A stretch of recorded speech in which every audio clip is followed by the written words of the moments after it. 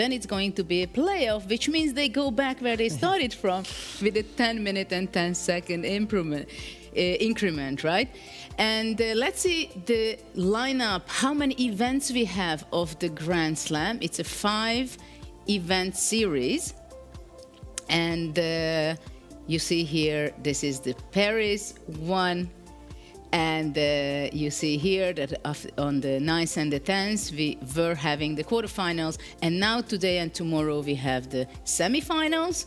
And then already the last 2 days will be the finals. And the first event was won by Keymer, Vincent, your student, Peter. It was an amazing show, what he showed in Weissenhaus, because he deserved that victory, beating Magnus Carlsen as well. And now we are in Paris, and the next Grand Slam step will be in July in the USA. In September, it's planned to be in India. And the 5th, the final one, will be very exciting, because there the players can double their Grand Slam points. So everything can still be changed when the rivalry is there between the first, second, third. And now we see the prize pool, which is quite impressive, I must say, Peter. I mean, nearly $700,000 for an 8-day performance. And now we see, if you see the top 4 prizes, we can see that in the semifinals already, the players, even who is going to be losing both of their matches in the coming up section, $60,000 is guaranteed. And also 12 Grand Slam points, which are also very, very important. Which is extremely important for Keymer, especially as he has started out with 25 Grand Slam points in the tournament, right? And what do you think about today's matchup? So let's see the brackets, just for us to see it very clearly. What are the matches and this match? I ask you first about the Vincent Hikaru.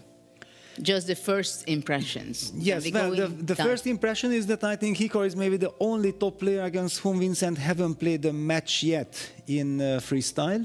Yeah, because in Weissenhaus also they were on different brackets.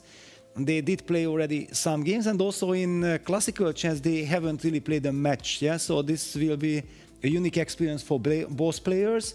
I always feel that if you have already played against someone, then you have a feeling. You already have also maybe a psychological advantage or a disadvantage against someone. But if you haven't won or lost a match yet, then you start just with a completely fresh situation. I'm pretty sure that both players are looking forward to this match. Hikaru, I would say he's like a favorite in the sense that he has the experience.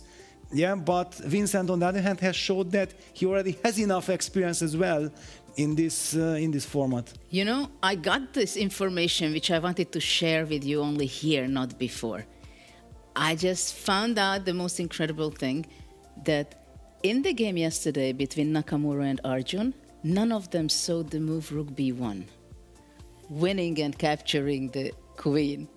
Yes. And this is so amazing for me. It means that they've seen so many positions in this event already that a blackout was for both players. Yeah, actually, when we heard the players discussing after the game, I already noticed that Rook B1 never appeared in their discussion. Yeah, so it was obviously missed. We had another went together with Arjun from the hotel to the playing venue, and I did ask him about this. I also mentioned that I was speculating that because of Magnus's double queen sacrifice, he decided to, no, I will not allow this. And he said, no, he just completely missed it. And that's the mutual hallucination. Yeah, if Hikaru would have seen it, Arjun would have seen it. Yeah, that's how chess works.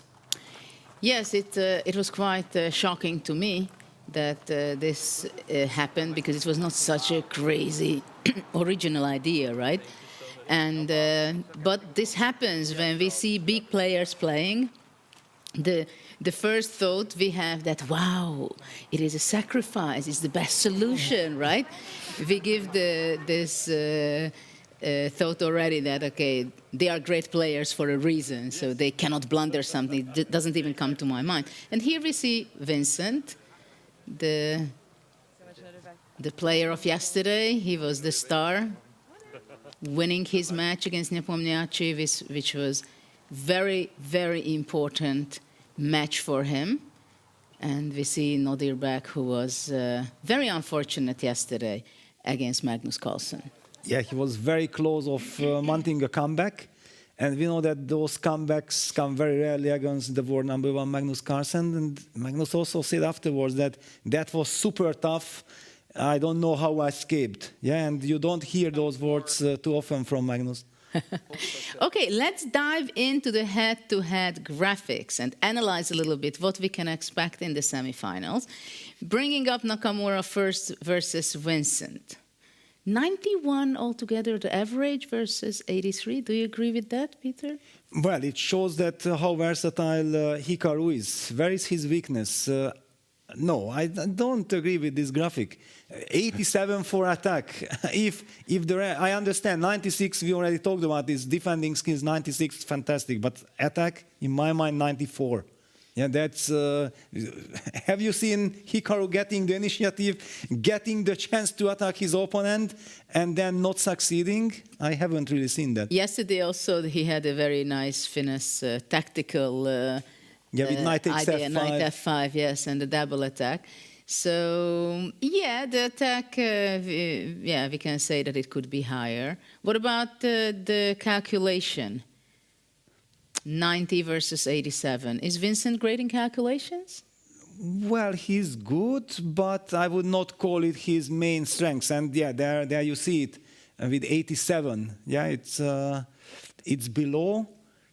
And what is Vincent? Yeah, strategy. Of course, he's a master of strategy. Yeah, that's the idea. And as Nicholas also highlighted, Vincent is usually very good in the first moves in this freestyle chess, where you have to kind of feel that where the pieces belong. You have to come up with the overall picture of what you are aiming for. And this is Vincent's absolute main strength. Time management, 89 for Hikaru. I also find it a little bit strange because I think that Hikaru manages his time perfectly. He's never in a big time trouble. He's also not rushing. To me, it seems like he's the ideal person. That's the way how you should be spending your time. In Vincent's case, it's a weakness because he clearly spends way too much time at the beginning. He tries to play too perfectly at the start. Yeah, the time element, actually, I think it's one of the most important things in this event. Because of the different time controls, they are challenged. And indeed, for example, yesterday with Vincent, it was very clear that he was trying to catch up with Nepo, right? And trying to be in balance, which was very difficult because Nepomniachtchi is a really, really speedy player as he performs here. And but for Vincent, sometimes the time he's getting short on time. It's always a question for me: how can someone think when they are short in time? Like Grishchuk is very famous for it. That the lower time he has, I'm not saying it the better he plays, but usually his play is not getting worse. How is it for Vincent, for example? Because the way we were looking and watching it, it seemed that he can calculate. He's not panicking when short on time. Yes, normally not. I think it's also very important to understand that what kind of positions you get when you reach the time trouble. Yeah, so this crazy time scramble. If you have invested a lot of time and you feel like you are in control of the game and everything is logical, then I think it's so much more easier to handle the time scramble because then you know exactly that, yes, I'm in time trouble, but it has a reason and it was worth it. But if you are in time trouble and the situation is completely out of control and you are under pressure, then it's very easy to collapse. So let's see the other matchup in the semifinals between Magnus and Fabi, which we've seen a lot in their prehistory, that they played the World Championship match also. They were so much head-to-head. At some point when they played, it was like 2 rating point difference between them. So both of them are super class players. What do you think, who has more chances? Because now in the beginning, Fabi did not have a very good start. He was very shaky. But yesterday he played a game where we can't really pinpoint out, I think, any serious mistake. He was very straightforward against Maxim. Yes, very straightforward. And when we see that strategy is 90, well, according to his yesterday performance, he probably deserves 100. and because it was a strategical masterpiece by Fabiano. It also shows that how versatile he is. We can see that his main strength, 97, is calculation, but he knows that Maxim is extremely dangerous.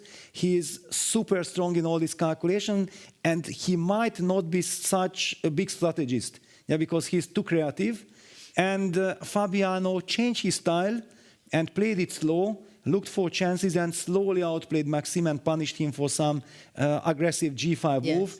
I find it very intriguing, that sometimes in order to succeed, you should not try to use your main skills, but a skill which is better than your opponents. And what do you think about intuition 97 for Magnus? Is that really his best skill? No. I mean, strategy and intuition? Yes, exactly. Strategy is clearly, in my mind, it's the absolute number one in Magnus's mind, but I would somehow change this intuition and calculation, and also attack. That attack 88, I feel like, because Magnus is such a strategist, he doesn't attack that much. But when he attacks, then usually he just crushes the opponent, because also whenever he attacks, it's a very correct attack. He's not gambling or whatever. He plays out of strengths and he succeeds. So in this regard, I'm a little bit surprised that why is it only 88? And there we have Magnus on our screen. Is he fresh, or what do you? He looks like he just woke up.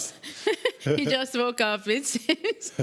And well, for me, what strikes in his play here, I think that first of all, he has an incredible passion and love and hunger for the game. It seems some of his decisions show that very much. And how resilient he is. I mean, he had quite a few nasty position or very difficult position, and even out of the opening, right? But also in the middle game, like against Rapport and against Nodirbek, in both of the games, he had a difficult start out of the opening. But he's sitting there, he's fighting, and it's not the end of the world. He knows that he will have the chance, and then he grabs it, right? Yes, well, we catch that moment when Magnus, with, 5-6 minutes on the clock and bad position, removed his jacket, and we talked about it, that he means business. He wants to defend, he wants to put up maximum defense. There was a very interesting moment last night in the hotel lobby. We met Peter Heine-Nielsen, his coach, and Magnus coming back from golfing with all the equipment and everything. Now the big question is that did Magnus go golfing because he was unsatisfied with his play against Nodirbek, and he felt like, no, this can't go on forever, I have to get myself in a better shape? Or did he burn too much energy after that difficult game to go golfing and then challenging himself also there? But I think this is his new hobby for some time, and he's very much engaged with golfing. When he talks about it, he's very passionate. And now we have an interview. In Norwegian, though.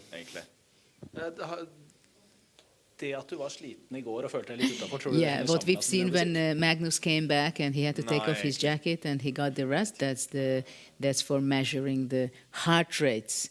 So they made sure that that rest is properly set up, so we don't see the 37 heart rate, but the more realistic one, because he's a human after all, even though sometimes we have the feeling that he's playing like a machine. Yes. That is what happened yesterday. I was really so impressed by him. And what do you think about the opening part when they are going to be analyzing together?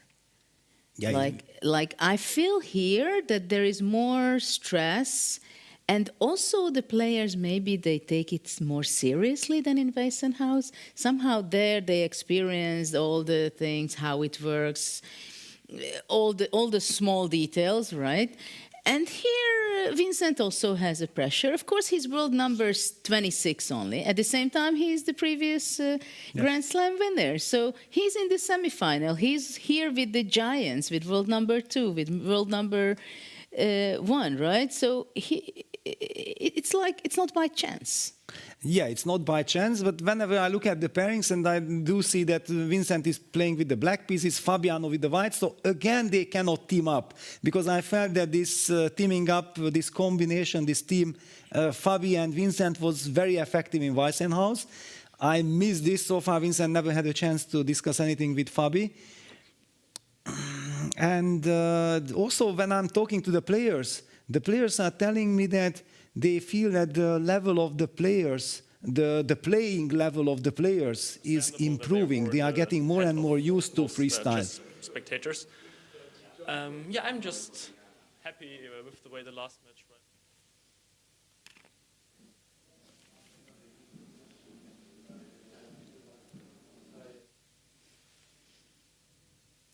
Well, the players actually have to give a few interviews before the game, before the start of the game. And also after the game, they have a few minutes to share their thoughts. And of course, my favorite part during the game, when they go to the confessional booth and they share their thoughts. And actually, Magnus was doing that quite enough times that it was very nice to hear him. It is something that a long time ago when I was still in competition, it was always something, what can the opponent think? And of course, we learn the opponent's body language. We have experience of knowing them well, right? But it's so nice for the audience to listen their thoughts.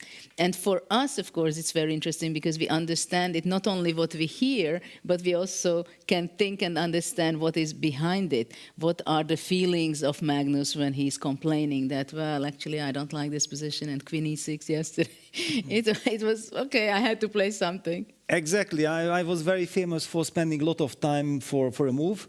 And if then I would have had a chance to go to a confessional booth and reveal the reason why I was thinking, I would have been very happy, because I always felt like I'm thinking for 40 minutes for a move and people think like I'm a complete idiot, yeah? And then if you go to confessional booth, then like yesterday Magnus, that what is behind Queen E6, why he plays this strange looking move after 30 minutes of, no, 25 minutes of thinking he's trying to get the queen to D6, somewhere E5, somehow to block the position.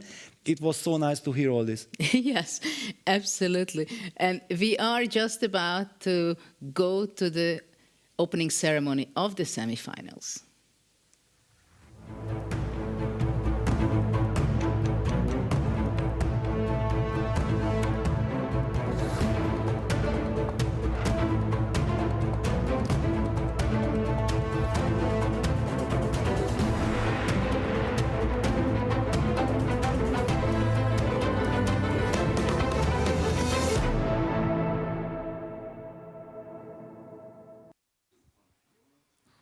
Hello and welcome to the Paris leg of the Freestyle Chess Grand Slam Tour. My name is Fiona Steil-Anthony and I'm delighted to be your host today. It's already day one of the semi-finals. We will see the two matches, Carlsen against Caruana and Nakamura against Keymer. Before we get to that, let's take a look at the highlights from yesterday.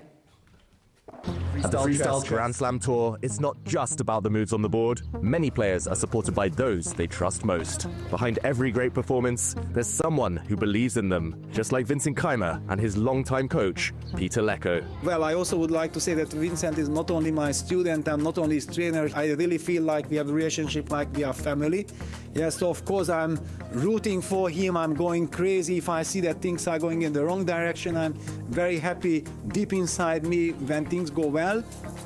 For Vincent, this connection goes far beyond chess strategy. It's about growing together every step of the way.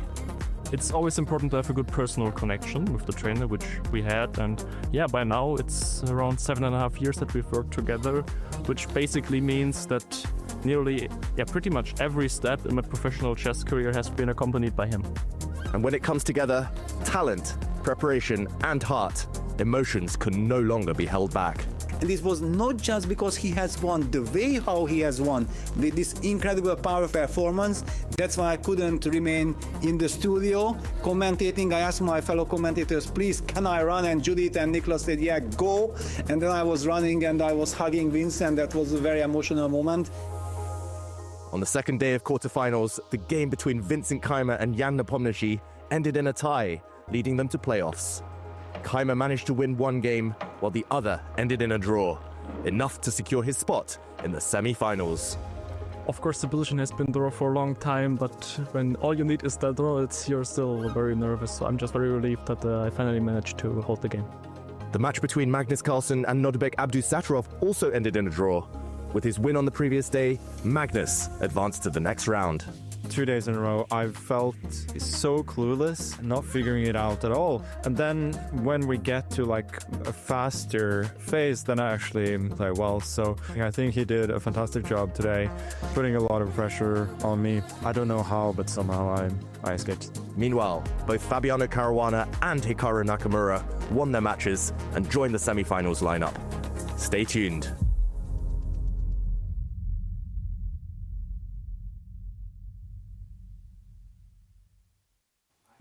So those were the highlights from yesterday. Before we get to the draw of today's position, I would just like to remind the players that we encourage you, if you'd like to use the confession booth, which is right there in the corner. And now to draw today's position, I would like to welcome to the stage, give him a warm round of applause, Tobias Bosch.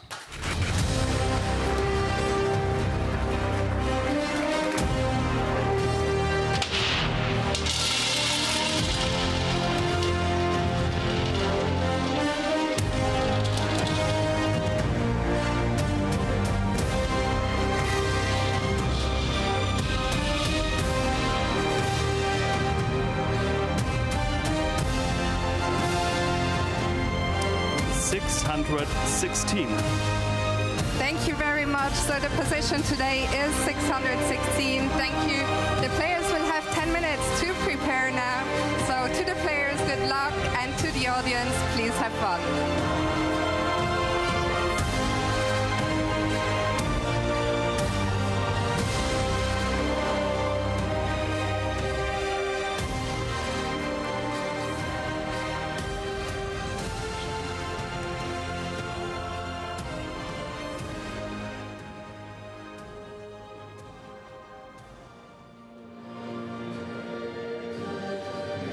Let's say c5. I don't like this opposite color. That's exactly how I not the back one approach. Like take everything and then d4. Opposite color with king and castle. No, maybe just take everything. c4 you can castle as well, I guess. Yeah. Okay, we can also just develop, no? Anyway, we play c5 next. I'm always not so happy to bring my knight out so early, but... Do I? Castle is more dangerous. You go some g4 and g3. Maybe you're right, yeah. Just we have to be kind of careful, yeah? Like whenever we play this, like but b7 with also queen b3 will be... probably want d5 next move. So actually after queen b3 we have to play b6. What are we even doing? Oh. And then we can't really play c5. Yeah, queen b3 is a problem actually. Maybe c6. After Queen b3. Okay, if I check. Bishop h2. And queen c7, yeah. And then c5. Why are we going knight g6 and not castles?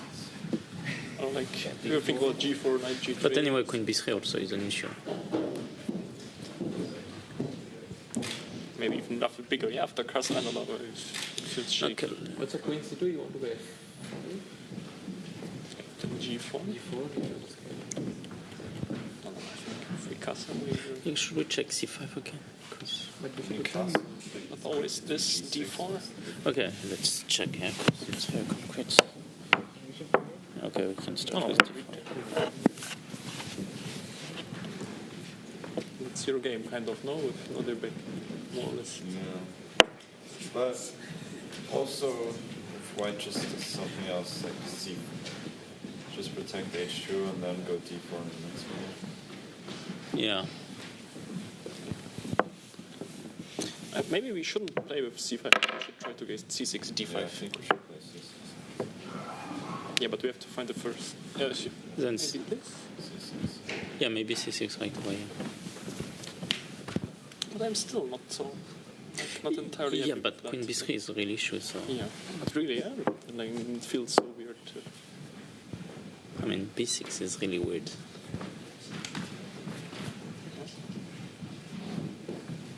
Because B6 you can go D4, because C5 is Queen F3 also. So basically, the idea would be to play C6. Okay, I mean, if you go G3, knight G6, then it's kind of fine, right? Yeah. Like we push D5. Yeah, or castle is fine. So bishop takes, I guess we should check. Ah, yes. Okay. Is that so bad? Yeah, knight G3, D5 would fine. D5, I guess. I'm just wondering if this is useful or not. Let's say CD, CD, D4, D3, It's not so bad. Well, I think we can live with that. Yeah, because also we'll have bishop b5 check, so d4 knight d6. No, you want to castle. No, I won't play G3. I play against this guy. Can I castle? Yeah, Castle. I don't know why. Yeah, F4 is maybe. And castle on then F5, or maybe F5 here. Can be done. Okay, but the I don't F4 is F4 strange. too much. F4 is nice after knight G6, so I can play F4 and quickly play knight G3, challenge the pawn, and then maybe F5.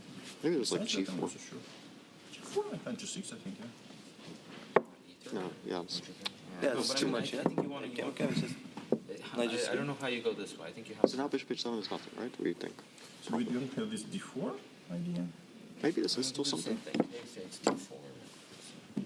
Because after d5 I'll play c5, yeah? This kind of thing. You want the structure. F6? Yeah, this is quite... Because your bishop on one is not particularly great either. Yeah, I mean I'll play f3 in some version, probably immediately f3. Okay. It's probably Bishop equal, yeah? G6, yeah. I mean, take bishop g3, take, and... Knight Probably equal, F7, but I still think knight white has a F7, little... E6, knight E7. Yeah, I mean, you're pressing, of course, but okay, if you have a F5, this has a lot of trees, so... I mean, not sure. No, Okay, should be what we okay, let's see. Let's see something quick. Just I mean, the black castles, what's the plan? I don't know why castling is bad. I mean, the only thing I can think is like queen c2 is potentially a bit dangerous. Knight g6, h4. G6, H4, maybe. Bishop G3, F g3 and Bishop f5. G3? Yeah, FG. Probably more dangerous for white than No, So sure about that? White castles? Not so sure. E6? I'm just worried like knight e5 comes. And No, I mean, I understand. take Which f5. one's E5 actually? Like, Knight e5. Oh no, knight e5 you can take. probably E6, yeah. No, I'm just... But okay, this is actually nice. Yeah, with some G4, H5. But now E4 is also weak, Alex. So D5 you want C5, or do you want after D5? Because if I go D5... D5 and probably bishop B4. So I just bishop E4, queen B6, bishop E5. I was also attracted to d5, c5 because I think once we get Yeah, the dark squares. Yeah, this is Your bishop great. is Yeah, this completely- is maybe winning for one. You get this structure. No, I mean, you get this.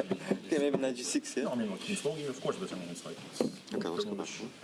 Yeah. Knight G3, knight G6, D4.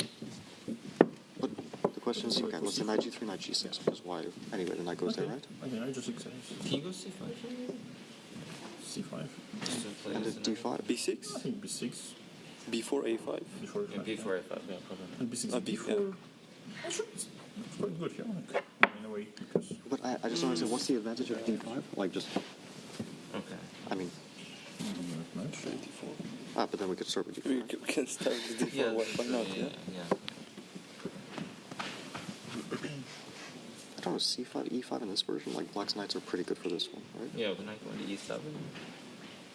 I'm not sure, actually. It's not like knight on 8 or anything. Take. Bishop takes. Knight D3. There's knight D3. Sure, maybe Bishop knight takes, c7, yeah. I don't know. What's the Maybe big deal? knight takes makes a bit Knight more is not good on sense. Bishop d3. C3 Bishop C3. or E3, I don't know. Knight c7, and... Like, I don't... Okay, maybe it's played. Like, bishop c3, bishop d7, maybe... Optically looks very nice for white. For white, yeah. This looks nice. White, it looks nice, but maybe okay. In terms of, like, if you can come up with something. Yeah, maybe we play f4 at some moment. No, bishop C3, F4, I mean, all these pieces out of flavor. Who cares? I mean, who cares how much? Okay, so let's see. So we play d4, d5, c4. Anyway, black should play e5, right? I think you have to. Or F6. But f6, you kind of run into e4, yeah, also. Or maybe like first knight b3 and then e4 or something like that. Yeah. b6. Maybe. b4? Before e5. Or knight d3. We can hold the grip. Knight d3, yeah. Knight d3, so if, let's say, we take with the pawn, we take with the knight, yeah? How knight? But this is straight for black, no? Yeah, Why would you take why would you take? It sounds better. I mean, I'm sure this is like very good, but this is probably better. No, I think this is pleasant. No, I can someone not good.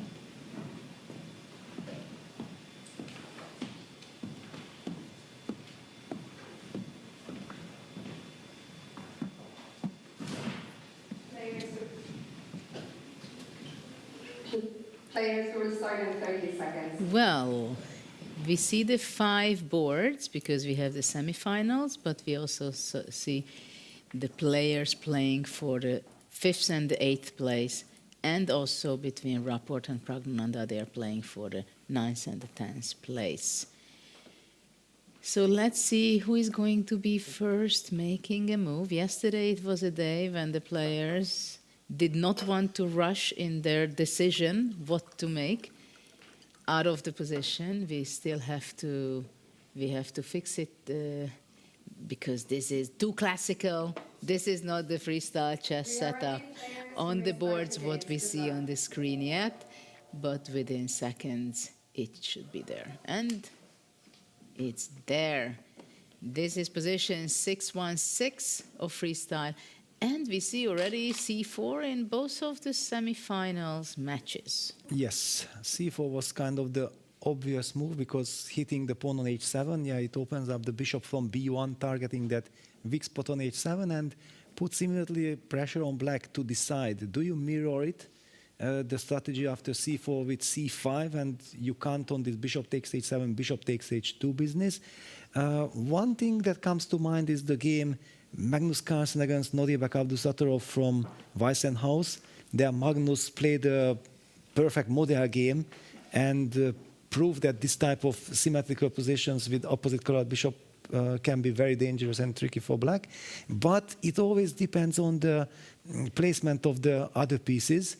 So it's a super difficult job to evaluate that. Black players have to. And we did see the discussion. Vincent was the player who said that probably I don't like this symmetry c4, c5. I would prefer to play knight g6. Then Vachier-Lagrave, Maxime was asking, but why not castle?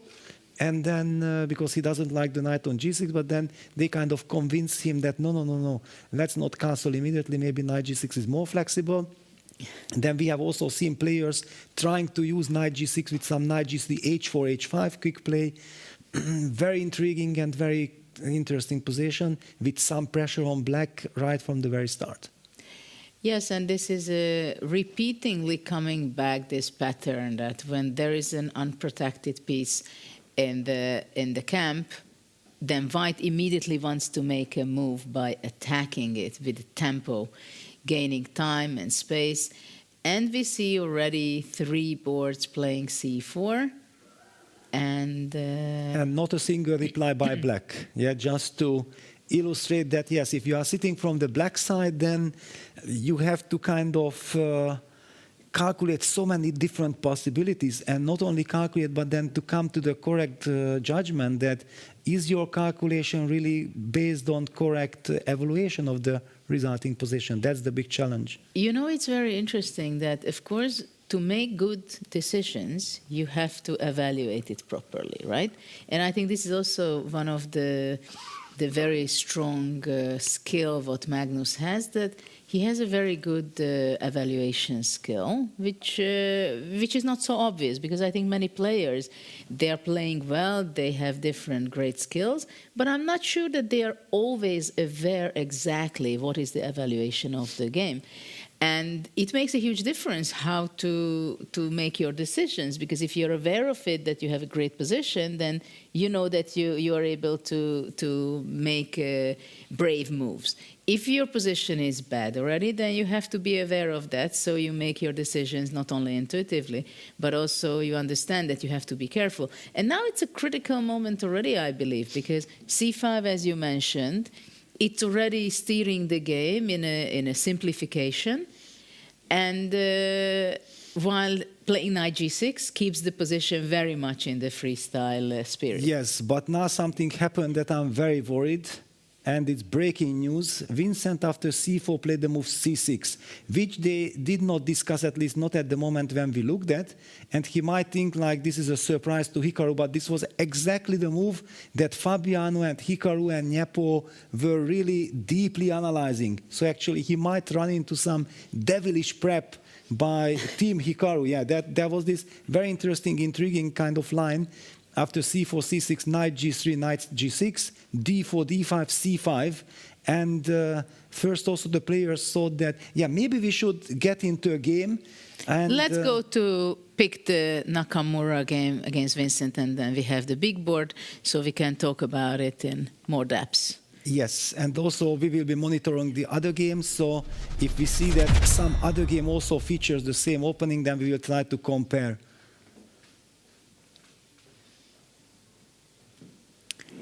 And we do have, Arjun has also reacted with c4, c6 against Nepo, so this is a very scary kind of situation for Team Black, because I don't know how deeply they have discussed this, but Team Nepo, Team Hikaru, Team Fabi were actually very much into this variation, because for some reason they also thought that c6 is the best move, and they went very deep. So the reason why I'm so worried, let's just quickly put the pieces I will try to reconstruct, because we haven't seen everything, but something like knight g3, knight g6, d4, d5 appeared on the analyzing board.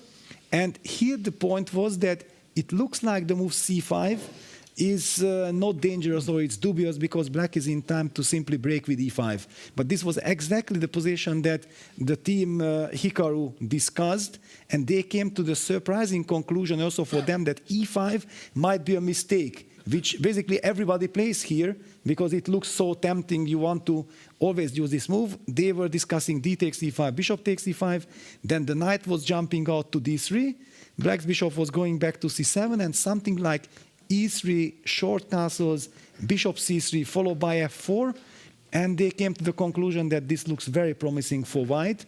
But do we have to believe everything they say? Well, I understand what they mean. I understand, because we have, with all respect, of course. Well, but excuse me, the bishop on e8 is kind of dead. The knight on c8 is dominated by the pawn on c5. You're picking on me on my bishop on e8. This is what he got. Yes, and white is coming with f4, and like Nepo was highlighting that, yeah, only the rook on a1 is a little bit strange, but who cares? Everything else is perfect. So this is I'm so very funny. worried. This is so funny. Peter said the rook is strange on a1. I mean, that's the only piece almost that it stands like in classical. And look chess. at this, Nepo against Arjun, they are already blitzing. Jan wants to get this position, and he thinks that if I get this position, I will crush my opponent. Yes, and we see that also Hikaru played knight g3. It's on the board. On the board, yeah, knight g3, and this is such a logical line that it might appear. It's like there is 90% chance of this happening on both boards, unless Vincent slows down, looks at the other game, and then he sees where does it lead. But I also don't believe that if you have played the move c6, you can really do something else, because c6 meant that you want to play d5, you want to play in the Slav spirit. Yes, but I'm sorry, h7 is hanging. Yes, no, okay, but So no, I mean that now, the c6, of course, he will play the move knight g6.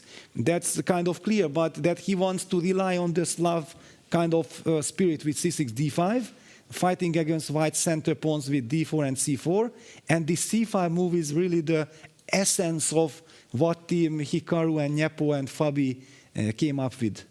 Well, my question is, for example, whether black wants to play castle very fast. No. And what about white? So do they feel that the king is more safe on f1 and having the rook on g1, possibly even play h4 at some point? Or it would be a waste of time for them to castle? Yeah, well, I think castle is good, but the question is it not the main priority or not? I knew Vincent, he will definitely play knight g6. Yeah, he wants to be a little bit more flexible. Hikaru blitzed out the move d4 instantly. And this is a very unfortunate kind of scenario because the players are in prep. Yeah, and this is what you want to avoid. Yeah, that you are not following. And the big question is, we really haven't seen the footage that how much time did they spend. We have seen that they were debating the team Vincent c4, c5, they were debating c4, knight g6, they were debating. And then all of a sudden in the last maybe 1-2 minutes, they might have come up that, what about c6? And they felt like this will be a surprise to their opponents. But in fact, this is the main, and already Nepo blitzed out d5, c5 as well. Nicholas, I think it's time for Nicholas to try to calm us down because I'm very nervous. Peter, I have good news for you. I can calm you down. But before we get to the current position, I just want to point out one very interesting moment. c6 was maybe a slight inaccuracy. And in fact, Magnus here against Fabiano played knight g6 first, and we might still transpose to the other position. Why was c6 an inaccuracy after c4, white had an additional move here, which the players did not consider. It's the move f4. You can play f4 here, since after bishop takes f4, you can play castle, and you protect the pawn on h2. You hit the bishop on f4 with the rook, and you're still attacking the pawn on h7 and threatening to win the exchange. So let's say queen c7. Now, actually, it's important that you first defend against this threat on h2. You play g3, once again gaining a tempo against the bishop. The bishop moves. Now you can take on h7. Of course, this is still messy. Black can take on b2. But in the end, white should win the exchange and should be clearly better. So after f4, if you cannot take this pawn, you still need to cope with this threat. Of course, black can go knight g6 here, e3, but probably it helps white to be able to play this move f4, which usually you cannot do since the bishop on b8 is controlling the square. So once again, we see some subtleties in the opening, and I think the players rushed a bit here, Nakamura and maybe also Jan Nepomniachtchi, to get to this position they saw in the analysis. But in this position after d5, c5, indeed e5 is not good, indeed b6 is not good, but f6 is quite a nice move to prepare going e5. And then I think black is not in much trouble here, quite the opposite. It seems to be an equal position. So this is good news for you, Peter. If they do reach this position after d5, c5, if Vincent goes f6, he'll be in a perfectly good position. And it seems to me that both Nakamura and Nepomniachtchi, they trusted this short analysis too much, the 10 minutes, and they didn't think on their own enough. And this is, we see it every single round. It's just so crucial to take your time, because otherwise you miss subtleties like this f4 move, you miss ideas maybe like this f6 and e5 move, and then just a few moves have been played and you don't have any advantage, or you might even be already worse with white. This can happen so quickly. And we see that Fabiano-Caruana, for example, he is still taking his time, and so is Pragnananda. So the players are taking their time, but I think Nakamura and maybe Jan Nepomniachtchi, they rushed a little bit here. What an amazing idea you just highlighted, f4. I love it, because it is so unexpected what you showed over there. But before we dive further into this opening and we see how it unfolds, let's see the short interview with Vincent and Hikaru, what they had to say, their feelings were before the game. It's almost the same semifinal as it was the last time. It was one difference. You're here this time, and you were so frustrated in Weiss now. So is it good to not face a Sindarov that was the surprise in the tournament? Well, I mean, it's hard to know because I did get winning positions in most of the games against him, and it was more probably technique, psychology, however you want to put it. But I think in general, for me, I'm curious to see how good Vincent really is. I mean, he beat Fabiano, Magnus, and Nepo. I mean, I'm both the oldest and hopefully the best at Fischer Random. I am kind of the world champion, at least last time there was such an event. So for me, it's just really exciting to play Vincent because he's obviously been the big surprise both in Weissenhaus and here so far, and should be a good match. I was very interested by what you said yesterday. You said you'd rather face Nepo than Vincent in classical time format here, and I guess you still stand by that, right? I mean, I think in general, if it gets to rapid, I should be a big favorite against Vincent. At least that's my view. Maybe I'm wrong on that, but I think that's mostly based on history. Nepo has been a tremendous competitor in rapid and blitz formats. I mean, for most of his career, he's been one of the absolute best in the world. So from that standpoint, I mean, I would presume he's better on paper at least, but with Vincent, we'll see because I have to play classical. And if I do well, hopefully it doesn't get to a tiebreaker. If it does, I mean, also I'm curious to see. So it's really just an opportunity to play against Vincent, who I don't think I've ever played him in classical chess at all, even in normal events. So just a good experience and face off against another one of the young generation. How happy are you with your own play so far this tournament? I think I'm relatively happy with the classical. The rapid and blitz, it's very, or I should say just the rapid portion, is very hard to judge because there are going to be a lot of ups and downs. So don't really put a lot of stock in that. But I think in the two classical games, I've been pretty good at controlling myself in the critical moments. And I think that was the difference in terms of why I beat Arjun versus losing to him. Good luck today. Thank you. Thank you, Hikaru. Vincent, it's kind of strange because everyone talks about the surprise that you're in another semifinal, but you're the reigning champion here right now. Do you feel that is almost disrespecting?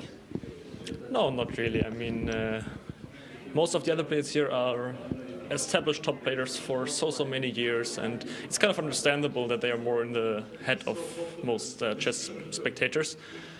I'm just happy with the way the last match went, and I'm now looking forward to the next one. And I think in terms of preparation, I did all that I could, so more or less nothing except for coming here fresh and in a good mood, and I think that's the most important. And I'm looking forward to the match.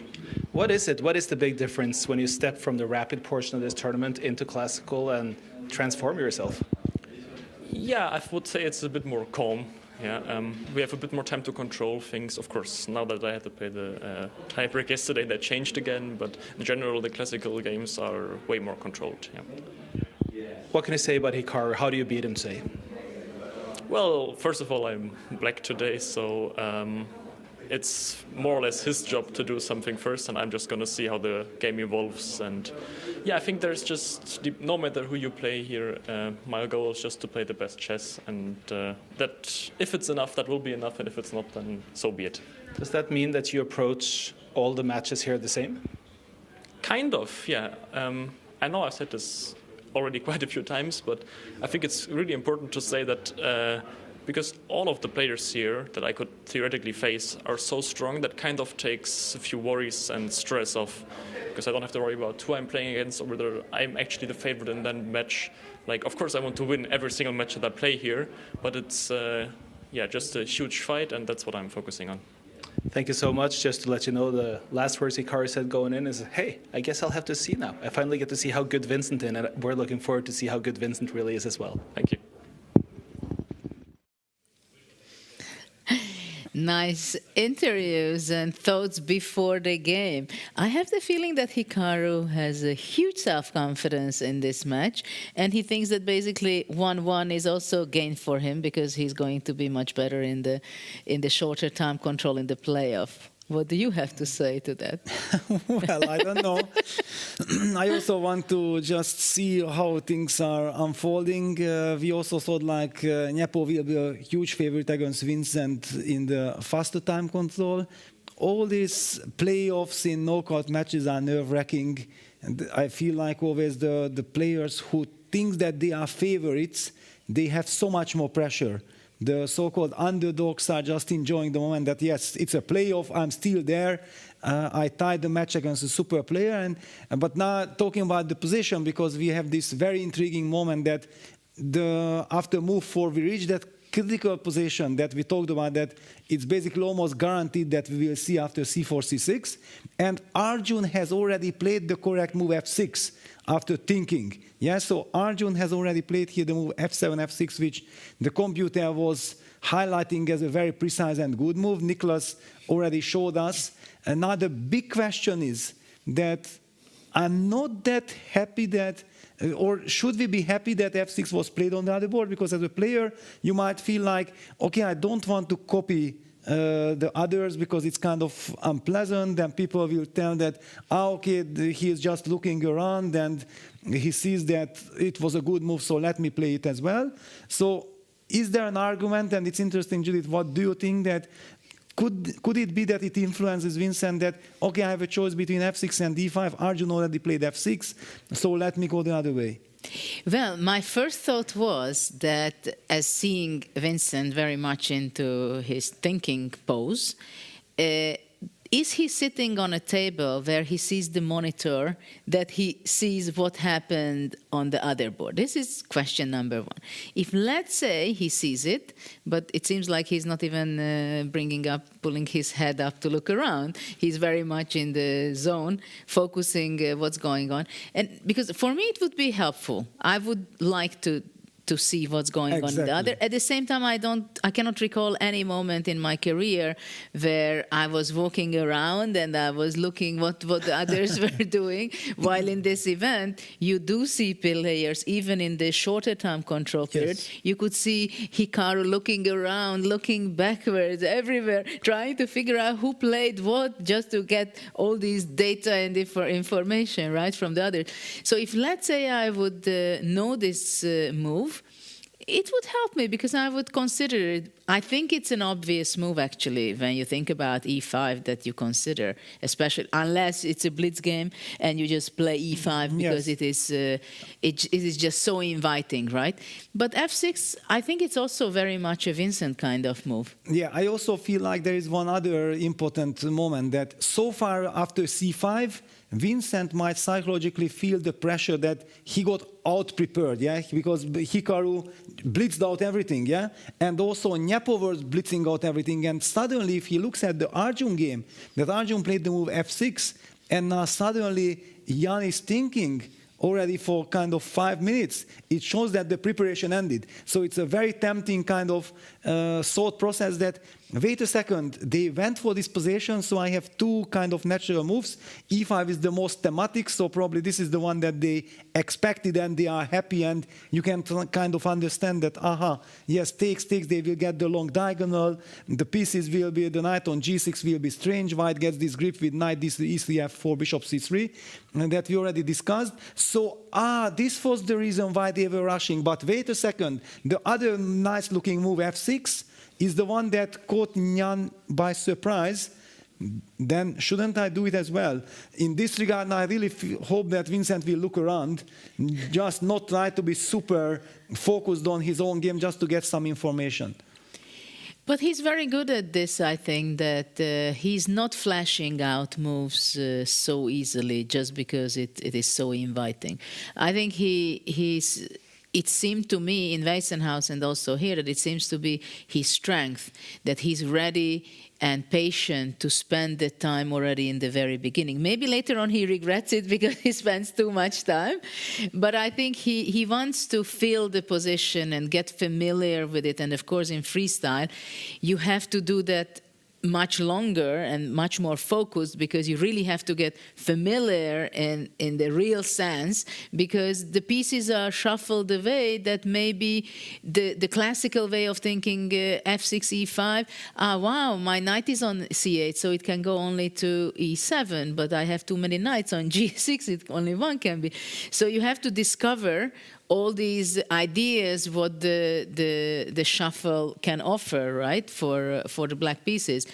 But now I'm also thinking that if Hikaru is, and we know that Hikaru is super smart, he pays attention to all the details. If he sees that actually Vincent doesn't have access to the monitor of the other boards, then it's very tempting to keep on playing so quickly, so that Vincent does not even have the chance to realize that there is the Nepo Arjun game, because he so far never had the luxury of getting up from his board.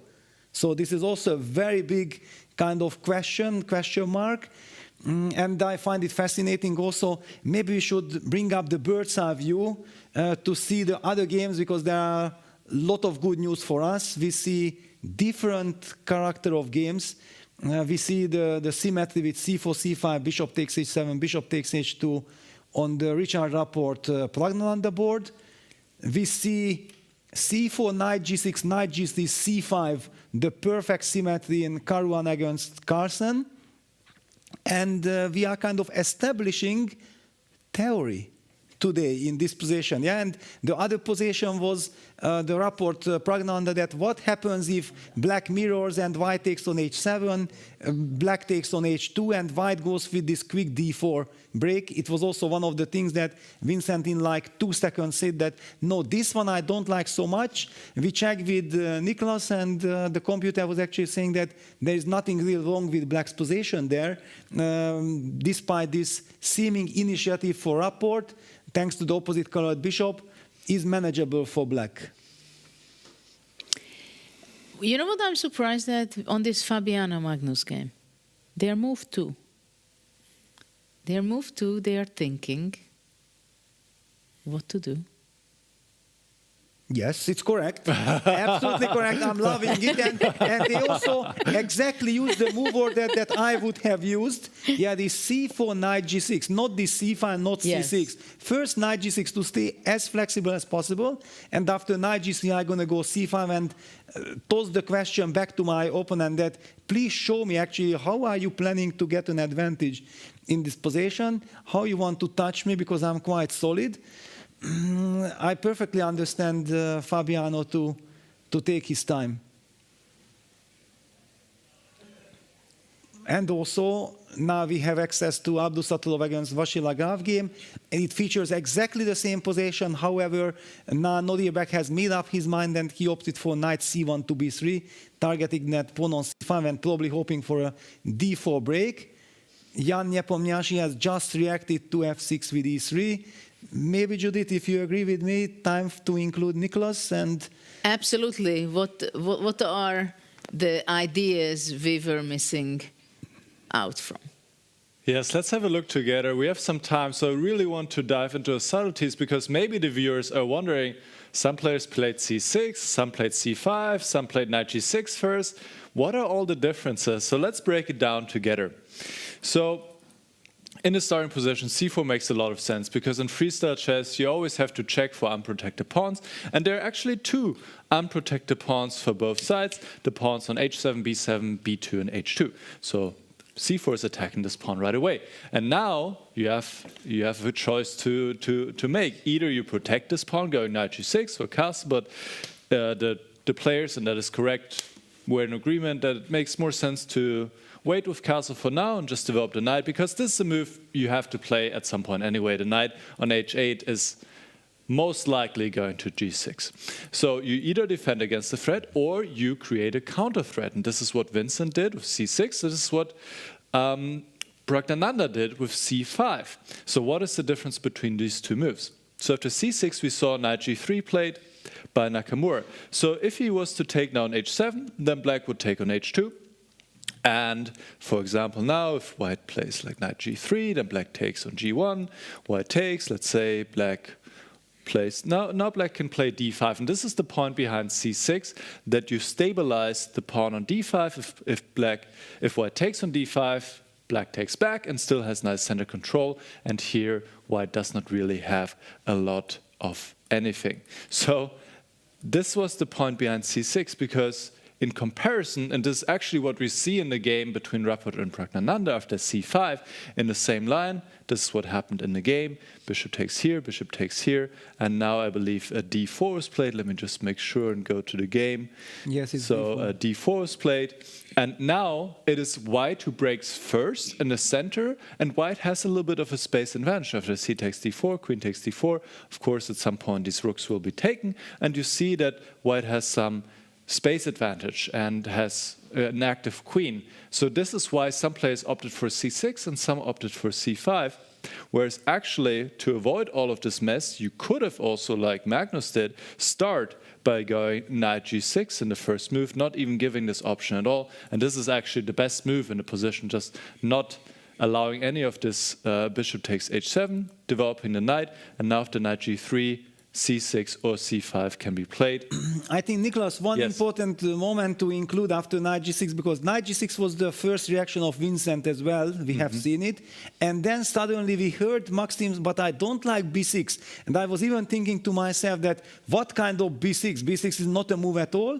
That does white have here this move, queen b3, targeting the b7 pawn? And we were kind of surprised that, wow, such idea exists. Yeah, that how do we protect that pawn?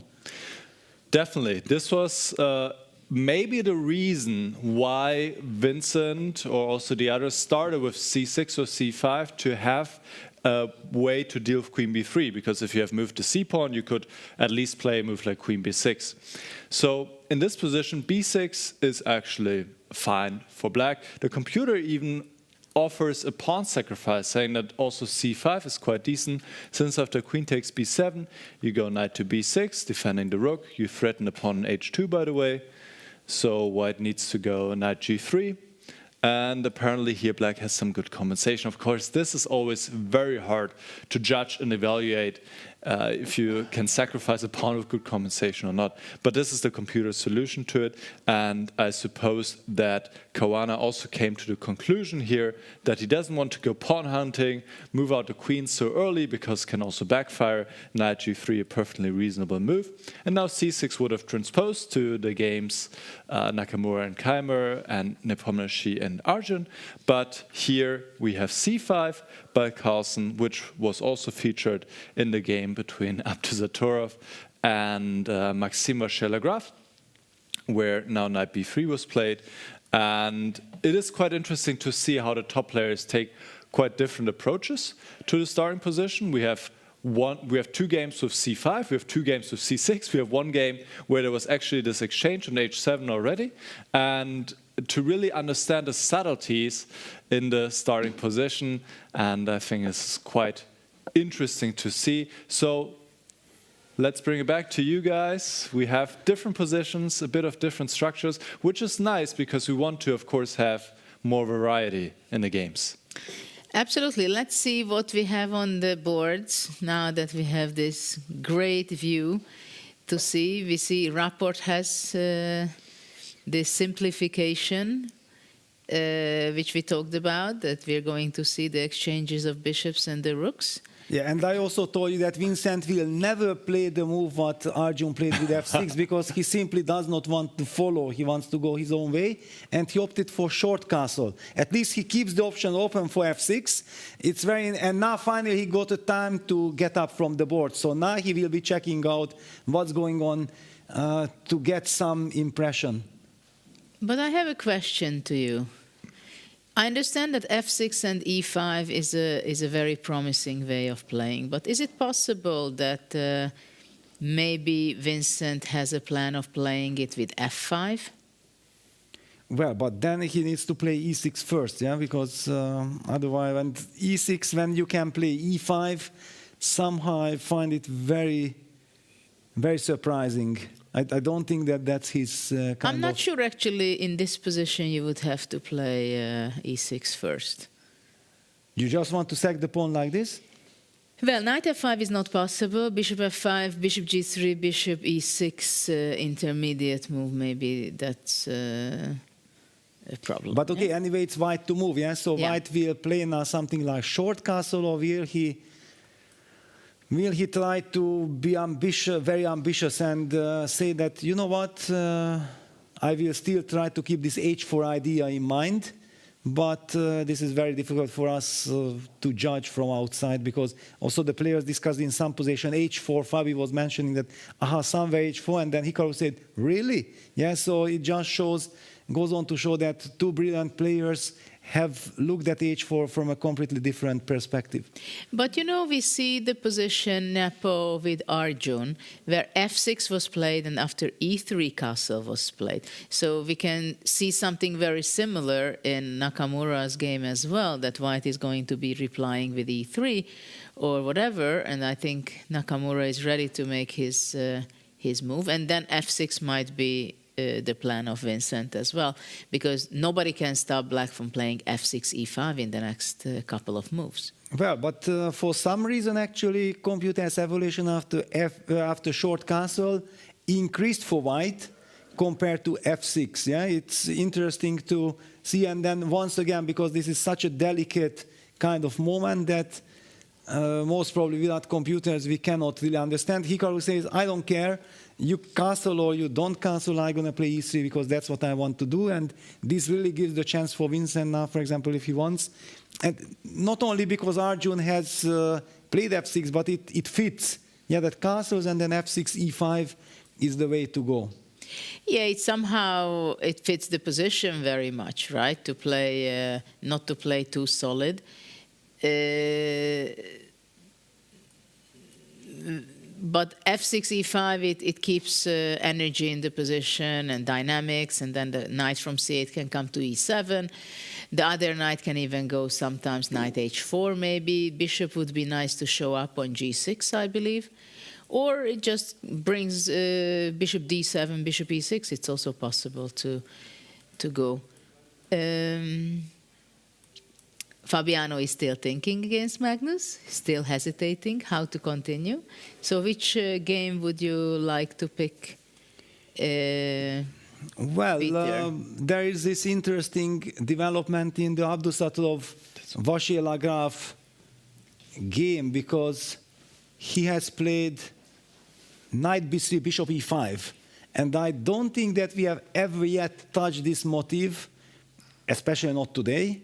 Yeah, that suddenly black reacts to the move knight b3, which attacks the pawn on c5 by not protecting but counter-attacking. Now he hits the b2 pawn and invites, please decide how you're going to defend that pawn. You're going to play d4 or not, because if you play d4, then some dynamic possibilities are possible.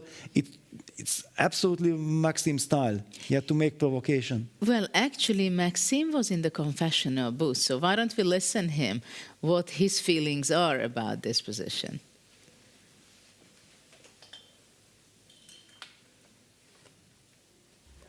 We were having a tough time when we looked at the position before the start, because white has two big ideas. After c4 is bishop takes h7, obviously, but also queen b3. And we didn't really know how to answer. c5, we didn't see it satisfying. That's what Flag decided to go for. c6 is a more solid option, but it's always tough to give space advantage, so there's a few games there. And in the end, we had rejected knight g6 before because of queen b3. But then I assume Magnus thought the same thing that I did, that after knight g6, queen b3, you can actually play c5, give up the pawn on b7, knight b6, protects the rook.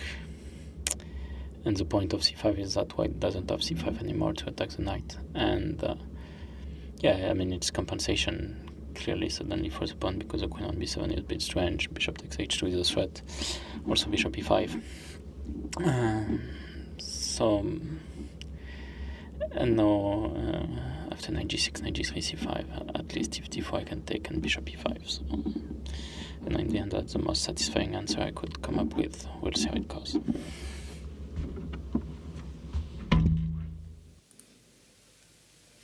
Yeah, interesting description what they were analyzing, right? And discussing that after c4, knight g6, they were afraid at first of the queen b3 possibility, but then they discovered it, how cool and professional, great players they are. Yeah, I think let's give the floor to Niklas so that he can one more time just replay what Maxim has just told us. Yes, so the players were afraid that if knight g6 was played, then there's queen b3 going for the pawn on b7, which is a bit awkward to defend. You cannot play knight b6 because there's c5 immediately hitting the knight, and if you move the knight, you lose the pawn on b7, and you can basically resign. So you need to come up with a different solution. And b6 is possible, but it's also a bit awkward. You would like to reserve this square for the knight, and it's not really doing much for development. But then they found this move c5, and I'm not sure if they found it in the preparation already or now over the board, but I think both Maxime and Magnus came to the same conclusion. Black can and should sacrifice a pawn here. White shouldn't even take it, play knight g3 because of the queen takes b7. Knight b6, the rook is defended, and as Maxime pointed out, this pawn is hanging. Well, Nicholas, just one awkward. question, Yes. just so that the audience and also we understand, that why is this really such a punishment? So knight g3, a5 was the move we discussed. a5, but this is not what Maxime mentioned. What did Maxime I'm not mention? sure what he mentioned. I think he He just was said afraid that of this bishop is e5 generally. that this is already great compensation. That's Sorry, what he bishop was saying. e5. At some point. I don't Bishop know if he E5 meant at some exactly point, yes. here. Knight d3, I guess. Yeah, a5 is a tricky move that the computer gives here to push the queen out. It's so you were saying, Peter, what would you that play pawn is here? the Like pawn. queen So no, I'm not moving back. D3 first. d3, okay. But it loses. d5. Then I'm losing the queen. Yeah, so that's this the is problem. a trap. The queen is trapped now, so you have to move it out, or you have to play. Well, computer says d4, but let's just then move let's it back. go back to e4. And Then Black let's- plays castle, plays d5. Black has a lead in development. The queen is still awkward, and this is indeed good compensation for Black. And probably Nordebeck came to the same conclusion, which is why he didn't go queen b3, but played knight g3. Now we saw c5. Now queen b3 is not much of an issue anymore. Knight b3 was played, and attacking the pawn on c5. And this was answered by a counterattack, going bishop e5, threatening to take on b2 and trap the rook on a1. It's actually a curious situation where both unprotected pawns in the starting position can be attacked by a bishop, or can be attacked in the first or the following move, so a bishop, and then immediately you have your rook trapped as well. So bishop e5. Now Nordebeck is thinking he has some options here. He can play d4. I think this looks very natural to play d4, which was probably his intention anyway, going knight b3, so he can take with the knight on d4. So c takes d4, knight takes d4. And usually in freestyle chess, if you are the first to break in the center and you get a little bit of a space advantage here, then you are a bit better, and I think this is no exception. Of course, there are some lines to calculate. Maybe Black can go for knight b6, but in general, it seems that White is in decent shape. And I'm noticing that Fabiano is still thinking in this position. Maybe he's also looking around and checking what Abdusattorov is doing against Vachier-Lagrave. He is still thinking in his game against Magnus Carlsen, but it seems to be that knight b3 is quite a decent way to continue here, Judith. Indeed, 25 minutes is already the amount of time what Fabiano is thinking. But I think let's go back to the match between Hikaru and Vincent, because it can be a decisive moment of the game. Peter, what has happened? Yes, well, as expected, Vincent has seen that Arjun played the move f6. Psychologically, I really believe that this is some psychological moment. If Arjun would have been still thinking, maybe Vincent would have been the first to play f6. But you just don't want to copy, especially if you don't feel that it's absolutely necessary. Yeah? And the position gives chances. And the reason why Vincent used the castles move order in my mind, that after e3, e5, he is planning to take back with the knight on e5 and the pawn on h7 is protected maybe. That's one of those ideas that I'm getting. I don't know how good is this, thinking with the knight, but at least it hinders White getting a tempo with knight d3. Maybe he's thinking that, wait a second, eventually I can activate that knight from c8 via e7 to g6. Somewhere maybe the bishop could hope to go to g6, but then the move of the pawn on f7 has to move. I'm having the impression that this adds up. Otherwise, playing e5 instead of castles would have been maybe even more natural.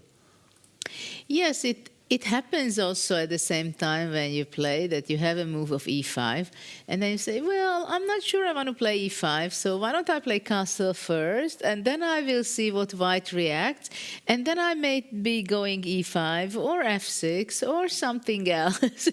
So you're kind of postponing the decision to be made regarding e5.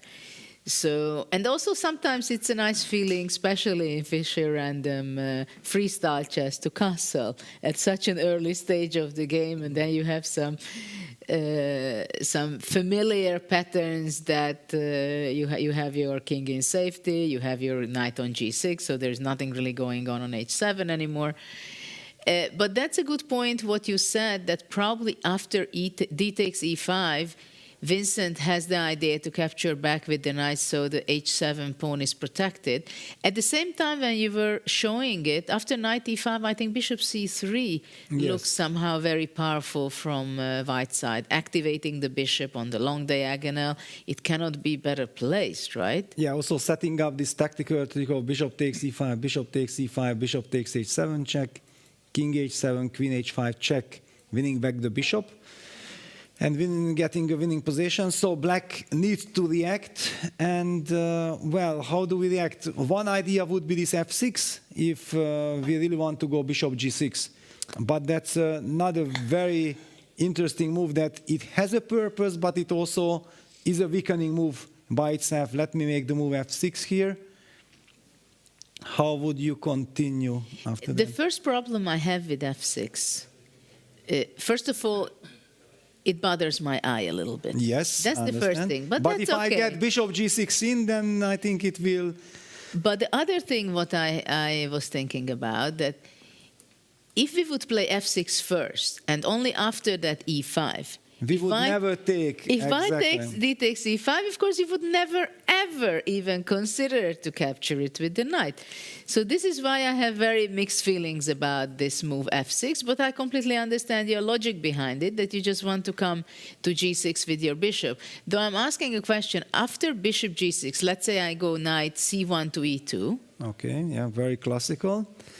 Okay, let me follow the idea with bishop g6. For example, if I take on g6, what do you want to capture it with? Well, my first intuition with the knight. With the knight. Yes, because... I'm not sure I take it. I was just asking. Yeah, no, but you were asking, and I just said that basically now that I got rid of this horrible bishop on e8, I don't mind having the knight on g6. Yeah, those are my feelings. The computer, for example, disagrees.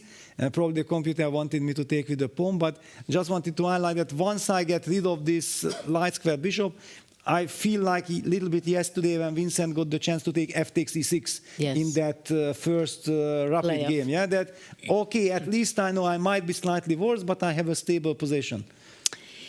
At the same time, I think here h takes g6 somehow more appealing to me from the black's position. Yeah, you take away the f5 square from white's knight. And that's a very important one. I can even think about playing g5 and g6 and bringing up the king to g7, rook h8. I mean, very long. Very ambitious, yeah? Please castle short, and there we go. Okay, it's a very interesting position, because I know exactly that Hikaru is somehow a player who loves these Slav kind of structures. I have it in my mind, maybe from like 10, 12, 15 years ago, that he was very much a player who was very impressive from the white side, scoring a lot of points in this kind of structures. Of course, that was some a6 Slav. Normally, you get this c5 structure from the a6 Slav. But it connects with my mind that Hikaru is a master of this Though structure. now I'm thinking that can white go queen c2? It's a great spot for the queen, attacking, keeping an eye on the g6, and after that, castle alongside. Also very much Hikaru style, yeah, that, okay, it's a strategical battle, seemingly we know what we are doing, and then a surprise comes, yeah, and the surprise with quite a bit of an impact, yeah, it's a completely different story. So, okay, I would play knight e7. And then I go if I can. And all the way, yeah? All the way to the other side. And then h4 is my plan. Yeah, h4, h5, yeah. Of course, you need the rook on h1. This is not good for me that the rook is slightly misplaced on g1. Some good news at least. fascinating strategical position. Yeah, so many deep ideas. I have no idea immediately what comes to mind. It looks kind of dangerous for black, I think. It feels dangerous. You don't have this feeling? Well, I'm still enjoying that I managed to trade the light square bishops, and I want to chill. Yeah, I'm just in a relaxing mood, and then you are suddenly threatening me that you are very happy with white. But I think I'm solid enough. I don't know exactly what to do, because I also don't want to weaken. I don't want to create counterplay on the queen side, because after b6, I'm weakening my structure.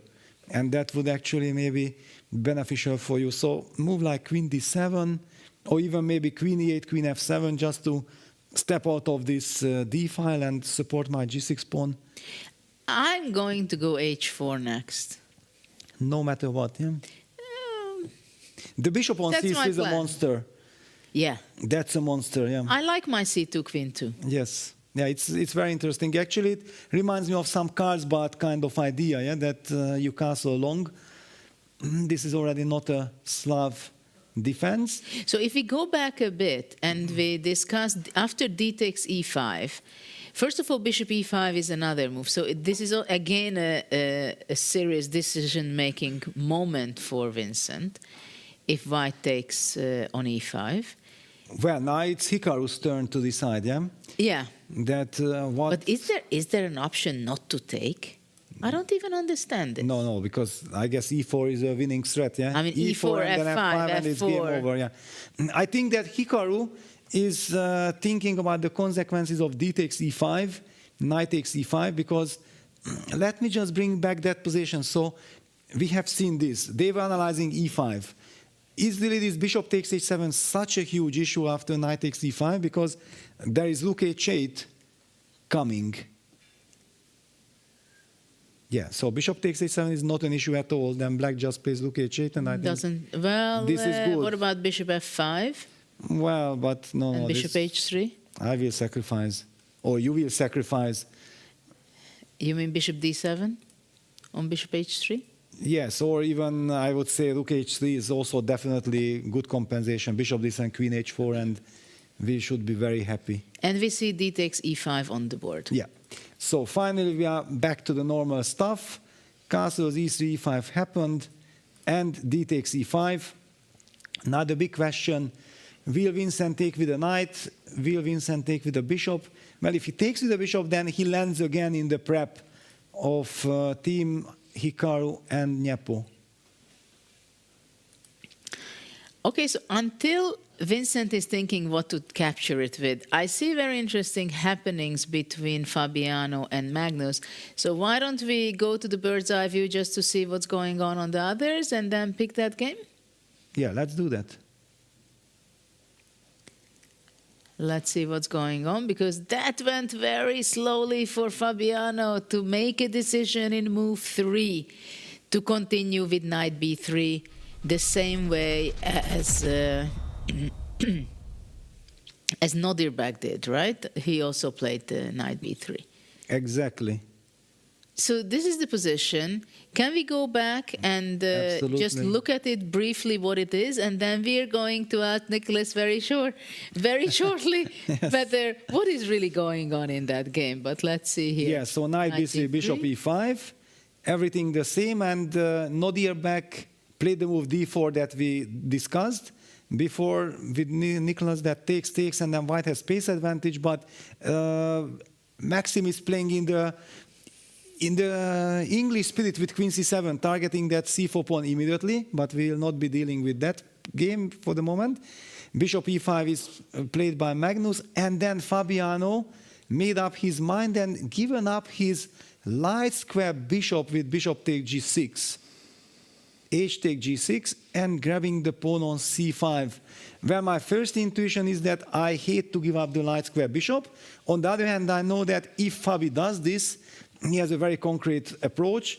We have seen him, the calculating monster, 99 kind of score, rewarded to, or 97, 97 or 98. In any case, Fabian is a beast in calculation. What is your feeling before we toss it to intuitive feeling? That who do you prefer here?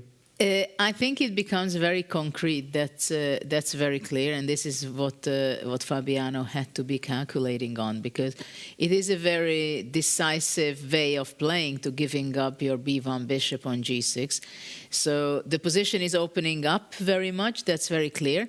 And I have the feeling that Fabi is really hoping to get that pawn and keep it and stabilize his position.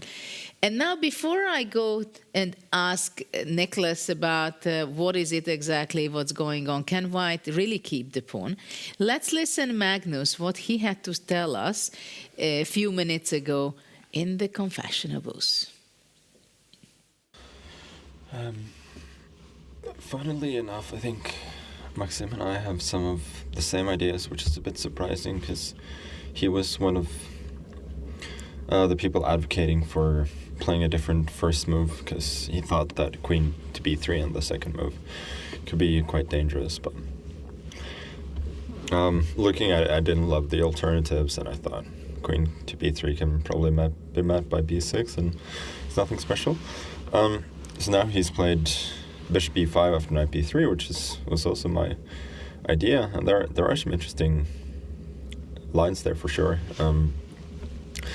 like d4, cd4, knight d4, knight to b6. Then I think c5, knight c4 is probably good for black.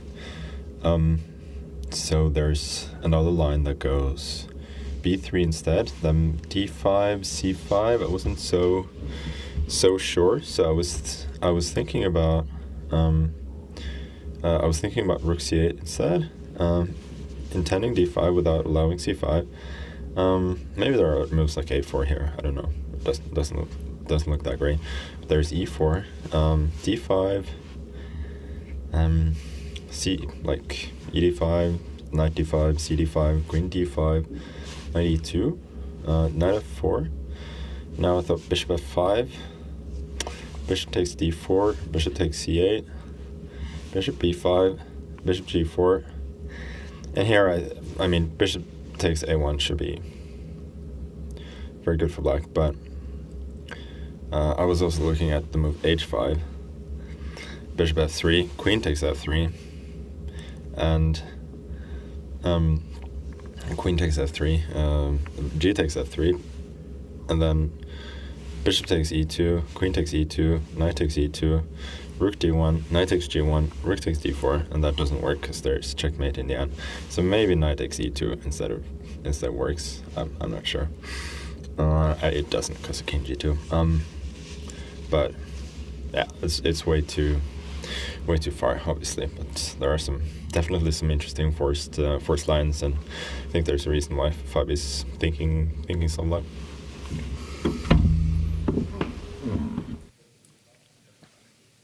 Magnus, please, next time, be a little slower so we can follow it too. Yeah, but it's very interesting that he calculated like crazy all the consequences of this d4, yeah, and he might have completely missed this idea of bishop take g6, ag, knight c5, which means that if that's a good idea, it could be a complete cold shower to him. Well, we'll see what happens, but now I will ask Nicholas, can you share with us what is your take on this and what can you say? Yes, let's have a look together. I caught some of Magnus's lines, so we can have a look at that as well. He was mentioning he mostly expected d4. This is also what Abdusattorov played in the game against Vachier-Lagrave. Here, MVL played queen c7, which is quite interesting to target the pawn on c4. Magnus was planning to go knight b6 to target the pawn on c4 in a different way. And he said if c5, there's knight c4 going for the b2 pawn. And he said this would be better for black. Actually, computer still thinks this is quite fine for white if white goes e3, because if you take the pawn on b2 now, you have some issues with the knight on b2, which is trapped, so white would be winning here. And otherwise, you can maybe push away this knight in some way or another. So this would be fine. He was also mentioning b3, when he would like to play d5, but now there's c5, and he correctly assessed that after, let's say, knight d7, b4, white is a bit better here with the pawns. So then he came to a conclusion that maybe it's best to start with rook c8 first, but rook c8 is probably a bit slow in this position. White has different good choices. He mentioned a4, I believe. I think he mentioned e4 to stop d5, and then d5, ed, knight d5, cd, queen d5. This was the line. This was the, yeah. Yes, fantastic. Yes. Yeah, and then he went on for Some knight bishop ge2, I think, and some... And then he entertained himself. Okay. With knight f4 or something. Knight f4, actually, yes. No, something like this, and then I got lost. Okay, this is still quite unclear, but yes, White could take here on g6 and is apparently winning, because now you're defending the queen, so you could move the knight next move, and if Black takes on d4, you have bishop h5. That's a very difficult move. Because you're also defending against bishop b5. Okay, we are far away from anything that happened in the game, so we just want to show some of the lines that Magnus calculated. It's, I think, really interesting, and I really love the confessional booth that we get like a direct insight, a direct look into the head of the top players. So bishop takes g6, I don't think he mentioned at all. And the point is that now you can take the pawn. So if you take the pawn on c5 here, the problem is your rook is trapped. So this is why he takes, Caruana took on g6 first, so that now if the knight takes c5, and actually Magnus now took on b2, now the rook has a square on b1. So this is the current position. The bishop dropped back to d4. Caruana is thinking now he can take on b7 or he can drop back. In general, I'm not sure about this. I love my bishops, and yes, maybe he can win a pawn, but I'm not so sure about it. The position is maybe a tiny bit better objectively, but honestly, I don't love the decision by Caruana to trade the bishop against the knight on g6. How do you guys feel? Well, let me disagree, because I also highlighted that I hate to give up my bishop like this. I'm not a believer, but now I have to think with Fabi's head. Yeah? So I know that he also hates to give up his bishop. So what could be then on his mind? So let's just, because I was trying to think about it. So bishop takes g6, a g6, knight takes c5, bishop takes b2, rook b1, bishop d4 on the board. And the move that comes to my mind is to start harassing that bishop, because yes, we love the bishops, and I don't want to go pawn hunting. No, definitely not. But what if I start chasing that bishop with knight b3? Where is this bishop hiding? Because if you go to f6, then I might have knight e4. If you play bishop e5, I have d4. And once I see this, then I already feel like I understand why Fabi felt like he has the luxury of giving up his bishop, because he might get a lot of tempis here. Yes, I agree. At the same time, I would like to talk about knight b7 as well, just to make it clear that it is something that it's not good. It's not something White should be following with. And queen c7 is the only move, but it's probably good enough, because the b7 knight is somehow seems to be captured there, and I'm not able to get out with that knight, right? This is the main problem. Well, actually, to our big surprise, our silicon friend tells us that no, we can do it. But humanly, this is so counterintuitive, because if something goes wrong, we might lose the game on the spot, and we have an alternative with knight b3 to just get a normal playable position. How does this really continue, actually? Because there is a lot of heat on White's position. Yeah, this is a question. I was thinking that eventually White can go with c5, and then there is a simplification, but I'm not even sure that White would be having such a nice position. Though I don't know whether Black is about to castle also, or when. Castle, or just activate the rook with rook h8. Yeah, that's what I was also wondering, that now that Black got this pawn structure with hg6, somehow the king on f8 feels very safe. A rook on h8 could be very, very unpleasant, because then look at the combination of queen on c7. White, we would expect White to castle, yeah, against any kind of rook h8, and then the knight is turned down to the defense of the h2 pawn. Black has a lot of dynamics. I'm not a big fan. I think you have to be a computer to take on b7. Yes, it looks too risky. So I completely agree with you that knight b3 is the much more tempting continuation to push back the bishop from d4. and then control the center with the white pawns, right? Because the bishop on e8 is not optimal, saying the least we can for the moment. So let's say knight b3, then black will be going back probably to f6.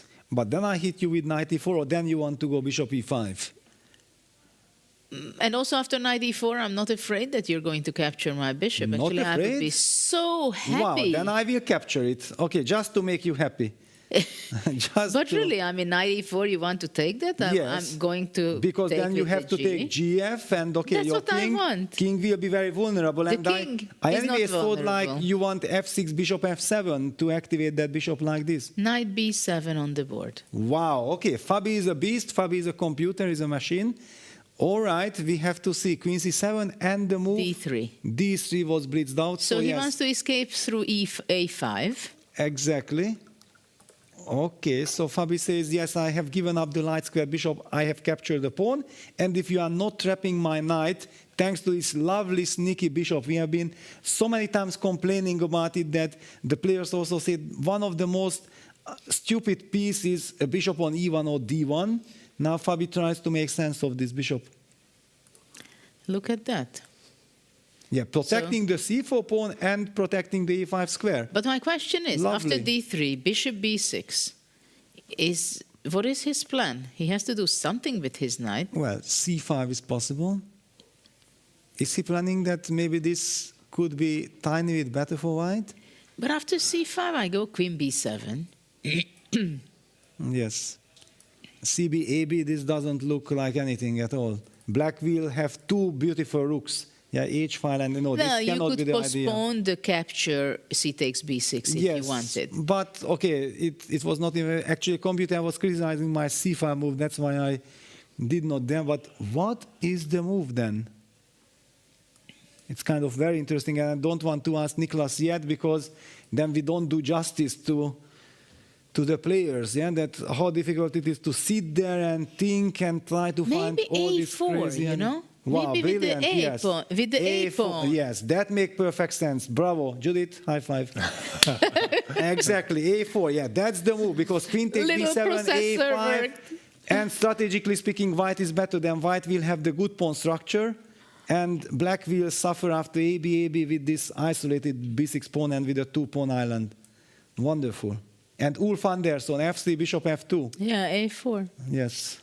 All right, then Magnus may be in trouble. Did he maybe miss the move A4? It's so easy to miss. D3 and A4, this Yeah, combination. that's why after knight b7, I just gave up because I didn't see. Okay, d3, bishop b6, c5, and Yes, and what? we are not happy. Yeah, what But is after a4, it can be quite unpleasant. Wow. Okay, this Well, it's will not be... the end of the world. Well, but no. Yesterday already Magnus was suffering. He certainly doesn't want to be worse again. And we also know that saving bad positions, they play with your that plays with your mind. Yeah, that you lose a lot of mental energy. It's not so you get the euphoria that I escaped, but during the game you were so unsure of yourself. You were so upset with how could I have done this or that might come back to haunt you. But it's interesting that, as I think Magnus also pointed out, that somehow in the classical portion of the games, what he played against Nodirbek, both games, he as he phrased it, I think he said, I was clueless. Yes. Like he had no ideas what to do, where to start, how to connect the dots. Somehow something was wrong. And after which meant that he started out from a bad position, something very much he did not want to deal with. But somehow after that, he made everything straightened out, and then things went on his way, and he could play his own game. But he started to play much better when the time got shorter also. Yeah, just relying on his intuition. Yeah, and this is already the third classical game where we can say that it's not necessarily something he's happy with. Yeah, bishop b6 on the board, and all eyes on Fabi. But I'm pretty sure that a4 will be played quite quickly. Otherwise, nothing makes sense what Fabi has done in the last 5 moves. And before he started this operation, he actually spent something like half an hour on this decision of going knight b3, bishop takes g6, knight e5. And without a4, this would make absolutely no sense. Come on, Fabi, prove yourself. He's very quiet. Look at his heart rate. He's extremely quiet. He knows that he's going to have the position where he's the one who is playing. He's going to be pressing Magnus. It's not so often that it happens, right? That you can have such a position where it is so stable structure for white after getting rid of the A pawn. Yeah, well, actually, after a4, the move a4 also feels so much Magnus-ish. Yeah, that Magnus is the one who normally is going for this complication. It looks like, why is he doing that? And there is this stunning strategical justification behind. Yeah, this he might be facing his own medicine here. If Fabi goes a4, and he will, it's just a matter of time. Maybe after a4, I would be going d5. And then a5. So d takes c4. Creating a mess, yeah? Yeah, that makes perfect sense.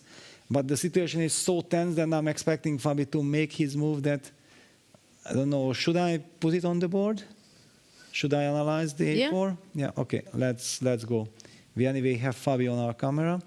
So a4, d5, a5, d takes c4 was Judith's idea, and the whole point is that after a takes b6, you even want the stylish a b6, yes. And highlight that now white's pawn structure is also ruined, and then black is perfectly happy. Well, maybe it will be not ruined, and you can go queen c2. But yeah, I mean, but it's already too sophisticated. Yeah, in general, it was a brilliant idea, this d5, d takes d4. So after d5, maybe I have to find a smart move because things have changed. Can I actually just take it?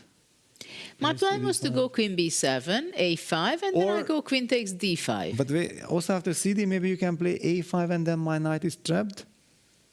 Just to put it CD, then maybe you can play a5. I was more generous than that. It was not. I didn't have such a nasty thing to do. Yeah, but after you suggested the move d5, I was thinking like all these tactical ideas are coming. I know you, so I'm in survivor mode. So CD is impossible. There is this. I wanted to highlight that. Yeah, if I'm very worried, I have this strategical idea of going c5. And then queen b7, now cb, a5, and playing on the dark squares because you push the pawn to d5 instead of d6. Now let me just show this strategical idea. c5, queen takes b7, now we take on b6. I could also play a5 first. Maybe I can even play a5 first. I don't know if that is important. Maybe not. Okay, I take cb6, you take ab6, and I play a5. And what I mean that if black would have the pawn on d7, then clearly black would prefer to play d6 and be super solid, not to open up the potential possibility of white setting up pressure on the dark squares against the e7 pawn. So now it's time to ask Nicholas, what do you think about this position? What is really going on? Is d5 something to take into account? What Magnus might be thinking about? Actually, no, sorry, it's still Fabi thinking. He did not play a4 yet. Yes. Yeah.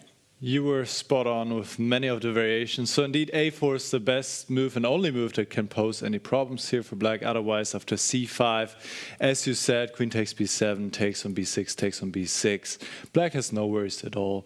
This is very comfortable equality for black. So you need to go a4 here if you want to have anything from this game to threaten the bishop in this way. So if black takes on b7, you go a5, and yes, you want to have a structure where you can play against the weak pawn on b6. Let me just make some random move.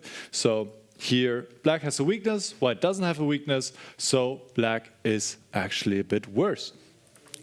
So And Judith, you had a brilliant idea with d5. This is the best move in the position, immediately challenging also the pawn on c4. And yes, white cannot take this pawn because suddenly after a5, you have no way to attack the bishop anymore. Your knight is still trapped. My knight is protecting the bishop on b6 as well. And white just loses a piece.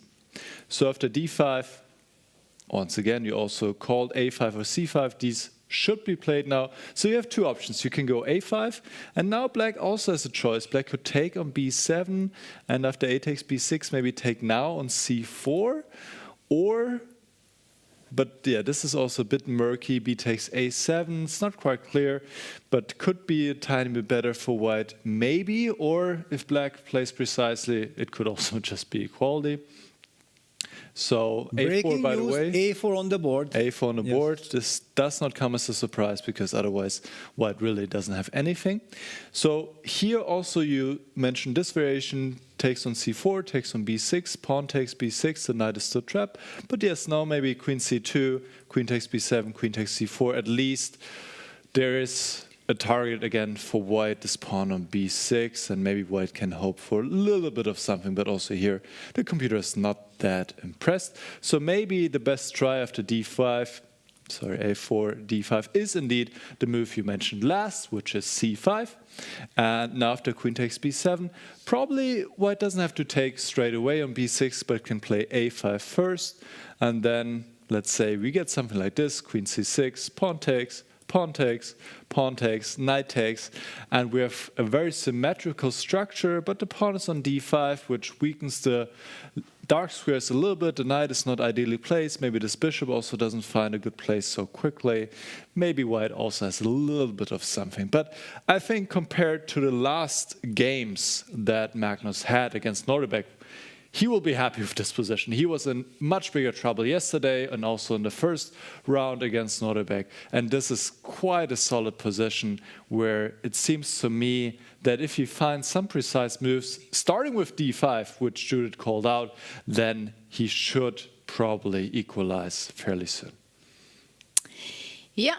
This was a nice summary of the position. So it is not too dangerous for Magnus, based on our analysis and what we've seen. But I was kind of surprised how come Fabi was thinking on a4 quite a long time, few minutes. But I have the feeling that maybe d5 was something that he just discovered before making this move. And it's on the board. Of course. That was quick. Yeah, but still, after d5, c5, I would be ready to play that position against Magnus. Of course. Maybe it's nothing special, but it's a tiny bit better. Black has 0 winning chances. White we should let Fabi know that he can join me for commentary and you're replacing him. Exactly. And I think also Fabi will be kind of happy that, okay, small little risk-free advantage against Magnus. So it's the first time, no, it's not the first, yeah, but compared to Weissenhaus now, no, last year also. This you always have a... No, because the first game ended in a draw between Fabi and Magnus. Fabi was white, and then Magnus beat him in the second game. I was just trying to recollect how it was, because in the second game, then Magnus kind of won in the first move with g4, and like Peter Eine Nielsen also in the New in Chess analysis beautifully highlighted, was Fabi's first move already a losing mistake. And this comes to mind that Fabi might feel the pressure that with white he needs to do something against Magnus, because it's not a given that you can survive with black in the second game. Well, what do you think about we leave it this way? We go to the bird's eye view to look around what is really going on the other boards as well, because I have the feeling that Fabi will think a little bit, especially because he was a little bit surprised on d5. Yeah, for sure. On the other hand, I think by now he probably adjusts to it. For me, the big question was that why is Arjun thinking so long? Because somehow position did not update. In fact, Arjun did play. Yes, exactly. So we have moves, but he never pushed e5. This is kind of surprising, because we were thinking like, yeah, Vincent did not play f6 followed by e5. He played e5 immediately. Arjun played f6, but then he did not follow it with e5. We have all kinds of surprises there.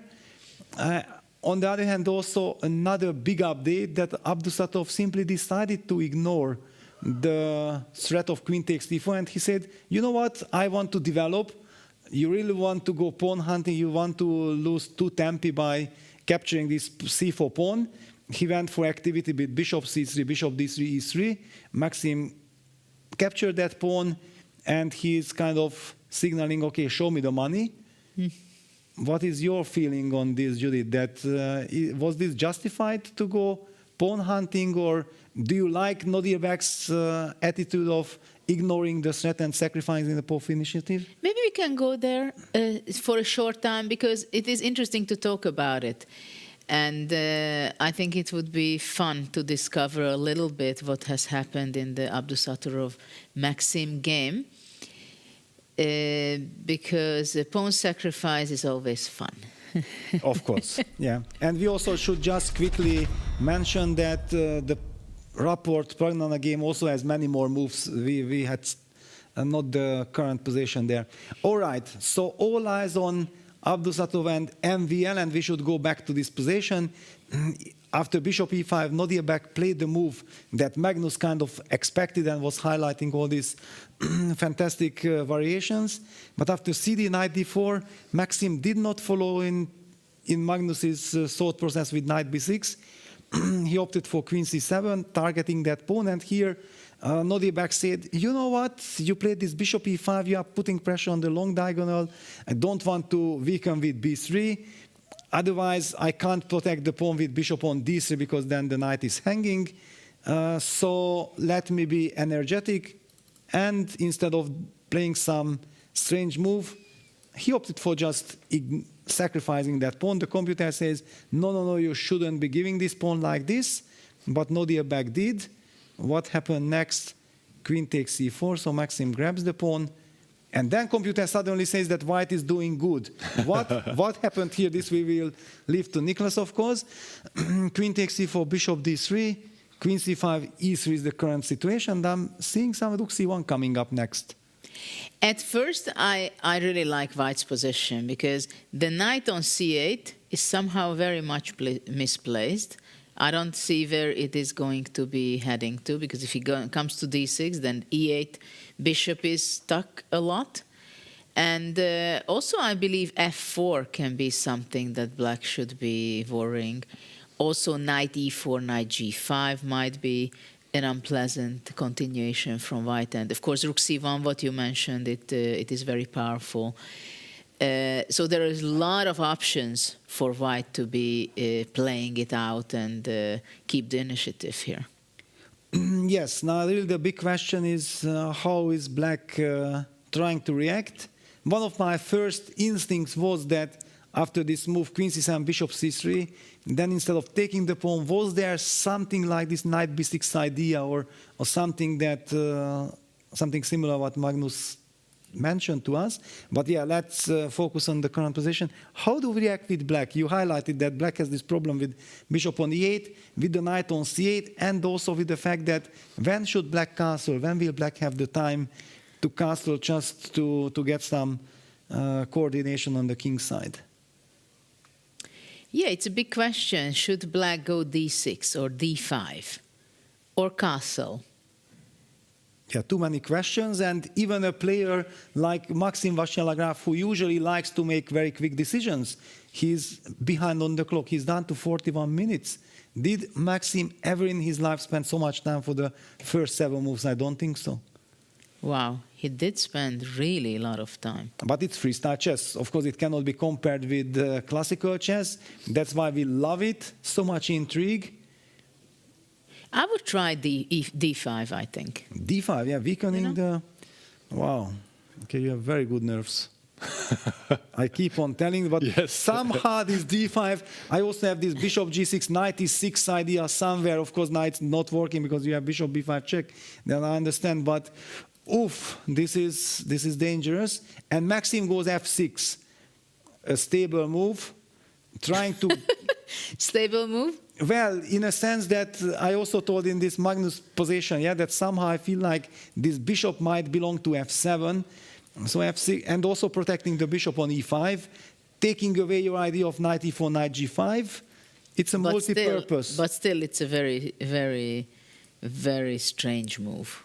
Strange-looking move. Well, how do they say it? Strange positions only have strange moves. Yeah, it's very intriguing. But I kind of like this move that it fits into the spirit of the position. Yeah, that he's not playing d6, d5, the so-called thematic moves that usually are good. Yeah, 98% of the cases, but he already spent I don't know how much time. Yeah, he really digged very deep into the position, and he came up with this idea that okay, I need stability. I need that bishop to f7. I need to guard that bishop on e5. Maybe this is the right moment to ask Nicholas to really tell us what's happening here. Absolutely. I'm still under a shock after f6, and I'm trying to figure out myself like how you can punish black for such a structure, but it tries to stabilize the position. That's true. Nicholas? f6 was actually a great move by Maxime Vachier-Lagrave, but I just want to back it up a few moves earlier, because we had this moment where some inaccuracies happened, and you're also wondering what is going on here. Bishop c3 was played in this position, which was given a question mark by chess.com here, and then queen takes c4 was also not optimal. Indeed, white needs to sacrifice this pawn because you cannot really defend it in a good way. If you play b3, then you obviously create some problems along this diagonal, and maybe black could even play d5 with the point that after c takes d5, there's queen c5, immediately going for the knight, going for the pawn, and black is doing quite well. The computer just wants to sacrifice the pawn in a different way, going castle, and after queen takes c4, playing e3. And I guess you still keep some flexibility where you put the bishop, you immediately want to go for f4, and white has great compensation. So in the game of the bishop c3, inviting black to take on c4, this was an inaccuracy as well. As you pointed out, Peter, knight b6 would have been a good move to take with the knight on c4 to activate the knight. And if b3 now, you once again have this nice move d5, making use of a pin along the c file, and black is in good shape. So after bishop c3, queen takes c4, now white does have good compensation, e3 stabilizing, and f6 is a good move, preparing to play bishop f7. And now I would expect white to castle, putting the king to safety, and honestly, the white position is already looking quite normal, whereas the black position, you immediately know something did not start in a normal classical chess game here for sure. And it is a bit difficult here. There's this f4 move in the air, which, by the way, in this position is not possible yet because black has knight takes f4. This is a very important point to remember. And after e takes f4, bishop takes d4, black is just up material, and you don't have any kind of discovered attack here against the queen, since the king is not on g8, as it usually is in these kind of positions, but on f8, so no check to be given.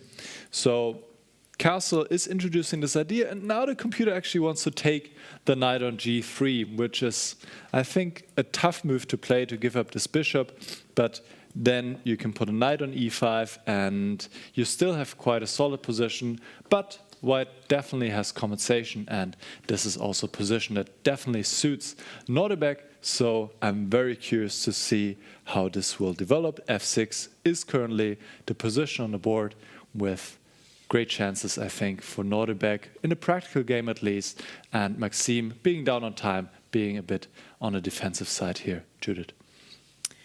Yeah, f6 is very interesting, and even more interesting what you just mentioned, that after castle, the black's best move is bishop takes g3, and placing the knight in the center. And this makes it, from white side, we are going to see a very typical healthy position, like in a classical chess game. While from black, I don't think I've ever seen this pawn structure being kind of played out. Have you ever seen something like this? D7, E7, F6, G7, H7? I see that this F6 pawn has a very big impact. Yes. Yeah, you don't like it. But normally we don't like F6 because it weakens the light square so much near our king. But this bishop is on e8, yeah, it's not on c8, yeah, that kind of helps, and the bishop gets to f7, and then black castles. Where is the problem? I feel like it's good news for black that he did not really touch any of his pawns, so there is no target. What should Nodirbek be targeting? Yeah, he sacrificed the pawn. He is hoping to get the initiative, but what do you do with the initiative? And if black gets two moves, bishop f7, short castle, then you might feel the heat that, why did I sacrifice the pawn? Where is the real compensation? But if you don't take on g3, f4 is a threat after castle. Exactly. So let me put this move on the board, what we are discussing. The move short castle sets up the idea of going f4, and then already this trick with knight takes f4 will simply be captured with the rook, and white will get too much material. So this is not possible. And what else can I do? So, yeah, if bishop f7, f4, if black needs to retreat with the bishop, then we see the trouble, because there is no good retreating square. Bishop c7 runs into rook c1, and the queen will also not have a good square. Too many things are happening on the c5. We might not survive this. It might look like a continuative move, but yes, it frees up the position. Yeah, so takes, and then let's follow it up with bishop f7 on knight e5. Do we worry about the h7 pawn, or we say that, wait a second, then on the h file you might get checkmated? It would be another twist and turn to this game. Maybe even we can play the move knight e5. Yeah. Just to highlight, yeah, bishop takes h7, we are not really worried because rook h8, and with this pawn structure, white's king on g1 feels shaky, and black will be very comfortable with the king on f8. Okay, lot to play for. Very interesting. Well, it's interesting, though, what is the continuation of black even there? Because the h file is open, as you showed. You want there.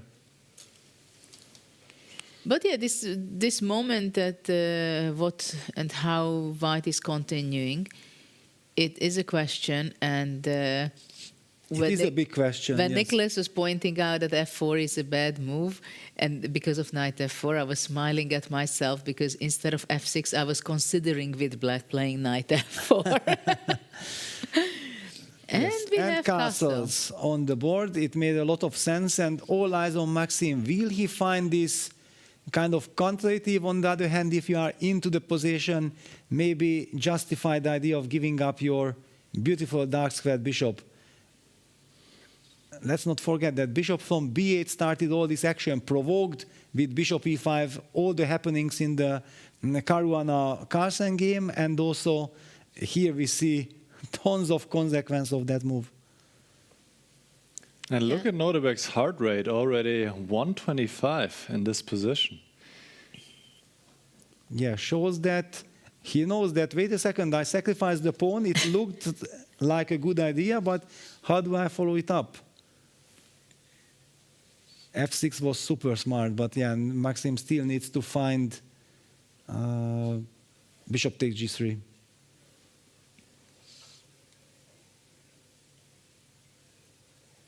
You think he will play it?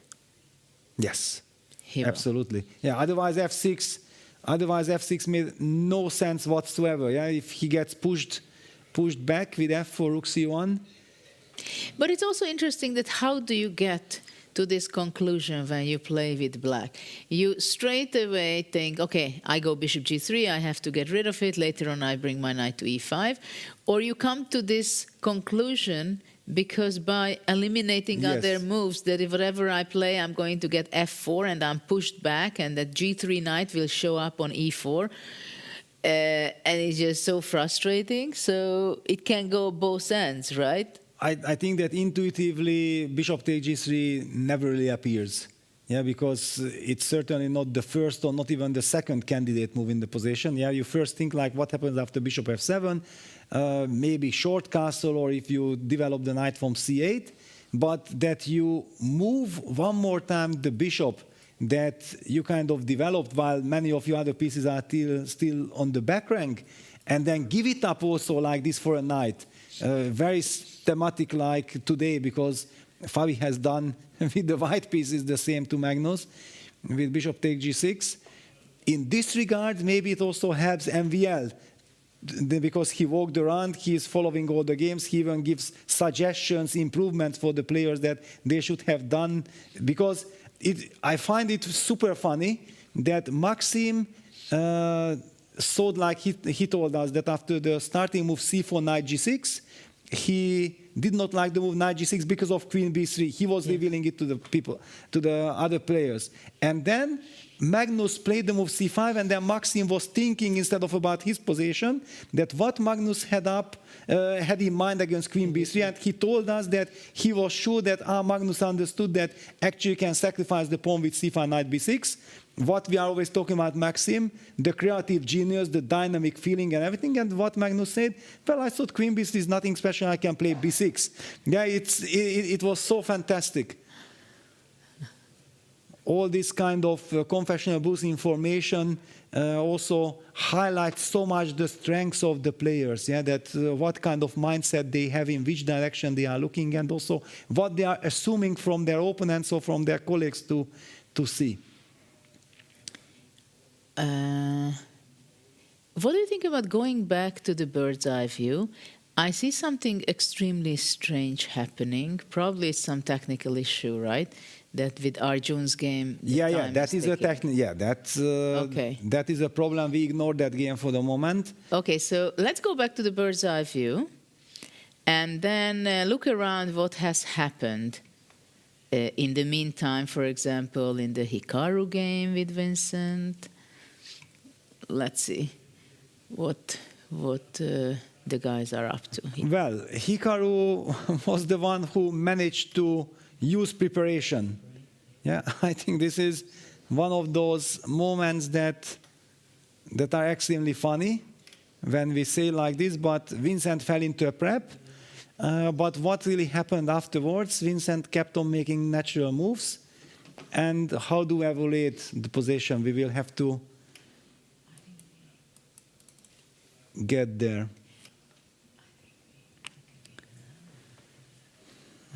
Unfortunately, I couldn't find the games yet. Okay. So I think we will try to pick the game between Hikaru and Keymer, yes, I'm right? ready for it, yeah. Yeah, let's pick that game. And see what has happened since we left. And actually, there are quite some developments there. Yeah, very big strategical decisions, very big strategical battle. We do see that Hikaru is keeping the time advantage, but his time advantage isn't that big as it used to be. He also slowed down. Let's just very quickly go back to the moment where it all started. So finally e5 happened. After d takes e5, Vincent captured that back with the bishop, and then we have transposition exactly to the preparation of Team Hikaru. Knight d3, bishop c7, bishop c3. Fabi, Hikaru, and Nyepo were all sure that this is a favorable position for white. They were highlighting the idea of f4. How did Vincent react to this? He played the move knight c8 to e7, bringing that knight into the game. Hikaru played the move bishop c2. Felt a bit slow, but okay, Hikaru felt like, okay, I don't know what to do immediately. Let's make a nice little move, f6. Sorry to interrupt, but we have a confessional booth from Keymer. Let's hear it and then we continue, okay? The reply wasn't that clear. Of course, knight g6, what Magnus and I think MVL played, was the move that I also would like to play, because if it works, it's most likely the best. But yeah, at least in the analysis and also over the board, I wasn't sure how to react to queen b3, so that's the reason. I didn't play knight g6, and yeah, first move c5 after knight g3, knight g6 would have been fine, but bishop h7, as happened in Rapport Pagananda, seemed kind of dangerous. Also looking at how that game evolved, I don't really like black's position, so I'm kind of happy I didn't go for that. What Hikaru did was very principled, pushing the pawn to c5. We got this very interesting structure. It's potentially extremely dangerous for me, since I've already fixed my castle to the king's side, while he can still go to the other side and start some attack.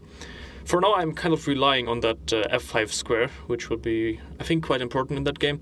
I assume that currently he's thinking about whether to play f4, which would kind of cut my bishop on c7 and also give him some attacking chances, but of course, strategically, he would give few things up.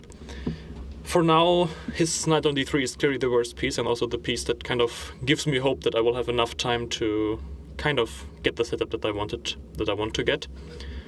But yeah, the opening stage was really complicated. I mean, what Arjun did, I think after the first moves, he got to the same position, that he chose a different move order, allowing f4, which I didn't like.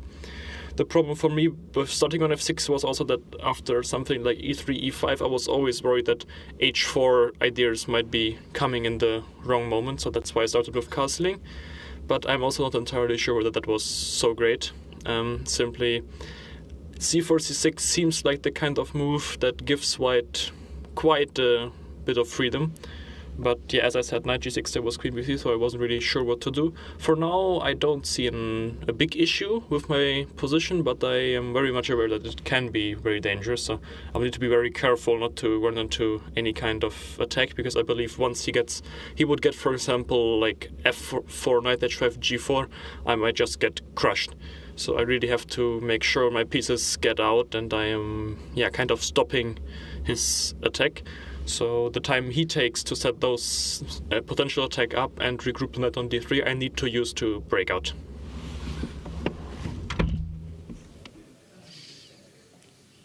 We got a very detailed explanation by Vincent.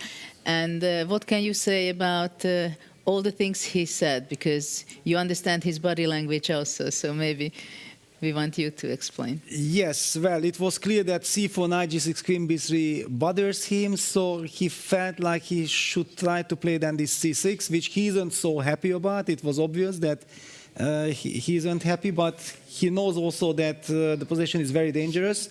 That's why he's spending a lot of time and trying to find the antidote against all the ideas that he mentioned. And he was saying that he's trying to use that f5 square for black, which clearly Hikaru will not allow.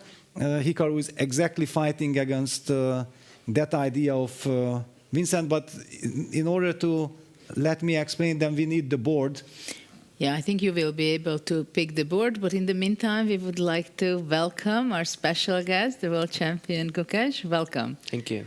Yes, how do you feel today that you don't have to play anymore? You're just watching the games. Yeah, like when you play well, you want to play. When you don't play, you just want to finish. Yeah, so I'm glad it's over. But yeah, today's games are quite exciting. Quite interesting. Just a first question to get over with my question regarding the round-robin portion of the games.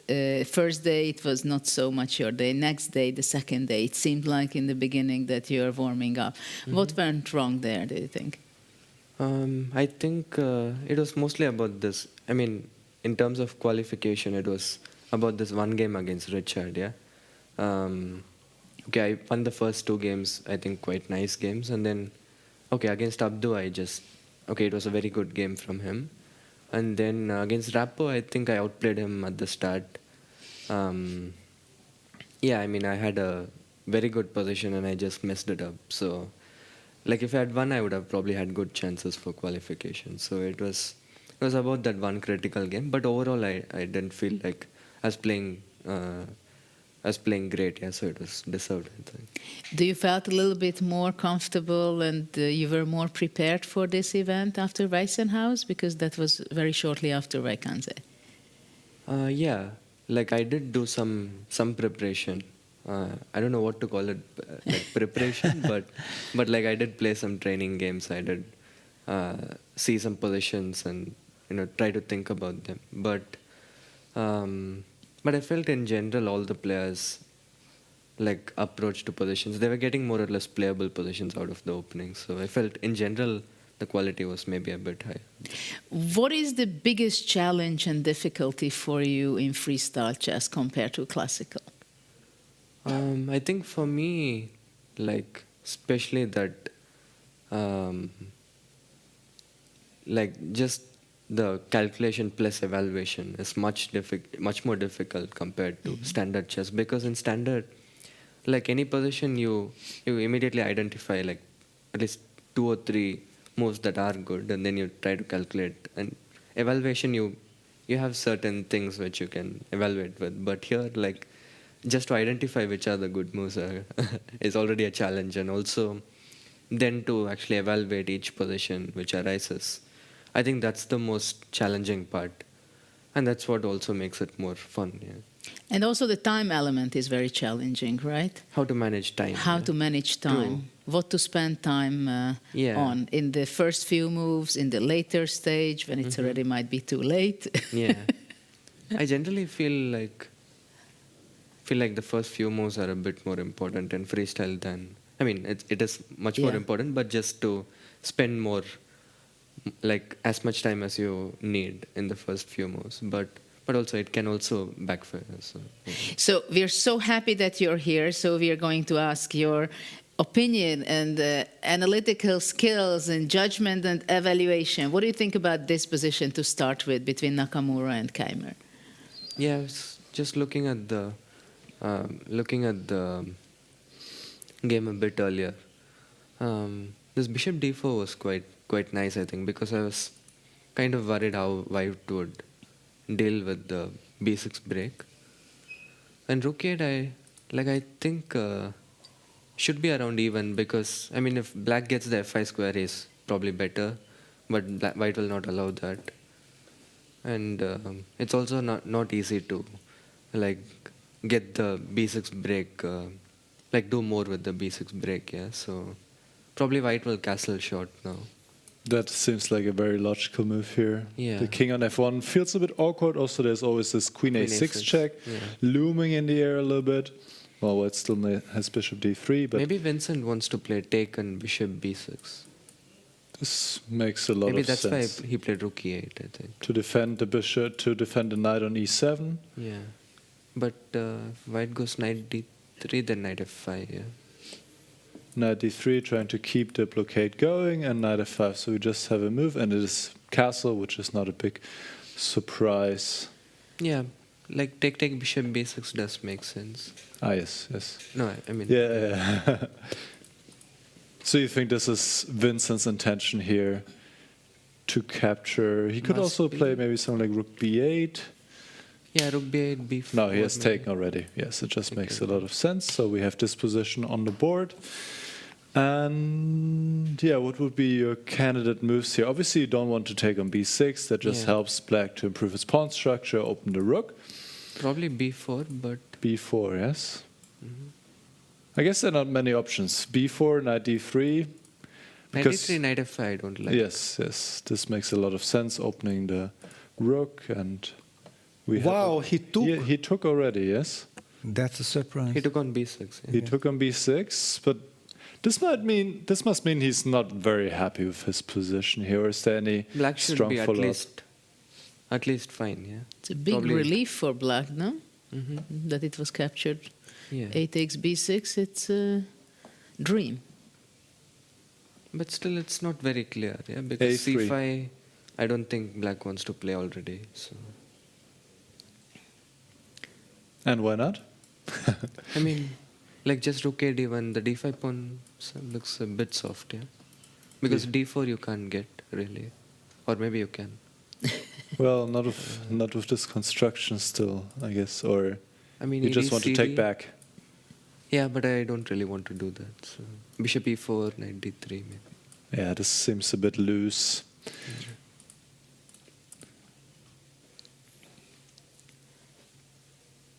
So what would black do here? Improve the queen, or...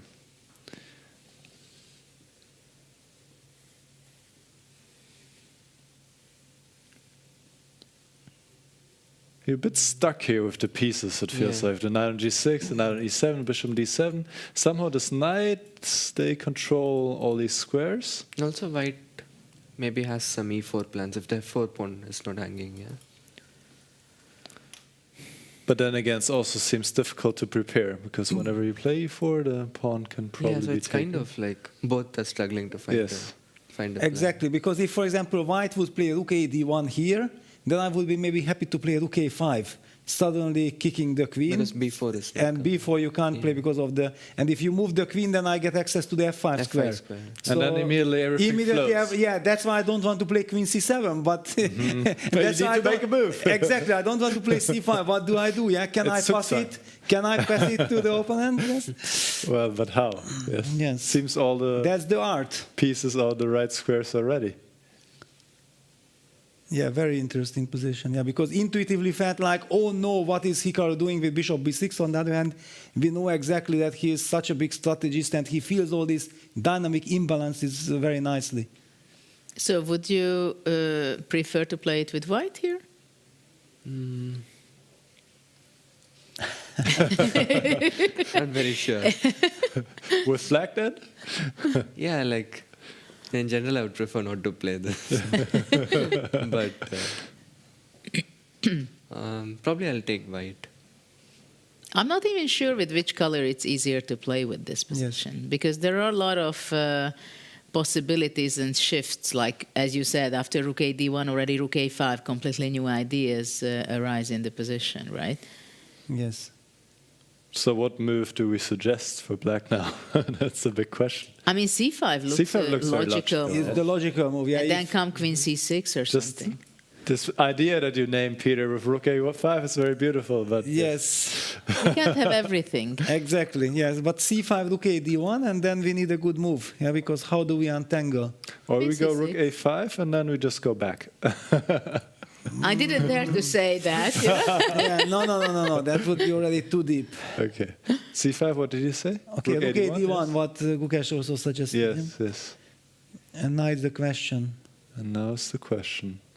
Also, I think one of the psychological questions to the position is that so far the battle was for this f5, g4 squares, yeah? And that's what Hikaru was also fighting against with queen h5, knight f2 and everything, that when do we give up on the idea that we had before and try to play according to the new rules of the position. Yeah, I think this is psychologically so tough over the board to decide, and I would like to hear, Gukesh, your opinion about this, that how easy it is to switch when you think like, okay, for the first 10 moves I was playing for that idea, f5 square was so important, and then we have a change of structure, how much you have to have an open mind for such things? Yeah, it's hard to say. Yeah? I guess it depends on the position. Here, like I don't see how black... I mean, unless white just moves the queen, which is very unlikely. Black is not getting the f5 square. So probably already it's time to move on, yeah? And then how do we move on? Where do we move on? Yeah, that's a big question, yeah. Like, for example, this position... c5 is already kind of giving up on the f5 dream, no? Yes. Like... I want to try this move again because I saw your idea But I'm of rook sorry, a5. I have a question. He takes d4. Say again? He takes d4. Yes. Can't I go bishop b3 and grab that? You have a check here, yes. That sorry is to be greedy, but... Let's not spoil the structure. I want to go rook a5, push the queen Forget my idea, just with the pawn on c6. You know what you get, You will get some f5 and queen h7 at some point. You're right. That's exaggerating, but... Rook a5? Rook a5. But okay, I mean, it's... But the queen drops back and... I cannot do this. Actually, I'm not sure how bad this is for black. What, queen d1? Queen d1. Bishop c6. What are we playing for? Knight e4? Yeah, nothing. Okay. It's good that Vincent doesn't see this, what we do to his position. Well, let's see what he does to his position. But let's maybe also hear your thoughts on the other semi-final going on. This is a bit quieter. This is the current position. But can we show to Gukesh what was going on? Because I think the opening was very nice. I don't know if you were following it. Yeah, I saw this. Yeah, how funny it was. Actually, Vincent in the confessional booth, he was saying, c4 knight g6, he was worried about queen b3. Yes. And Maxime said he wanted to sacrifice a pawn with c5 here, which is very decent. And Magnus said he wanted to go b6. But he was just saying it. He would go c5. Well, who knows? Yes, Peter? Yes, I wanted that Maxime came up with c5 when he saw that Magnus was ready to play knight g6. So he assumed that Magnus understood that after queen b3 he can sack the pawn with c5, and Magnus revealed that I wanted to play b6. It was very funny. Yeah. So then we got knight g3, knight b3.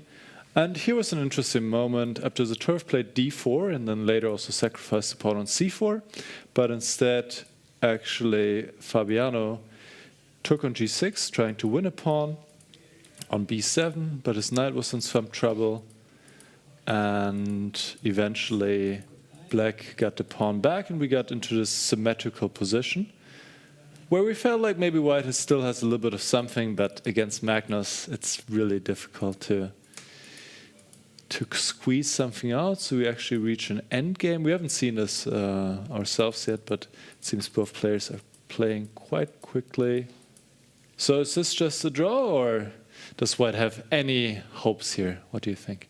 I mean, I would rather be white, but it should be a draw. Yeah. I think the soul of white's position is the e2 d3 pawn structure. Yeah. Thanks to this, white can play forever, and Magnus would be also enjoying himself very much. If it's enough, it's a different question. Shouldn't be enough, but knight f3, g4, g5, rook goes to c7, and if you have to dig there with bishop e8, because probably you don't want to touch the f7 pawn, it can get tricky a bit. You mean Fabiano is enjoying himself? Yes, here. definitely. Yes. And you would love this position? I would love, yeah. I'm ready to come back from retirement if you give me this position. Yeah. So this game we expect still to go on for a while, and Fabiano will try everything he can to pose some problems here, yes? Yeah. I don't know if it's really that good for... It looks good at least. Obviously, yeah, it looks good. Please feel free to disagree. And I'm also, as a commentator, I'm sharing my emotions. If I would be playing with the black pieces, I would think okay, a couple of precise moves and I should make a draw. Yeah. Yeah, it's a big challenge how to pose problems for black, right? Are you just going to sit here with the bishop on e8 and not touch any of the I just play pawns? rook a7 and f6. No, rook c7 comes, so you will never move that rook to a7. He plays knight f... because anyway, okay, he also doesn't want... No, I played this move. But played. Actually... No, he played it also, yeah. Okay, knight f3. But rook c7 also I can get rook d8, rook d7 if I want, yeah? Yeah, if you want. If you want, you can also play rook a7 then here, yeah? Yeah. So do we expect black to just wait around? Yes, black will be sitting around with his construction. Probably and then the question... Sorry? Probably I don't want to play f6, no? Yeah, I don't think so, yes. But guys, we have an opportunity to ask Magnus now what he thinks about the position. Let's see what he has to say to us. I think we're now unfortunately headed towards a position that's very equal. I had an alternative on the last move where I could have gone for move d5. And the idea is that he would escape with this knight via a5, but then I could actually have taken his pawn on f2. It's kind of a cute trick, but I mean, it's not very good. I just wanted to mention it. But yeah, now I think it's going to be pretty flat. I think the only minor try he has is to go pawn to a4 now, but then I think maybe d5 is the most precise, and then after let's say a5, d takes c4, I think everything's just getting swapped. Okay, this was from an earlier part of the game, his thoughts, and when he was still happy, yeah. Yeah, I thought we had Magnus telling us what he thinks about this position, but we more or less have a guess, right? So I wanted to go rook a7 and f6, king f7. What can black do? Really, f6? You dare to play f6? I'm not sure if I want. No. Yeah. King f8, king e7. I assumed from you. From me? Yes, just solid. I mean, white to weaken, yeah? Because what do I do? And Nicholas asked me, and how you want to progress, Peter? And I have no idea. I just didn't want to have these squares for the night. I will pretend that I'm doing something, but I don't know what I'm doing. So rook c8. Rook c8, king f8. g4. And you want to play f6 now or not? No. That's a question. No. Peter doesn't want because to. Because it weakens the g6 square so much, the g6 pawn. I don't know, intuitively I don't want. But I might be wrong. And I also believe that it's typical Magnus, that he feels like bishop e8, pawn f7 construction is super solid. I'm going to sit. It's solid, but also passive. Okay, but the position is passive anyway, no matter what you do. You cannot change the course of this. The pawn structure is determined. White is the one calling the shots. What do you think? What is the percentage here that we see a draw, and what is the percentage that white wins? Okay, I mean, draw is far more likely, but I think the question is how easy is the draw. Yeah. Mm-hmm. But, yeah, I'm starting to think it's not that easy. And why is that? Just because I just have to sit, yeah. I mean, black has to just sit. All right, let's just make some moves, yeah? Black sits, I go g5, I assume. Black sits, and now the question is, how does white make progress? Yeah, rook c8 on the board, king f8 played. Yes. Well... We need to bring the king somehow. Exactly. Yeah. Can I somehow enter to d6 and then knight e5, and even then I'm not setting anything yet, but... Getting there. But that would already be something. A big achievement.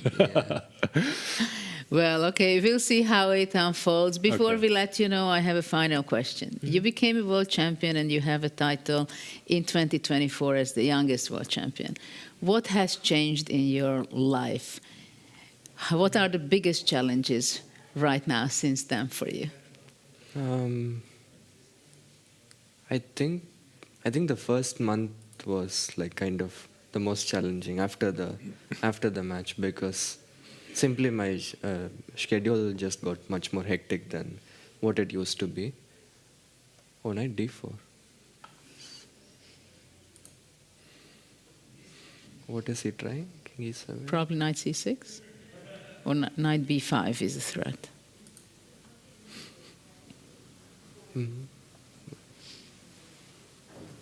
Okay. Yeah. Yeah. So the first month was chaotic completely, and after, since then, your life balanced it out, or you still have? I think I got used to it, and also I guess there are just more expectations in general, but. I mean, obviously, it takes time to adjust to such a big change, but I'm trying my best, and I think I'm more or less doing okay now. Okay, so I wish you good luck and to improve and going up on the ranking of the world ranking list also, and enjoy yourself in Paris. Thanks very much for being here. Thank you. And now we are going for a short break, and then we are going to be coming back to discover the rest of the games, including this one. Are you curious to play freestyle chess but don't know how to? No opening theory, no memorized moves, just pure strategic creativity. But how do you navigate 960 possible starting positions with confidence? That's exactly what I'll teach you in my Freestyle Chess Masterclass. You'll learn how to develop your pieces effectively, recognize key positional patterns, and avoid early disasters. I'll break down some of the best freestyle chess games ever played, featuring Magnus Carlsen, Alireza Firouzja, and Vachier-Lagrave. Freestyle chess is still in its early days. This is your chance to get ahead of the competition. Sign up now and let's take your freestyle game to the next level. Join my Freestyle Chess Masterclass today and save 20% only during the Grand Slam. Maxime Vachier-Lagrave from France, chess player. 3-time French chess champion, 5-time Biel Grandmaster winner, and 2-time European Blitz champion crowned his achievements in 2021 by claiming the World Blitz title. An extraordinary journey, that began at a young age. I started, I think, around 5. My dad was like thinking I'm wasting my time doing all sorts of calculation, and he thought, what can I do to get this idiot kid to pass the time? And he thought chess is a good option. Maxime Vachier-Lagrave, also known as MVL, studied mathematics as a result of his early passion for numbers and logical thinking. In general, it was always about interesting problems, and I'm trying to find the solution. And to me, it feels really tightly connected to my chess, and I am a bit sad that I haven't spent that much time since I finished university. With his aggressive but calculated playing style, he's one of the top players of the world. Now, his next challenge begins: freestyle chess. Well, what's challenging with freestyle is, of course, the fact that you don't have a ground to rely on in the beginning of the game, and mistakes can happen very early, so it takes some time to figure it out. With an ELO of 27-22, he stands among the elite, an undeniable force and a true threat to claim victory. We live in a time period where chess has never been bigger. Getting chess into the big stages was always one of my dreams, and we are slowly getting there.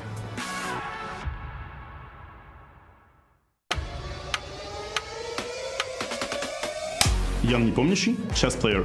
A first-time participant and currently world number 9, known for speed, precision, and experience. It all began with an early start in chess. My grandpa was a chess lover, and when I was a kid, like whatever, 4 or 5 years old, I just used to look after adults, what are they doing, and I would be playing chess all the time. That's where his journey began, and his playing style took shape. And I think I'm trying to adapt, depending on the opponent's style, to make the game as unpleasant for my opponent as it could be. One of his most remarkable successes came with his shared victory alongside Magnus Carlsen at the World Blitz Chess Championship 2024. In his free time, he remains committed to passing on his knowledge to the next generation. Normally what I do is, at least several times a year, I have some lectures, so which is like the way to share your experience and play with some kids which would be happy and probably would remember, the game. With a peak ELO of 2,757, he stands among the world's elite, now setting his sights on victory in freestyle chess.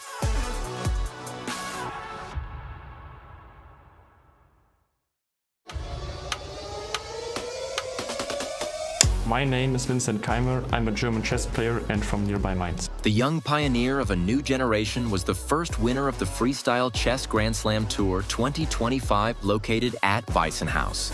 He found his way to chess pretty early on.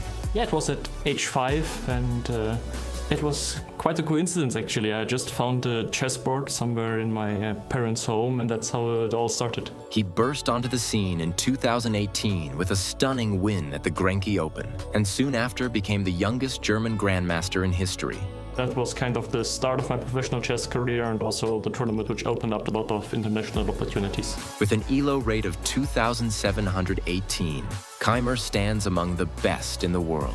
A calm, focused presence at the board with a style that blends discipline, deep preparation, and quiet confidence. One of my most important strengths was the will to win, like to never kind of stop, always continue. It's basically attacking the opponent and never letting go until you got what you wanted. That relentless mindset is exactly what the reigning champion brings to the board. I'm going to give absolute everything to perform as good as possible, play good games, and hopefully I even win. Let's find out what the future will bring.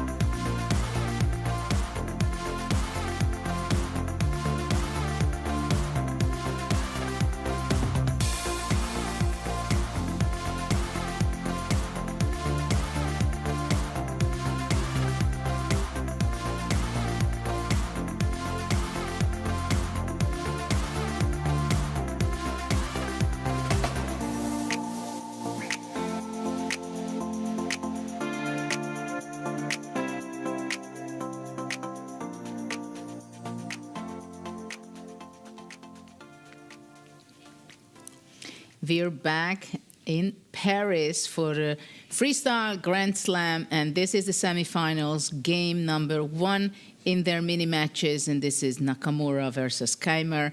What are we having on the board, Peter? Update us. Yeah, I wanted to jump right back into this game and see the body language of the players, because if we just remember what we discussed with Gukesh together in the studio a couple of moves ago, it wasn't obvious exactly how to play the position here after this bishop takes b6, a takes b6, a3.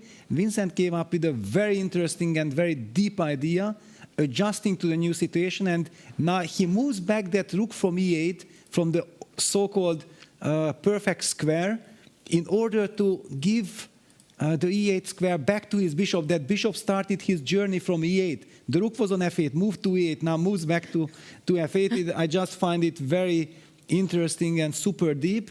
Hikaru played the move rook fe1, queen c7, the queen activates c7, rook a d1, bishop e8, targeting that queen. Hikaru played the move queen g4, and now black chases that queen with bishop d7. And the reason why I'm curious about the body language, that it would be very tempting to go queen h5. Yeah, Hikaru does it. And then Vincent probably will also see absolutely no reason not to follow chasing that queen with bishop e8. And the repetition of moves could be quite logical. Well, let's see what is happening here. Is he going to go back to bishop e8? I have the feeling... I'm sure he will. Yes. He will, and try to chase the queen. And let's see, Hikaru asking him, do you really want to play for a win? Then show it and force matters, and then say it, that I play for a win, no repetition of moves. Yeah, black has a very solid construction. White cannot really do much. Yeah, and Vincent is nicely signaling that I'm patient enough, I'm a fine strategist, I can regroup my pieces, I can adjust to new situation, and somehow I have the feeling that Hikaru also doesn't really believe that his position gives any chances to fight for more. But who am I? Let's ask Engine to get the final wording. Nicholas. The word is yours. It's definitely black who can think about continuing the game here, more so than white. The position is roughly equal, but black has options to decline the repetition. For example, you could think about this move f5, which is, of course, a committal move, weakening the e5 square, but at the same time, you really block a lot of the white pieces, and you don't have to worry about some checkmates along this diagonal anymore. You can maybe continue with c5, bishop c6, and the e3 pawn is a weak pawn. Maybe in the future it can be targeted as well. There are other moves that can be considered too, rook d8, rook e8, king h8, but given that Vincent is down 12 minutes on the clock, given that he's playing with the black pieces, and a draw would be a decent result when he's white in the next game, I think it would make a lot of sense for him to do the repetition here, and then the game would end peacefully. Does Nakamura have a way to decline the repetition? He does. He could play the knight to f5. He could play also another move than queen g4. So he could also continue. It's not 100% given that this game will end in a draw, but it seems likely in this moment, Judith. Well, it's a very interesting moment, I believe, because principle before the game, I think Vincent was kind of ready. He also said it, I think, that, well, it's Hikaru with white who has to show whether he can challenge him, he can get an advantage, right? That's a classical way of thinking in classical chess. But also here it seems that they have a little bit the same at this stage of the situation, and it's a mini match, right? So they play two classical games, which means that today, of course, in principle, it's white who should be pressing and pushing, and let's face it, Hikaru Nakamura is almost 100 rating points higher and a very experienced and world number 2, and we can line up so many things about Hikaru. At the same time, Vincent showed that he can show resistance, and not only that, but he can also beat the very best ones in mini-matches, not even only in one game.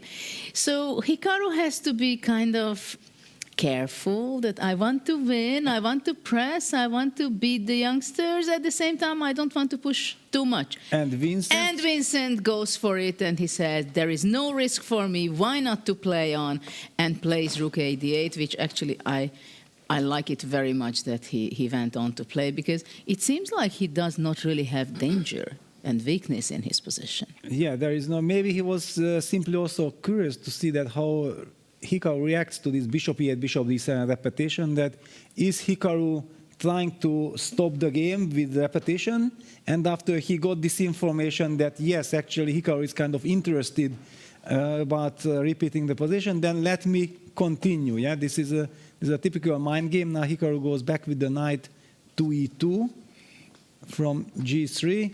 Well, I think we have just seen the biggest highlight of this position, this intrigue. Will Vincent try to play on? We also don't know exactly, maybe Hikaru was just thinking like, Vincent, please spend some more time. You go low on the clock and I won't be repeating. Yeah, it's mind game. The position itself is not that super sharp. Maybe we can get the bird's eye view.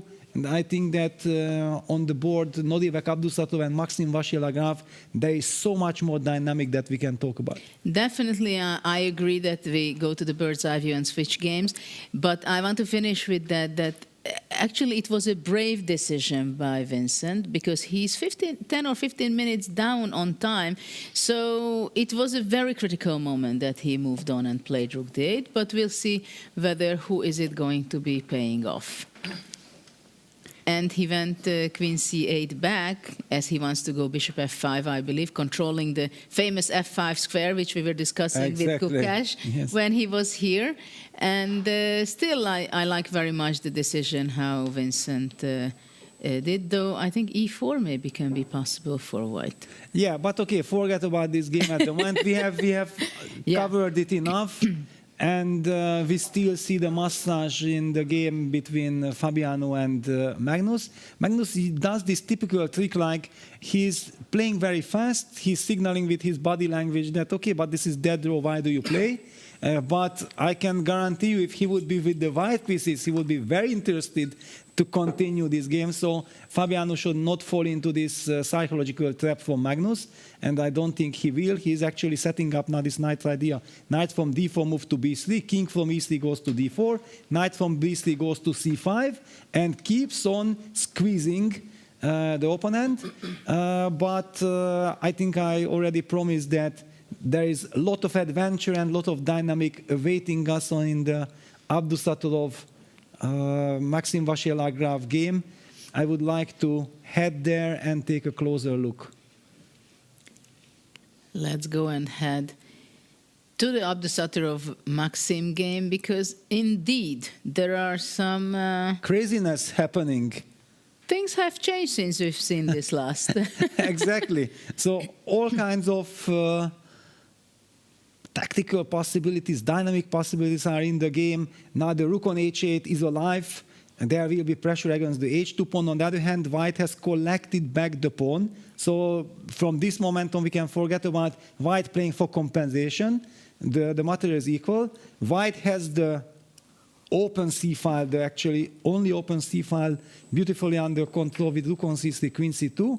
My feeling tells me that thanks to this control, white should be better, but black is also probably trying to go king g7 and then connecting the rooks with rook ac8.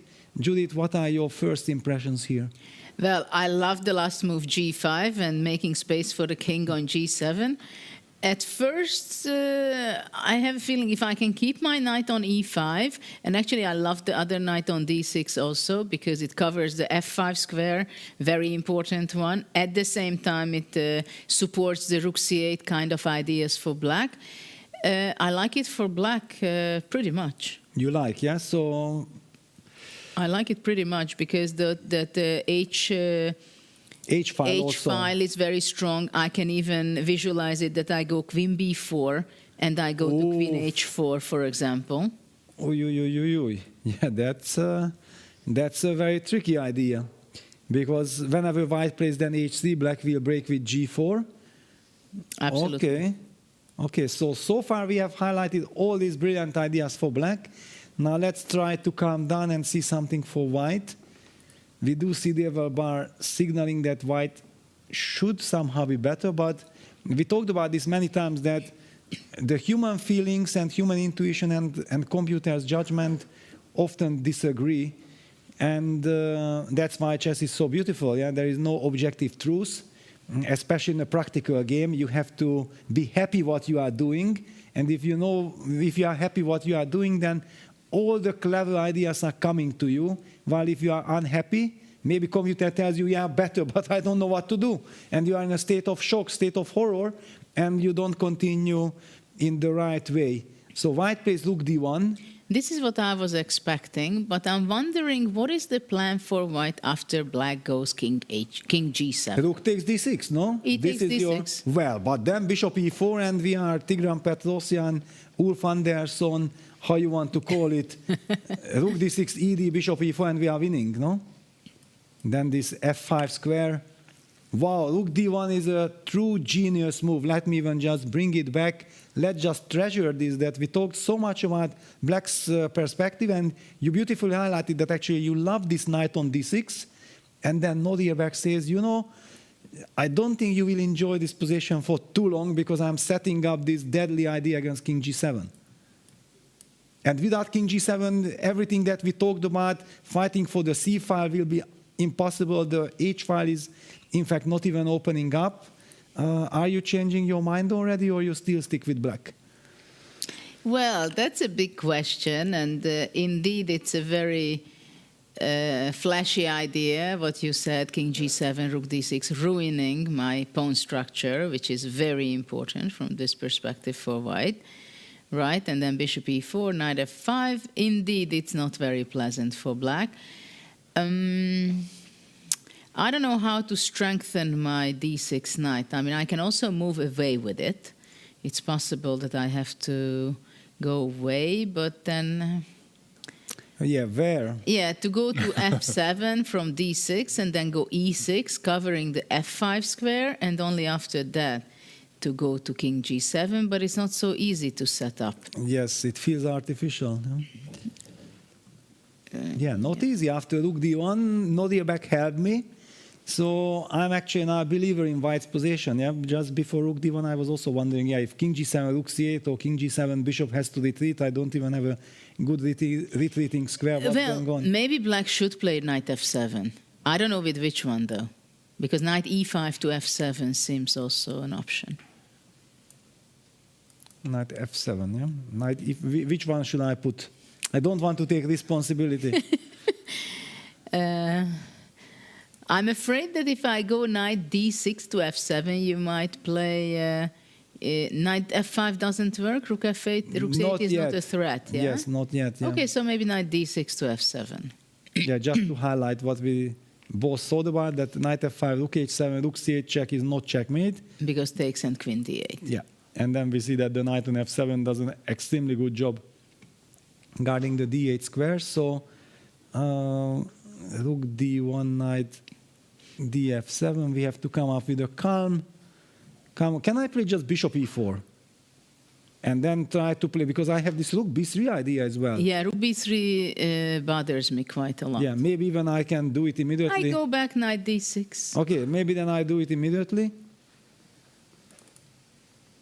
But then I can go queen c6. Then you can go. That was the reason why I actually did not want to do this way, but surprising, yeah, that the computer says that white is so much better. Because, yeah, my feeling, that's why I automatically brought back my bishop to e4 to stop this queen c6. Well, I don't see it. Why is it so bad for black? Can I play f4? Because my queen is protected. Can I play f4? F4. Yeah, that's the only thing which I'm kind of worried. Actually, it's beautiful, yeah, that the bishop protects the queen and the queen protects the bishop. I have never seen this construction, to be honest. Well, I can go rook c8 just to come up with some interesting idea. But then already rook c3, you can't do this. Yes, sorry. Then I think I have rook c3, yeah. And we have e6 on the board. Yeah, your kind of idea, you were saying that knight to f7, then e6. I was wondering then why not e6 immediately? If e6 possible immediately, of course e6. But I was not sure, like rook b3, queen, something is not... Yeah, you have to go queen... I mean, I go rook b3. Yes. It's not a blunder. Rook b3, queen a6, and I would go back bishop d3. Well, also after queen a6, somewhere some queen c5 is also tricky. I don't know. It's maxim. Queen c5, rook c8, maybe. Yes. Queen c5 is not working yet, but yeah. So queen a6. Queen a6. I wanted bishop d3 to go. Just to come back, harass the queen. And if queen c6, rook c3, queen b6.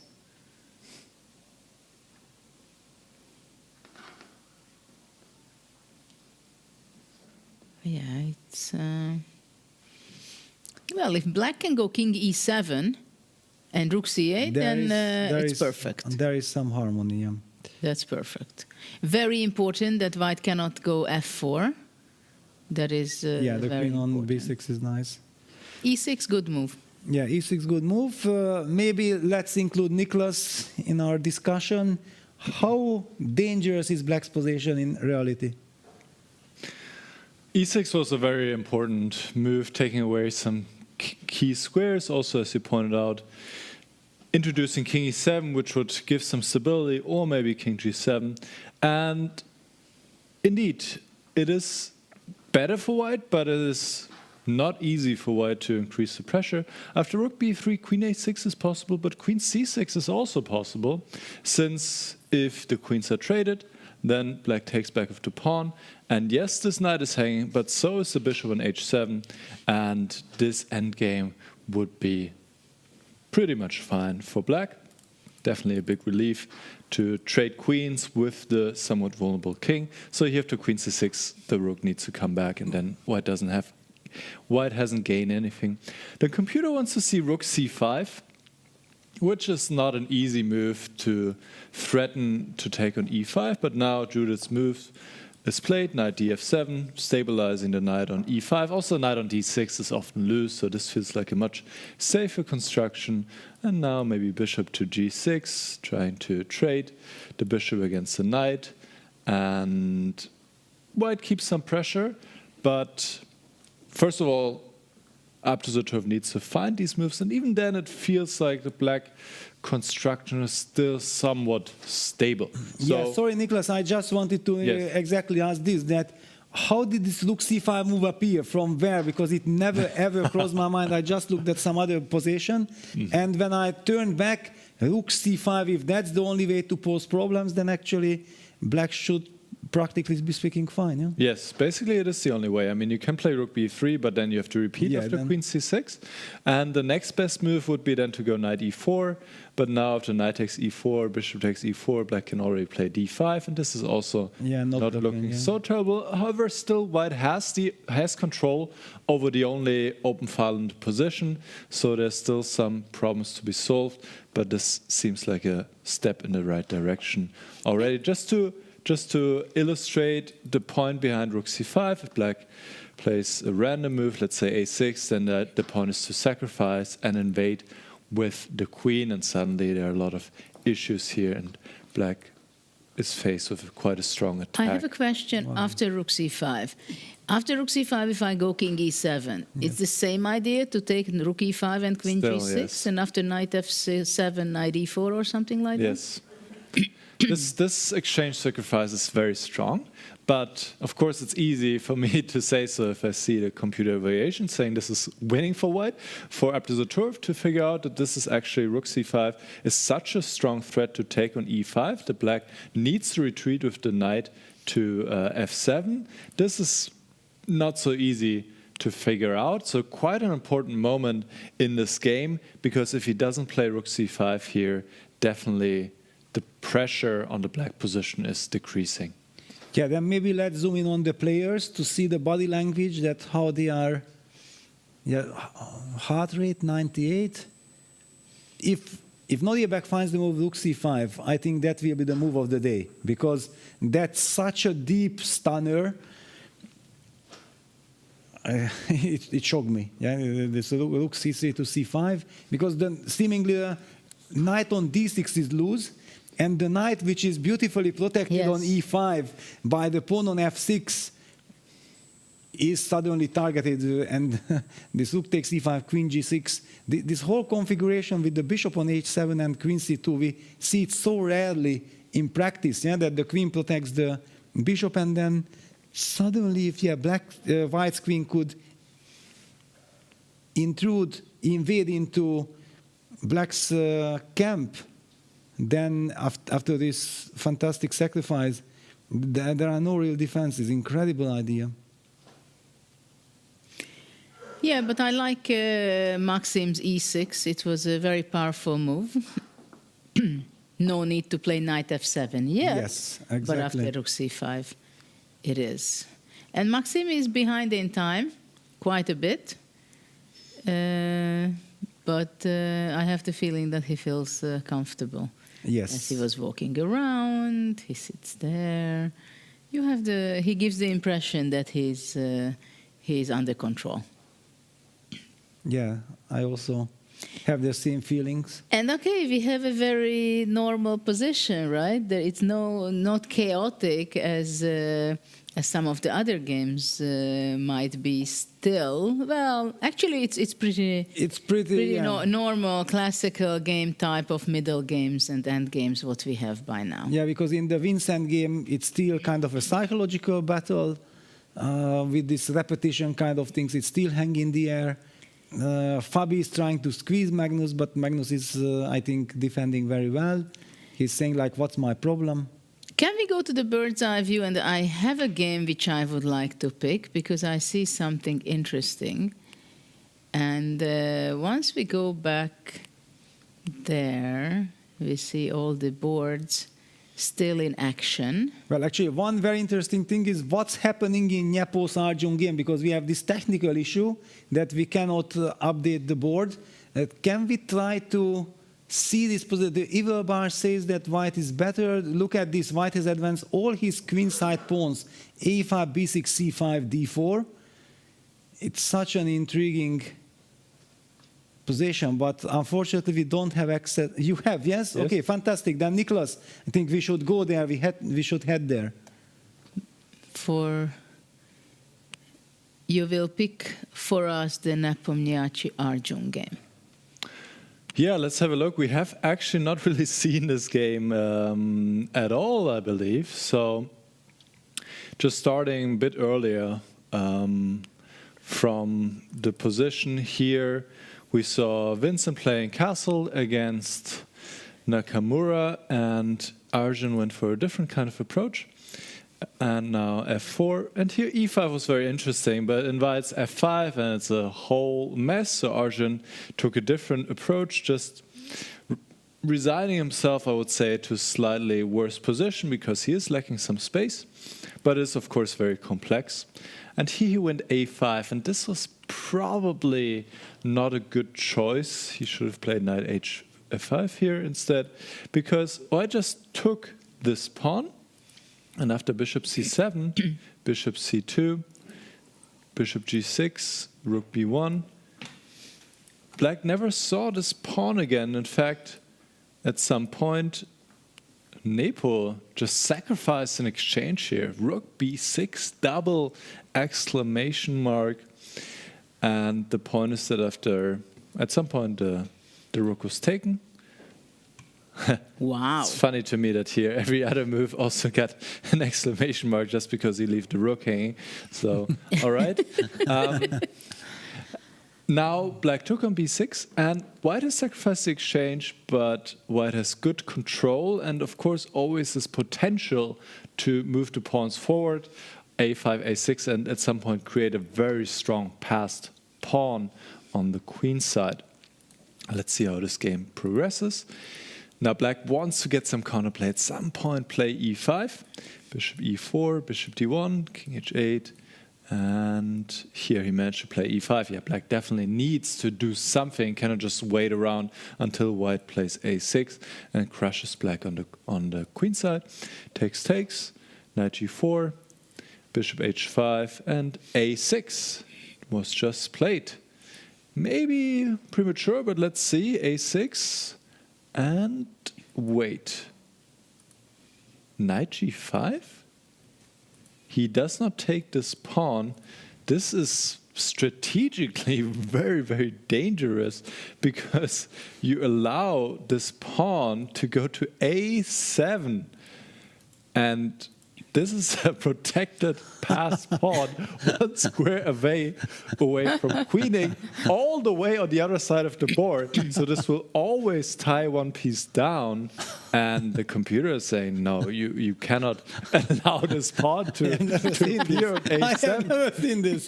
Excuse me, but it's for the first time I'm seeing it in my life. Yeah, because usually if you allow something like this, you just resign. And here you might also have a strong feeling to resign. So it's surprising he did not take the pawn on a6 when white is better, but it is far from over. This is definitely still a full game. I mean, there are some crazy variations here. Computer says something like knight h6, or rook takes f7. Anyway, this did not happen. Knight g5, a7. I guess he must hope for something like knight e4 here, some counterplay here, but it seems to be not enough. Maybe he wanted to take on g4 and take on e3, something like this, but no, the rook comes in and you just resign. Yes. No, this is the problem. I mean, yeah, all these endgames are just basically always lost. So, yeah, knight g5, a7, beautiful pawn chain here, and it should be winning for Nepomniachtchi. Absolutely, very unusual situation. And the problem is after a7 that no matter how the game unfolds further, in some way or another, the b7 pawn will be eliminated, either with the rook, as you showed, with grabbing, or with the bishop on a6. So there are quite a few tactical ideas there to execute. Well, now all pressure on Abdusattorov. He needs to find rook c5 to have a challenger for Nepo's rook b6. We have just seen this stunning, beautiful exchange sacrifice with rook b6. So we have Nadia back here on our camera. He feels the moment. He feels that if black gets one more move, he will consolidate, and then black will be perfectly fine. He needs to find a brilliant idea. So let's go to the bird's eye view, and then I want to pick another game I had in mind. But then you hijacked my idea and you went somewhere else. So I would like to pick Vincent's game. Because there is a very strange knight suddenly appeared on h1. And I want to analyze that what is the reason, and is it a good reason for Hikaru to make a maneuvering from f2 to go to h1, and I guess he wants to go knight to g3. Yes, the knight wants to go to g3 to get harmony. He might have felt, I don't need that knight on f2 anymore. Intuitively, I like this idea without knowing the subtleties of the position. My intuition tells that, wow, it's a nice regrouping and it's typical Hikaru. I do see the Everbar does not support the idea so much, but practically speaking, it might be a very strong move. I'm not sure that Vincent had seen it coming. That's the point. But the question is I have, okay, you're going to show up on g3 with your knight. And after that, so what? Well, Vincent is a strategist. He very much believes in such finesses. Yeah, so he should try not to be impressed. That's, I think, one of the most important things, yeah, because... Okay, I'm going to play a very strange move. You will not like it, but I'm doing it. I play h6 with black. Wow, that's really surprising. I thought that you will say f5, c5 you're going to do. That I also had in my mind, but I realized that your queen on h5 is somehow standing right now in a position where with your knight placement, you cannot get back with your queen properly where you want to. Yeah, well, because I have to go to f3, yeah? You go to f3, and after that I go knight h4 immediately. So I want to reach with the knight to f5. Okay, queen f2. And I go knight f5 from h4. Knight h1 to f5.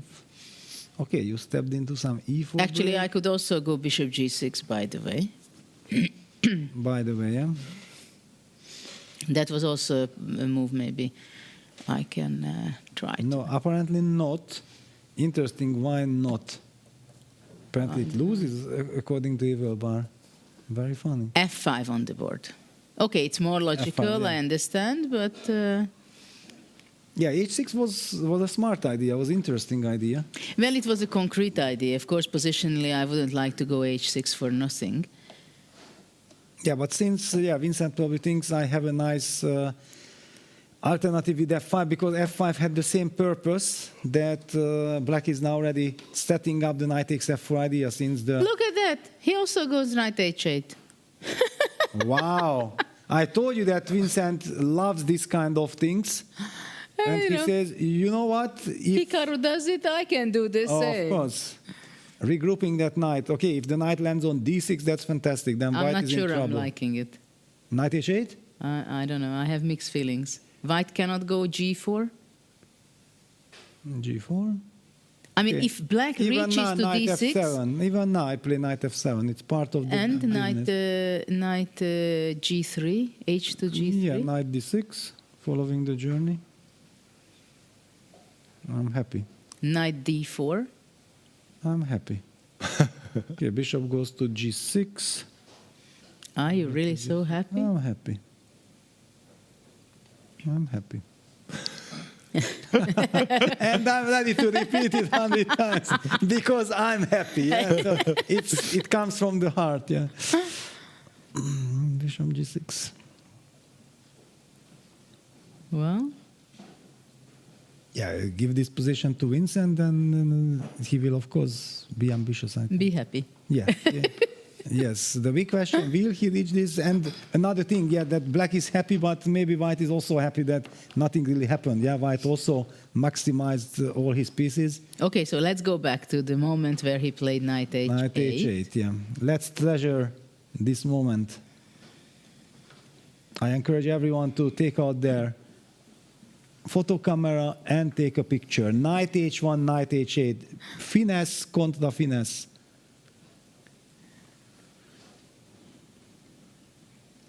Well, it surprised me. I understand. Well, Vincent is an artist. Vincent is an artist. He likes this. He likes to play this small. Okay, but black has only one nice square, move. right? Yes, enough. E4. And maybe white is going to be not going to knight g3. He's going to get back knight f2, knight d3. Back to f2, yeah? Yes, because I want the e5 square. Okay, right? I understand. So knight f7, knight d3, yeah? But now I can maybe play c5 and then get my bishop to c6. Is this now maybe the time to activate the position like this? Yeah, indeed. And then the queen can also sit on e6. It's a very tricky kind of structure because white has compromised. White has this e3 f4 pawns. I believe that the good news for Hikaru is that he is clearly up on the clock. That should compensate for the fact that maybe objectively speaking, he's the one who needs to be careful to keep equality. So, okay, let's go back. Let's go back to knight h8. Yes, here. Yes, here. And what about if I go b4?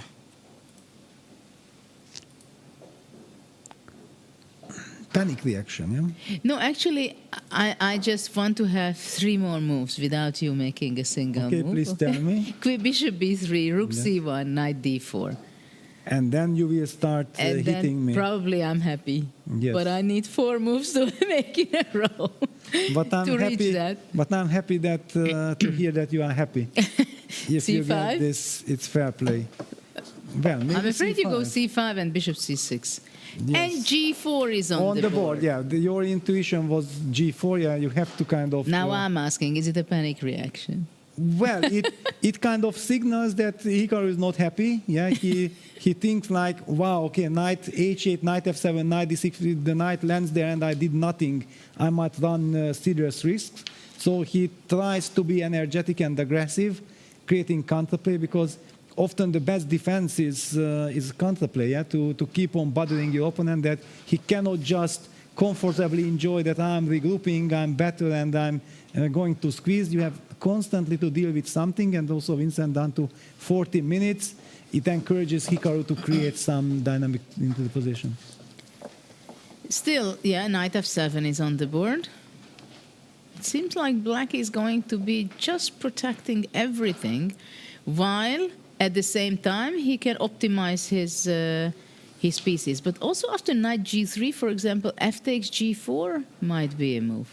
Yeah, but it was too committal. But yes, fg4 was possible, absolutely, because there are all these knight e5, knight g5 kind of motifs. But maybe you actually have to take with the queen. Yeah, h take g4 runs into knight e5. Yeah, but then queen h1 because h7 is hanging.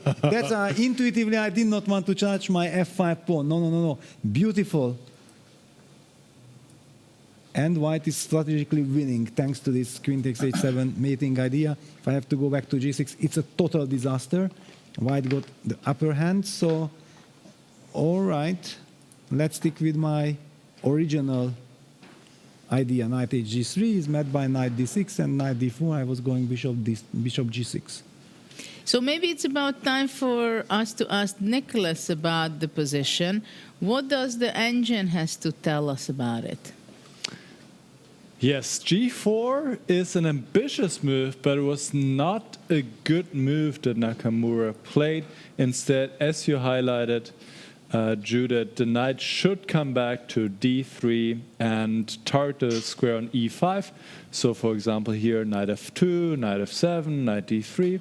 But also here black is quite comfortable, can play c5, bishop c6, queen e6. The position is equal, but I think most players would already choose black in this moment. After g4, black does not have to take this pawn on g4, then indeed white would be better, the bishop is opened up, and white has nice control over the squares here in front of the king. Instead, knight f7 is a strong move that Vincent played, because if you take on f5, well, black just takes back, so there's no point. And after knight g3, now black actually has a choice. Knight d6 is very reasonable. Bishop d7 is also good. The best move is indeed to take on g4, but then to not follow up with knight e5 or knight g5, which looked tempting at first because you use this pin and threaten the pawn on g4 once again. As Judith already mentioned, there's queen h1, and suddenly there's a threat against the pawn h7 and against the knight. You can still defend against this threat with bishop g6 or knight g6, but it is going in the wrong direction. Instead, bishop d7 is an uncomfortable move to face, because now the pawn on g4 is attacked, and you don't really want to go g5 because it would weaken the light squares again. And after knight g6, it seems that black is actually taking over here. Bishop g4, maybe some knight takes g5 is in the air, and black is in very good shape. So you would need to play queen h1, win a tempo against the pawn, and black has a choice, h6 or maybe knight h6.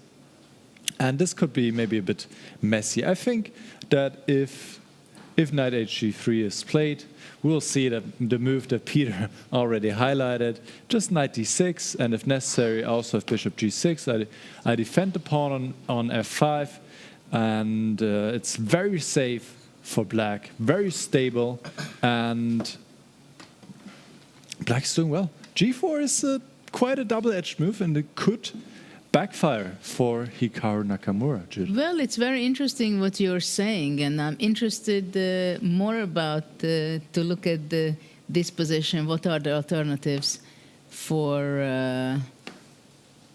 both sides? Because there is a lot of change, structural change, right, compared to a few moves before. Mm-hmm. In the last few moves, this knight maneuver, g4, suddenly completely new ideas are possible for both sides.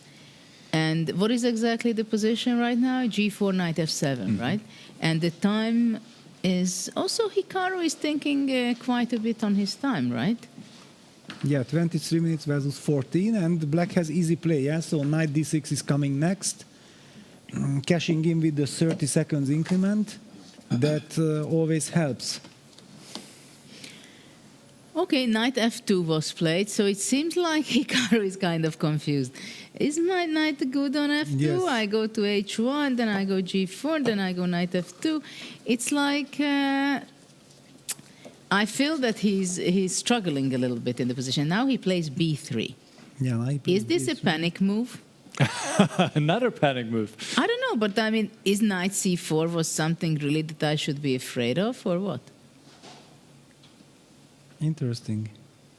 I mean, that was not the move I was scared of. Well, I wasn't scared of anything. But I understand, but would you play b3?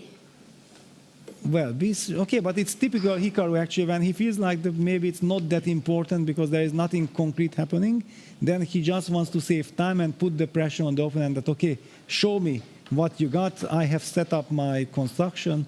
He's trying to be flexible, going maybe knight e2 to g3. Okay, but the a3 pawn can be vulnerable. The c3 square can be vulnerable. Yeah, but White is planning to push a4 next. So why didn't he push a4 first? Well, just because he wanted b3 first.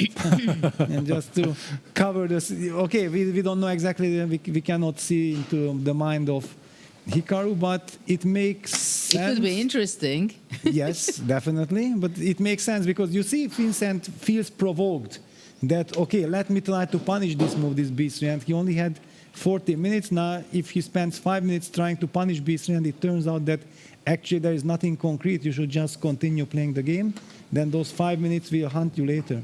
I still don't understand the b3 move. Black can go now bishop g6, for example. Yes, that was also it's one of the top moves, I think. The big question is whether Black really wants to force or provoke White to go g5, yes. Right? Because actually after bishop g6, isn't it g5 seems to be the best move? Well, certainly is the move that I also trying to figure the answer out, that who is benefiting, who is more happy about this, because you will have this h4, h5 play. I'm not able to establish control of the h5 square, for example. Well, you can. You go queen d7, queen e8. Yeah, but you have knight g3 always. Yeah, so I'm losing the battle for the h5 square no matter what. True. Yes. Indeed. No, it's a smart move. This b3, this is typical Hikaru. It's seemingly it's nothing. But he could play king h2 if he just wants to make. No. This b3 is tricky. So you like the move b3? Well, I don't know exactly what to think, but I think that it's very much in Hikaru's character to play a move like this, and then you wonder, and you only have 40 minutes to wonder. Vincent goes queen e6, he's stepping into all kinds of knight d4s. Computer doesn't like it. Yeah, b3 was kind of a move that, you know... Provocation. I want to give the move. It's on your side. So, waiting for a mistake by you. Yeah, of course. This is the kind of move, Of course, right? Computer gives question mark to queen e6 because Computer was thinking that you don't need to be provoked after b3. You can do whatever you want and everything is fine. With queen e6, the Computer version is still that black is fine and black is maybe slightly better. But humanly speaking, Vincent felt like I don't have the luxury to think too much. I only have 40 minutes. Maximum 2 minutes I will spend on this shocker, b3, and then I will deal with it in one way or another. So queen e6, what's the idea behind it? Provoking knight d4, right? Yes. Inviting you to, Clearly. okay, come, punch me. So I go knight d4. What do you do after that? And Hikaru goes as well. The queen has to move somewhere, and I'm expecting white to somehow open up the f3 square for the knight. I'm thinking that the other knight will come to d3 and d5. You are so ambitious. You think you can do that? It depends where you go with your queen, but are you going back to c8?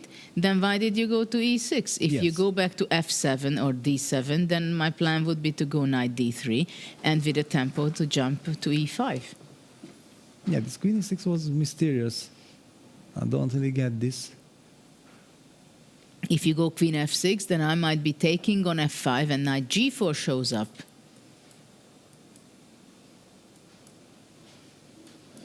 Yeah, I'm now silent because I'm trying to see the justification. I want to see how quickly Vincent plays his next move, yeah, because it's very strange after 2 minutes to play a move like queen e6, stepping into knight d4 and then thinking again. I don't like the direction. Process. Yeah, exactly. Yeah, and he's under 12 minutes. That can be a problem, but definitely very challenging for him. Oi, oi, oi. Exactly, oi, oi, oi. yeah. Not a good sign. Yeah, not a good sign, because these are exactly the type of positions that Hikaru likes to provoke the opponent. The clock situation is ticking down. Time trouble is approaching. There is still dynamic in the position. Maybe you are better, but dynamically I have my chances. And Hikaru is ready to jump on those chances immediately. I have a feeling that queen c8 is the best move, but of course it's extremely painful to go back to c8. Yes. Especially if he's going to spend some few minutes on it. Yeah, what is Vincent doing? And queen c8. Yeah, but what is he doing? Why? It's not like it's you know that the classical time control after move 40 you get extra time, yeah. So repeating something, getting closer to the time trouble, the time trouble is eternal here. But okay, this is not repeating, is it? I understand that he might be ready to push c5, right? No, but wait a second. Then did he just blunder the move knight d4 that it exists? Then why he could have pushed c5 before, or he could have done whatever he wanted. I'm also trying to figure out, Nicholas, do you have any idea what is going on here? No, it is honestly quite mysterious. The move queen e6 was unnecessary, and instead, yes, c5 would have been good, bishop g6 would have been good, bishop d7 would have been good. There were a number of choices, especially developing this bishop finally, which has not moved, or which has moved actually, but yes, it's still on the back rank and a bit in the way. So, and queen e6 was very odd, since after knight d4, the only way to justify it would be to move the queen somewhere to f6 or f7 or to h6, but it doesn't really feel like the queen is better placed there than it was on c8. And indeed, queen c8 was the best move to move the queen back. But yes, then why did you do this to begin with? Of course, Nakamura does not have to go back with the knight to e2 now. He can play something else. He could maybe play the queen back and play knight f3, or something like this. And it will be interesting to hear what Vincent had in mind when he played queen e6. But obviously, whatever he had in mind, he changed his mind. He went back to c8. Step in the wrong direction, but objectively, he's still very much in good shape. He's still better in this position. However, his time being down to 11 minutes against 21 minutes by Hikaru, this is a little bit worrisome for sure. Absolutely. This something strange happened to Vincent playing queen e6. At the same time, his position is so stable that it seems like he did not make too much harm to his position at the moment. I would like to go back to the bird's eye view because I have something I don't understand what has happened in the game between Fabiano and Hikaru. How is it possible? Magnus. Was it a blunder or something? Because Magnus has a pawn up.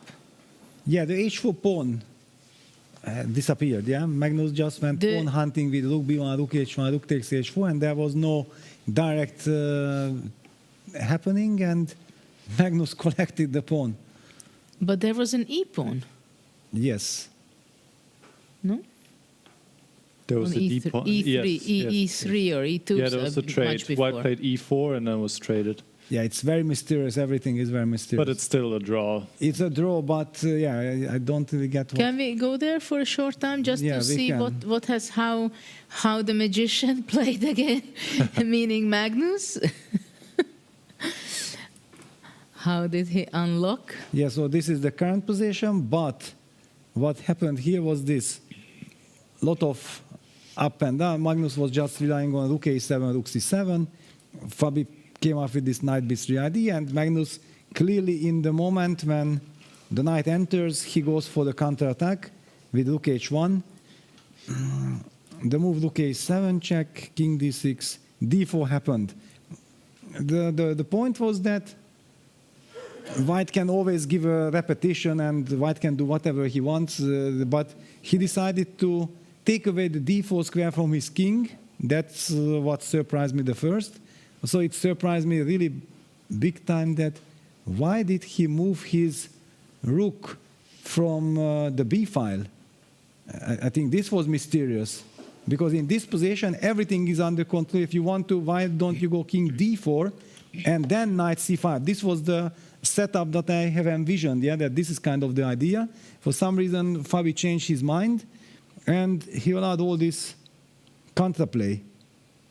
And then he went d4, rook h1, knight d3, and now it's black. But Magnus also had this intermezzo with rook h3 check, kicking the king first back. And after king f2 collected the pawn, so White was not in time to immediately go knight e5.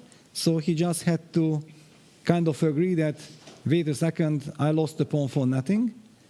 Rook c7, trade of rooks. And okay, this is clearly a dead draw position. I would feel like with the pawn on h4, then White would try to play, but like this. And then Fabi pushed d4. He went for the structure, and that's how we reached this position.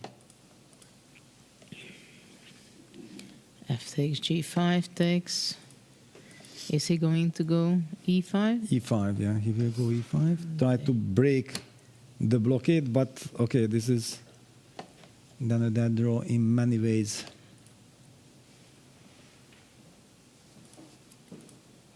Indeed. In fact, the handshake is very near. I don't think that there is too much intrigue here. Okay. Yes. I just wanted to see how it exactly. How did we end up having a pawn down when it was Fabi who's supposed to press it for a lot of moves, and then I was shocked. Yeah, we see Fabiano's heart rate is 120 because yes, it's a draw, but from the position that he had before, he should have never ever even get close to this. Probably situation. He will give a check on b7. Yeah, but not a pleasant one. Or maybe a check on e4. But then king d5. Oh, king d5, yeah. Knight c3, king c4. Knight you e2. still have knight e2, yes. But I wanted to scare you. Should have never got there already. Yes. I should never be... never yeah, because knight e2, bishop d3. Let's just show with arrows. Or like this, yeah, king e4, king d5. And knight c3, king c4, this might be lost because knight e2 I have bishop d3. D takes e5. Yeah, and then you lose the pawn endgame. Sorry, I updated, but this is losing. Yes, this is the point.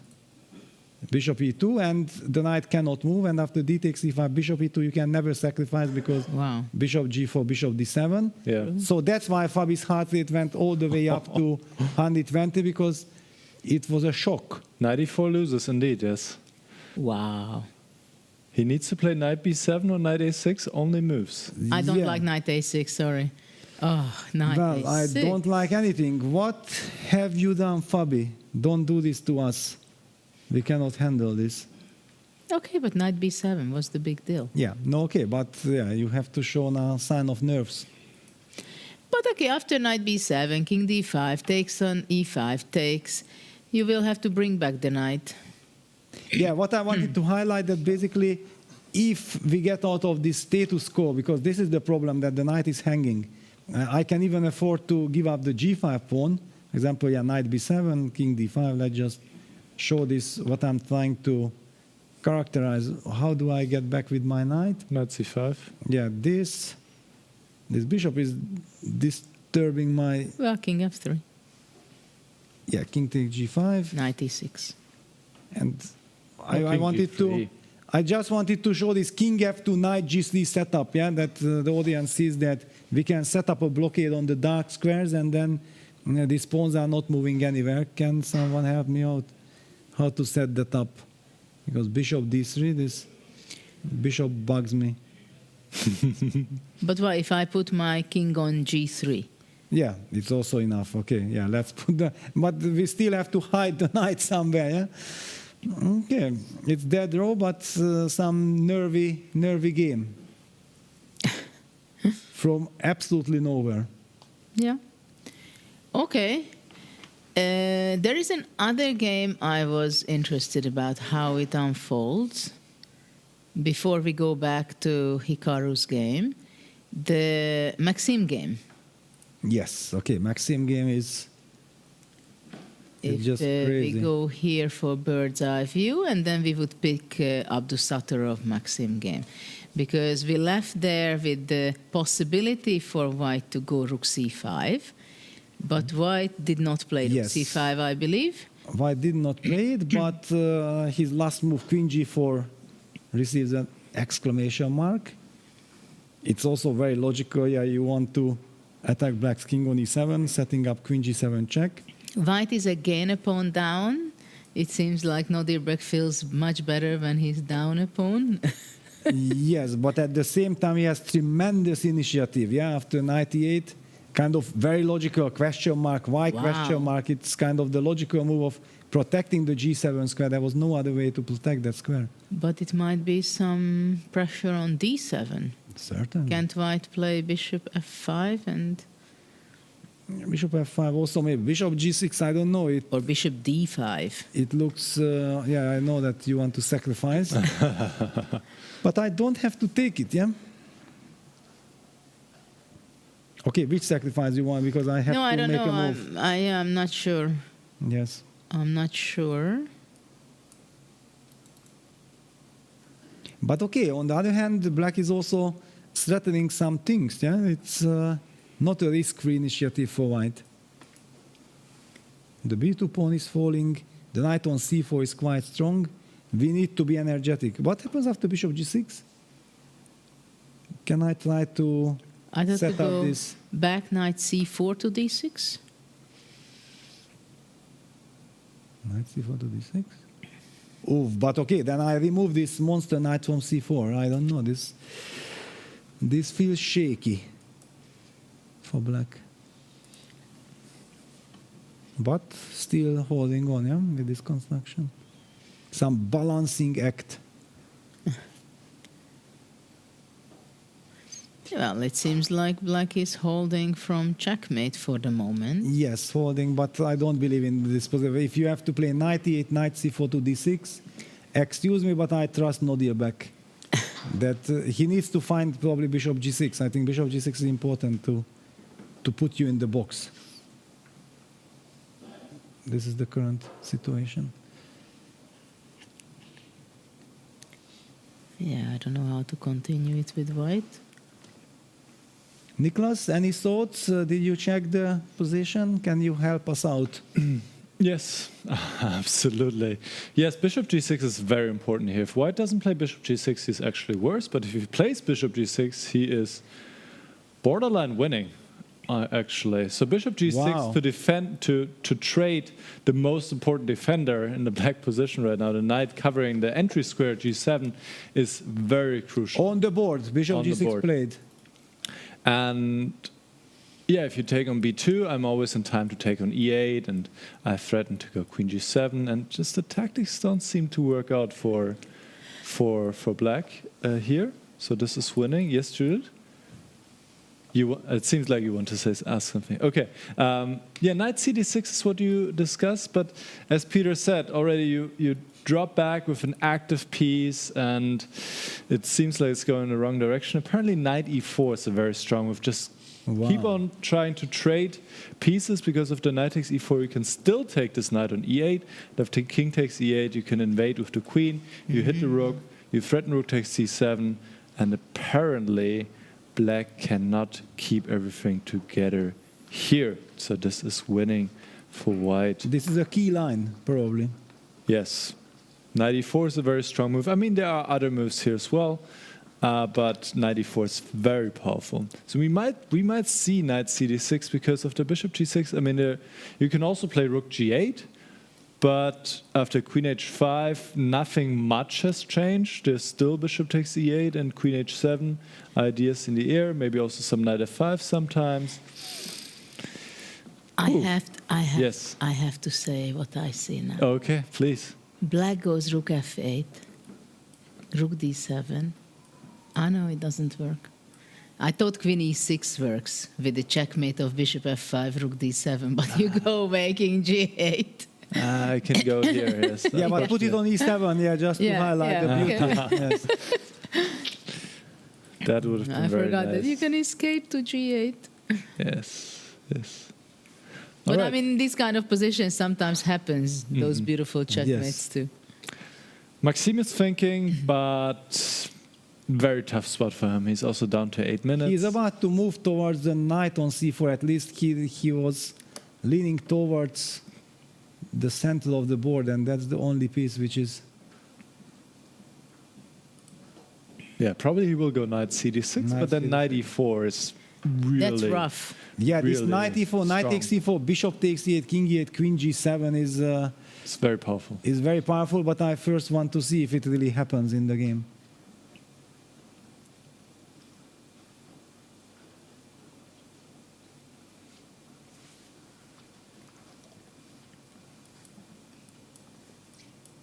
And what is he going to be doing?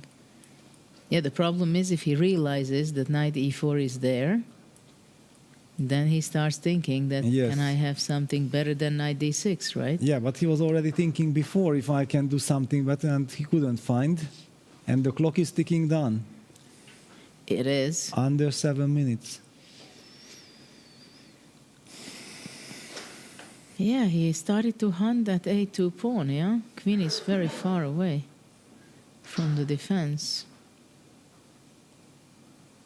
Yeah, visually we can feel that he's very unhappy, very worried. Yeah, he starts somehow to discover that maybe there are too many weaknesses around g7. And Nodirbek is shaking his chair with this feeling like, yes, I'm seeing the knockout blow. Yeah, I feel this excitement in his body language.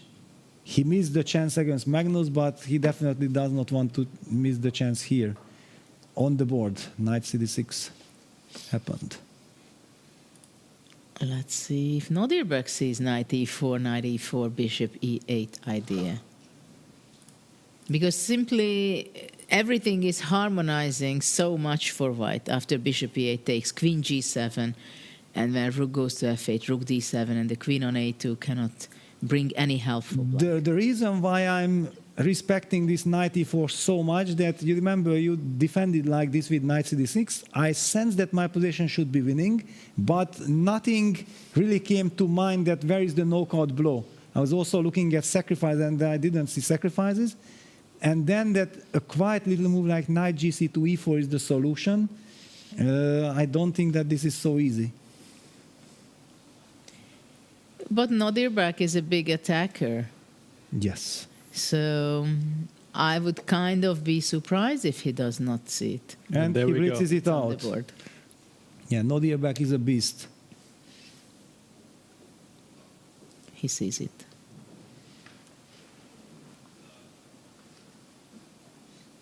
Yeah, and it's all based on this knight takes e4, bishop takes e8, king e8, queen g7. He did something similar against Gukesh in the rapid preliminary. We missed that game, but I talked to Chessbase India guys, and they told me that, you know, Peter, you have to check that game out. That was something special. I did check that out, and it was something special. And Gukesh also said that, yeah, Abdusattorov played a brilliant game there against him. We might be seeing the same things. Well, let's stay here for a short time, and then I would like to go back to Hikaru's game, because there the time element is also getting important, and also things happening chess-wise, some action. Yeah, Vincent is now in serious time trouble, but yeah, all eyes on Maxim. How will he deal with this knight e4 move? Can he find an antidote?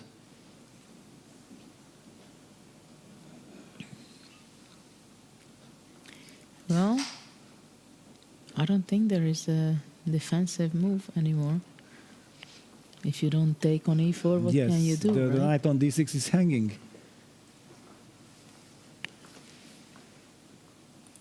Yeah, and then if to your horror, and we know that Maxim is a brilliant attacker, you discover knight takes e4, bishop e8, king e8, queen g7 being the key move, then you get a heart attack. Yeah, that how I gonna? Yeah, he captures on e4. Nodiebek has to find bishop takes e8, and he, of course, plays it. Plays it instantly. Instantly, yes. Just to signal us, okay, tranquilo, chill, guys. I know what I'm doing. Though I still cannot believe it that yesterday he didn't win that game against Magnus. He played so well. He was so sharp, even though he did not play the best, because he let Magnus escape once already in the middle game, and then he pushed his queen back to b8, and again. I think Magnus was very lucky there that he was able to escape into a technical position. Yeah, so finally this brutal force of attack and all these dynamics disappeared from the position, and he could set up a fortress, and then Magnus does this very quickly. I just had a quick conversation with Kasim during our break, and as also, you know how it is, yeah, and then Magnus plays quickly, the best moves, only moves, sets up the fortress, then you suddenly start to see ghosts. Wow, king f8, what a resourcefulness. This is Maxim. He will never go down without a fight. Okay, so after queen g6, d5. Yes, opening up the rook, and suddenly all of black's pieces are in the game. The monster knight on e4 is alive. The only problem is that you're falling apart after bishop d7, I believe. Yes, probably, but give double exclam, computer, where are you? When we need you. King f8 is a brilliant defensive resource, yeah? Not taking back, let me just show one more time after king takes e8. The quiet little move, queen g7, invading, hitting the rook, and setting up the deadly threat of rook takes d7 was the big problem. And seeing all this, Maxim ignores the bishop on e8. He goes back with the king to f8, tries to control the g7 square, which was hunting him for quite some time in this game already. Bishop g6, only winning move now. Wow. Really? Mm-hmm. Wow. And queen g6 d5 is black suddenly winning. We just to also, queen g6 d5 and black wins. Yeah, rook g7. Yeah, rook g7 is a big snap. Let me just show this. Yeah, seemingly queen g6 and double attack queen f7 checkmate, or queen takes e4, and it seems like black's position falls apart, and then all of a sudden that pawn that has not moved yet advances to d5, protects the knight and defends against queen f7 mate, and sets up rook g7, winning threat, trapping white's queen. This is chess. You always have to expect the unexpected. So what do you do on bishop d7? That's a good question, but okay, first of all I have f5, then queen g6, yeah? Or maybe just queen b2. Yeah, probably, because f5, queen g6, then you are already settling queen e8 check and bishop e6, so I cannot.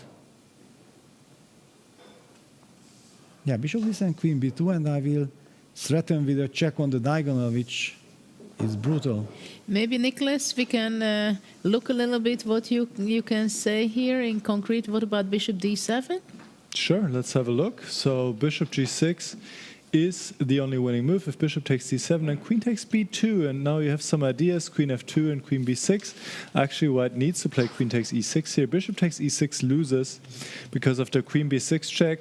You cannot go in the corner. There's a deadly family fork knight f2, and you cannot go to f1 because of queen f2. And rook d4 is answered very strongly by a powerful move, rook c1, and the computer is already announcing a checkmate in 9 moves.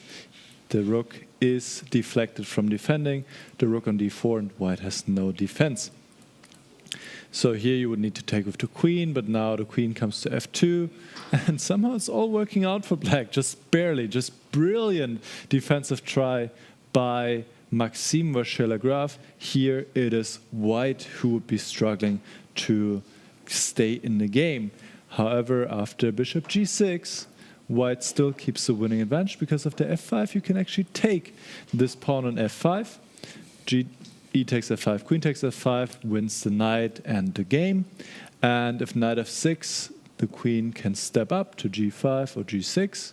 Queen takes b2, and now you probably are not able to keep everything protected, and the position will likely fall apart. So after bishop g6, very crucial move now, white keeps the winning advantage. Black has other tries here, like rook g8, I think is the top move, but after queen h5, you need to give the exchange, and then already the dust has settled, and white should be in good shape. Even here, you still have to be precise, because this queen c5 move might be again looming. So, still some tricks, but if Abdusattorov keeps his cool, calculates correctly, he should win this game starting with bishop g6. He's down to 4.5 minutes. I find it very difficult, because it looked like he find bishop g6, he find knight e4, he might have felt like, that's it. That's why I say that king f8 is double exclam, because suddenly you create chances. There is so much to calculate, the lines are never ending. Black is in the game, and this is Maxime. He fights back like a lion, and I think his nickname was also Lion Beast or something on the internet. Yeah, but lion with a Y, yeah? Yes, but still. Still. Yes, we understand what it means, By the way, we should mention that Nepomniachtchi won his game against Arjun. Yeah, and so far rook b6 is the move of the day from Nepo. And depending on how this game ends, maybe King f8 is also a good candidate of the move of the day. Is a challenger as well. And we will see the move, bishop g6. Wow. Correct.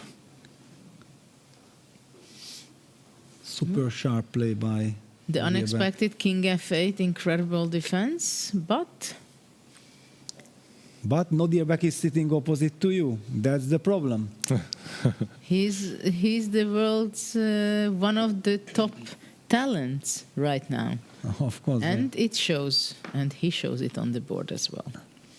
Talent, and already he was number 5 at some point at the age of 20 on the world ranking. Olympic champion. Yes, a little bit too much achievement for a talent. A superstar.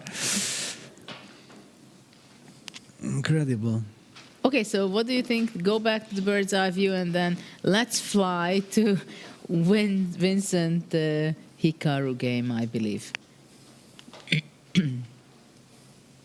Also kind of funny just to highlight Fabiano's game, that he managed to get with his king to g3 set up the fortress.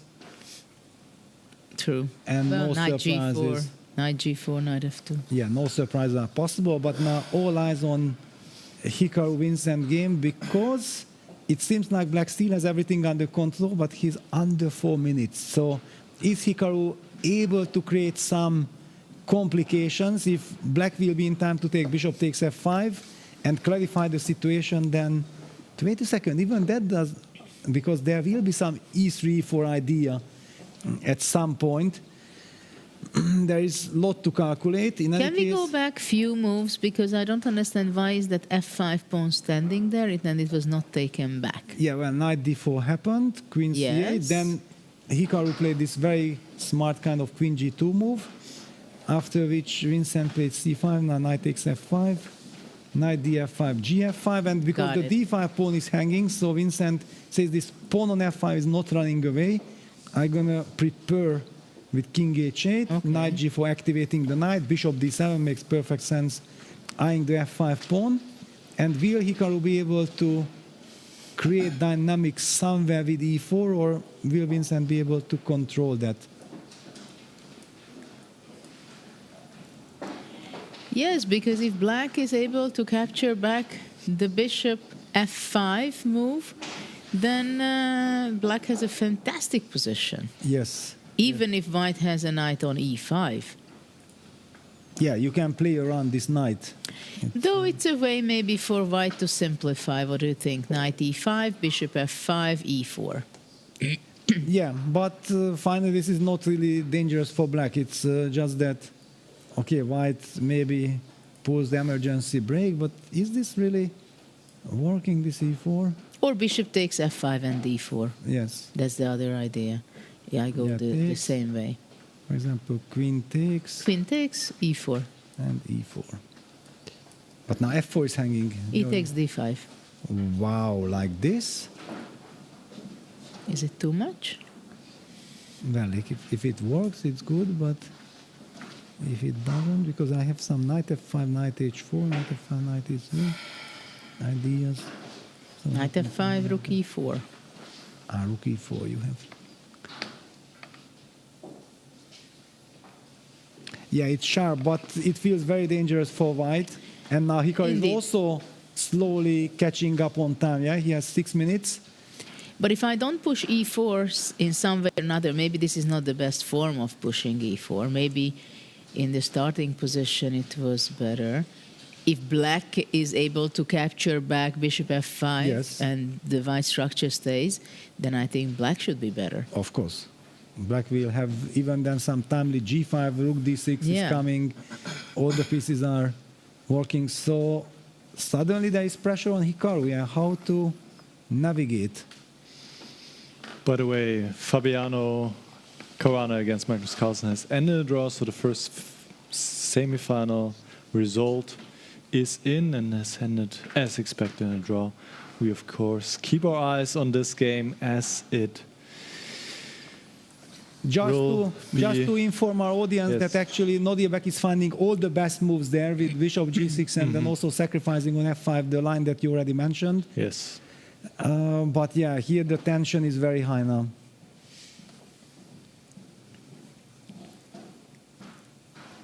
And in the meantime, we haven't talked too much about Rapport's game, but he's pressing against Praggnanandhaa. They are playing for the 9th and the 10th place. And also I see Vincent body language like he's curious that, okay, I'm done on time, but actually not that much anymore. But my position might give me the chance and the right to play for more than a draw. Well, I think it is the moment where actually Hikaru should be playing precisely. I don't think it's too big problem for white, but I think it's white who has to be more precise and say, okay, now it's time to simplify and go for looking for a draw. If there is a possibility, then yes. I don't know if some e4, d takes e4, f6 craziness can be, and then queen takes e4 settling, queen takes h7 mate, the knight on e7 is hanging, we open up the rooks. Is that maybe a direction? It's a very dangerous one. Dangerous one, huh? I don't know. You also have always bishop f5, actually. Many things. But you told me that I should be rushing with something and... Yeah, well, I'm thinking somehow the e4 simplification should work for white. Yeah, but I'm afraid if I just push e4 and d takes e4, I take back with the bishop, then I might end up after this bishop f5. Rook d8. You go queen d8. Yeah, rook d8, queen d8. So I don't go queen d8. I don't go rook d8. I go knight d5. Will you be taking on h3 and go back? Well, you know me, I will not, but... You see, that's why I can play easily. That's why Levon beats me, because he plays on this. Yeah, that Peter will not take. It's not nice to take this pawn, but sometimes you have to.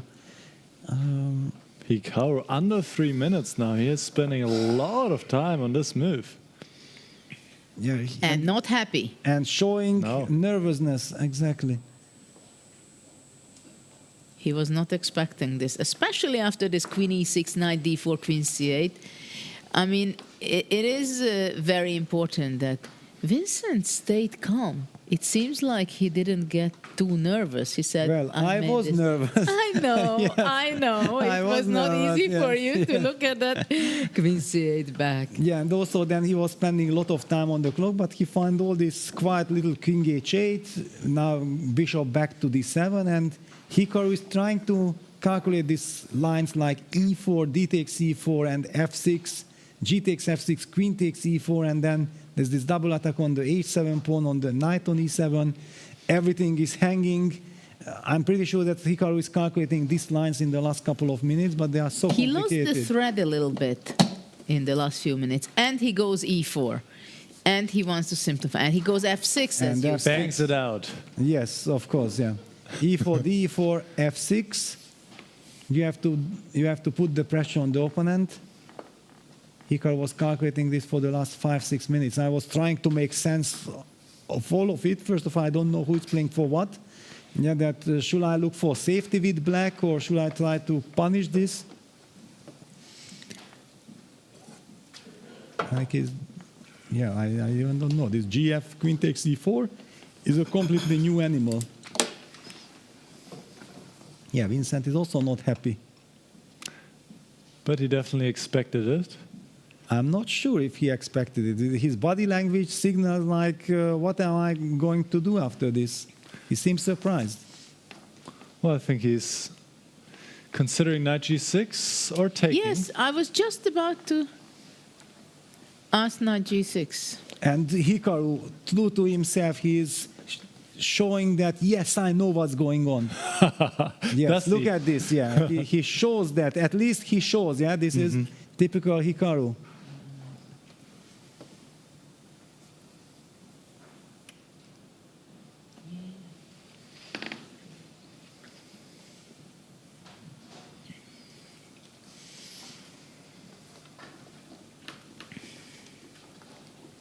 The tension is enormous.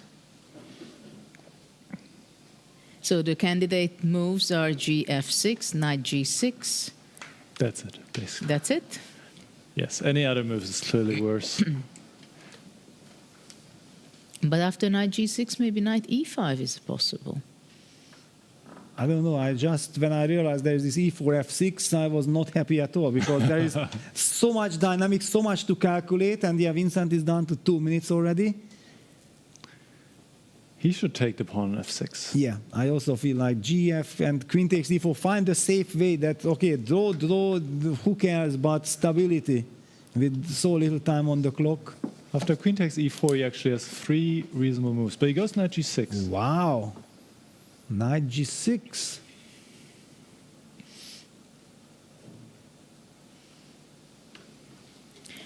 Hikaru is not happy with the knight. Maybe he did not really reaction. consider this move. Well, or he's just trying to fool everyone. FG King G7 on the board. Now this King on G7 is very shaky. Clearly, Vincent relies on the fact that he wants to eliminate that monster knight with Bishop takes G4 in the next move. On Bishop E4, he takes Bishop G4, right? Because yeah, otherwise Queen B2 check will be deadly. Now this diagonal opened up. Queen B2 is Yes. just absolutely nasty. It finishes on the game on the spots after Bishop E4 played. Vincent needs to be careful. Yeah, he needs to take on G4, but he will. Yeah, He there will. is no other move. Just highlighted with an arrow, this Queen B2 thread. It's just, yes, this is a deadly threat. A check. It's just a checkmate thread. Yeah, King G8, Knight A6 Pretty much, is a checkmate on the spot. So that's why we think that, yes, Bishop takes G4 is played. elimination of the dangerous knight, which could cause all kind of unpleasantness. I'm hoping for a peaceful end. I think both players can live with this, we can live with this, I can live with this, then everybody is happy. Bishop takes G4. Is it going to be Queen G4? Yeah, but now also we should just say that Hikaru is also out of any danger. Yeah, so before we were speculating that okay, it's tricky, he needs to be careful, but he found the right way. And this E4 F6 was super important. Yeah, and he spent the time and he made the best decision probably. Yes.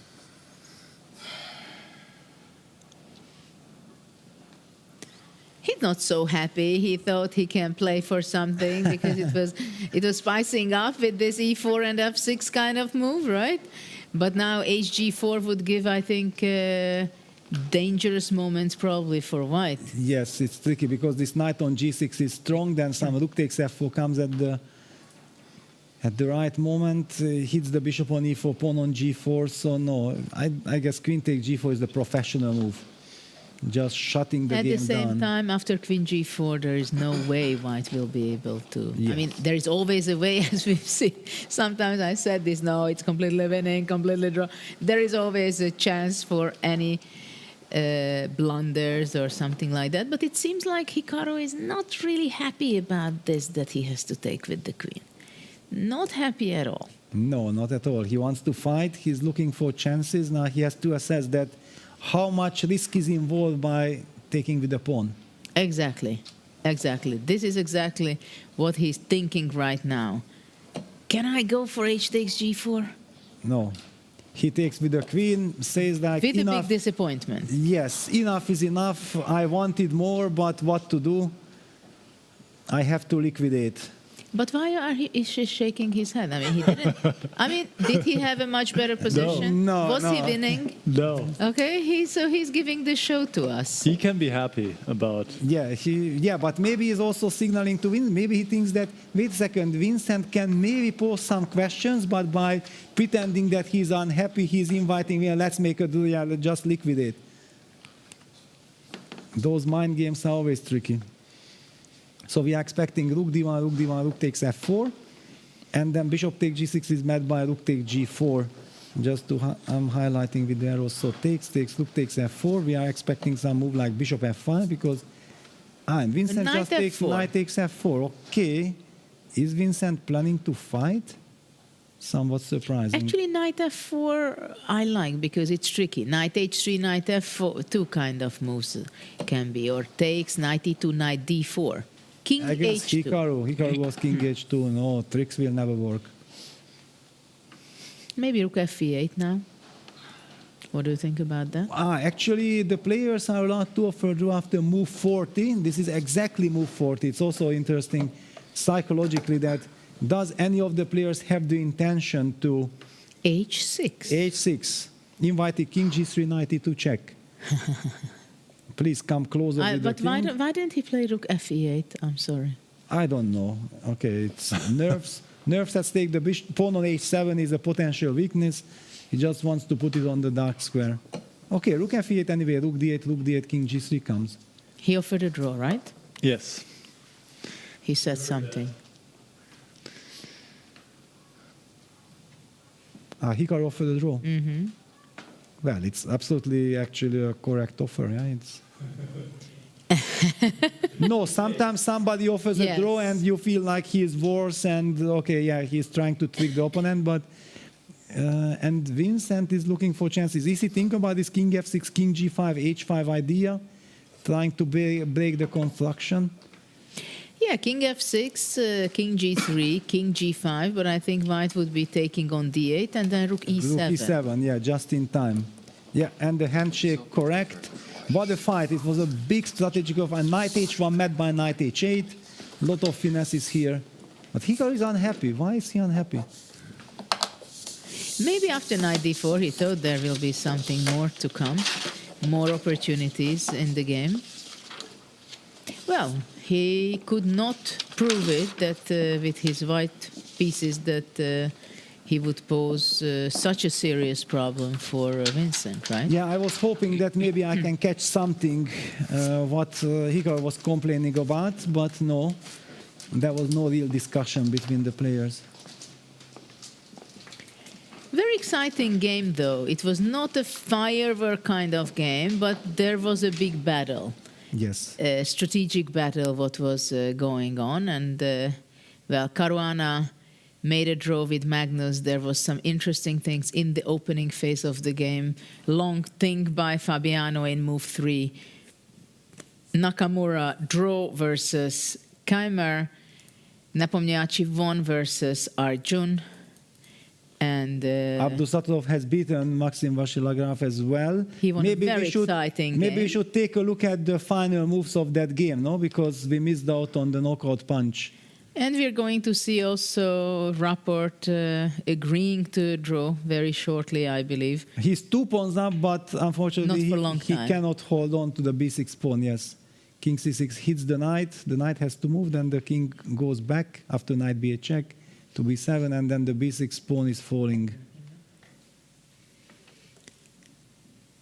Knight e5 check, yeah. This is a draw offer, the knights are traded, and king takes b6. Handshake is happening. Yeah, handshake, and it's a draw.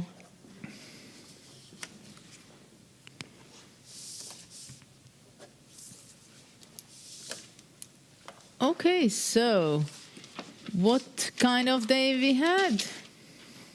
Nicholas, what is the move of the day? Thank you for asking me, Judith, because I have something very special prepared.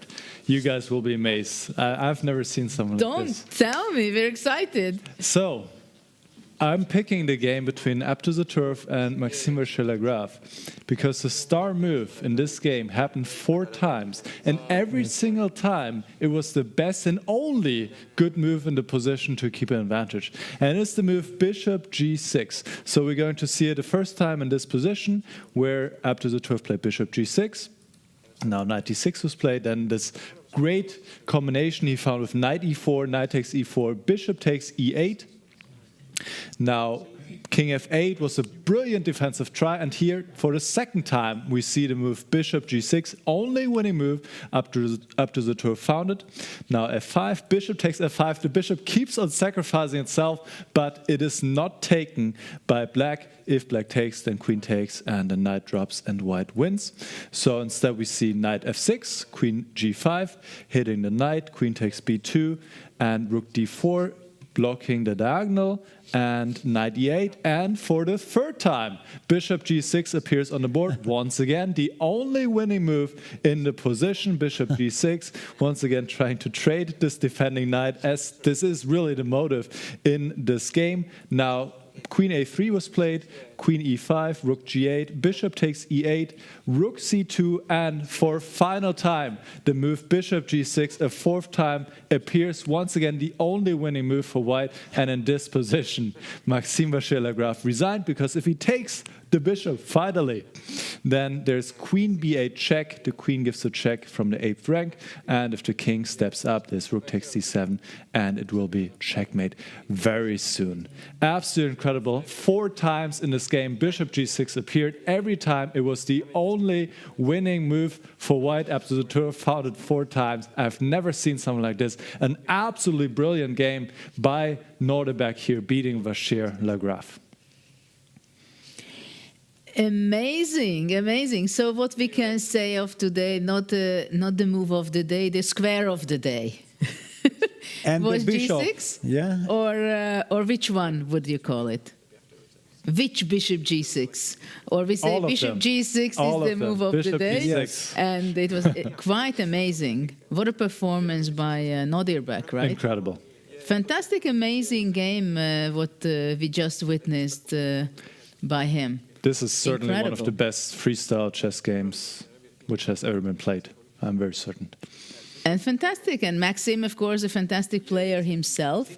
And we witnessed this, and we were watching it, and all the ins and outs, and there were so many details of the whole game in many ways, right? Yes, absolutely. And we thought already the first time when he went bishop g6, okay, bye-bye, it's over, it's done. Yeah, then and king f8. what a defensive yes. skills Maxim has, right? King f8, we thought, wow, it can even turn around. Exactly. And it was just amazing. But also we had a very interesting game, Fabiano. In the semifinals, we had 2 incredible matches. Fabiano was playing incredibly well yesterday, and today he was very solid. He took his time, against Magnus. He knew he wanted to pose some problems to him. And actually, we can say that in the beginning he could. He surprised Magnus by taking the pawns, and after that playing this a4 strategical move. But for Magnus, it was no big deal, right? He said, okay, you surprised me. I played d5. I equalized the position. Nothing bad can happen to me. Yeah, then it looked like he's in an unpleasant endgame, yeah. But Magnus immediately understands that, yes, it's dangerous, it's unpleasant, but I can simply sit. Yeah, and he finds this construction with bishop on e8, rook a7, king on e7, and then he just plays instantly, moving the rook back and forth, rook c7, rook a7, showing also the sign of the opponent that, yes, it's a dead draw. Of course, why do you try at all? And then Fabi got careless. Suddenly, Magnus immediately used the chance. He went pawn hunting with rook b1, rook h1, rook takes h4, and all of a sudden, it was Magnus who could continue the game. Of course, the game was always draw, but we did see that very scary moment where actually Fabi's heart rate rushed to 120. If you would think about this endgame, if you ever ask before that, could Fabi's heart rate reach 120 in that endgame, would say, no, because here you are very quietly posing questions, improving your position, and only black is the one who can be nervous. But actually, there was this scare. Then he solved this problem, and then the draw was correct.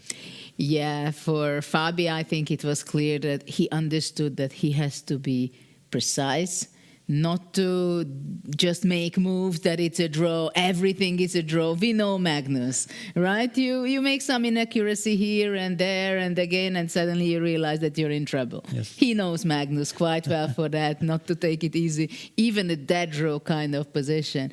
And then we had the other semifinal, which was quite amazing, between Hikaru and Vincent. And it was also a very interesting opening today, right?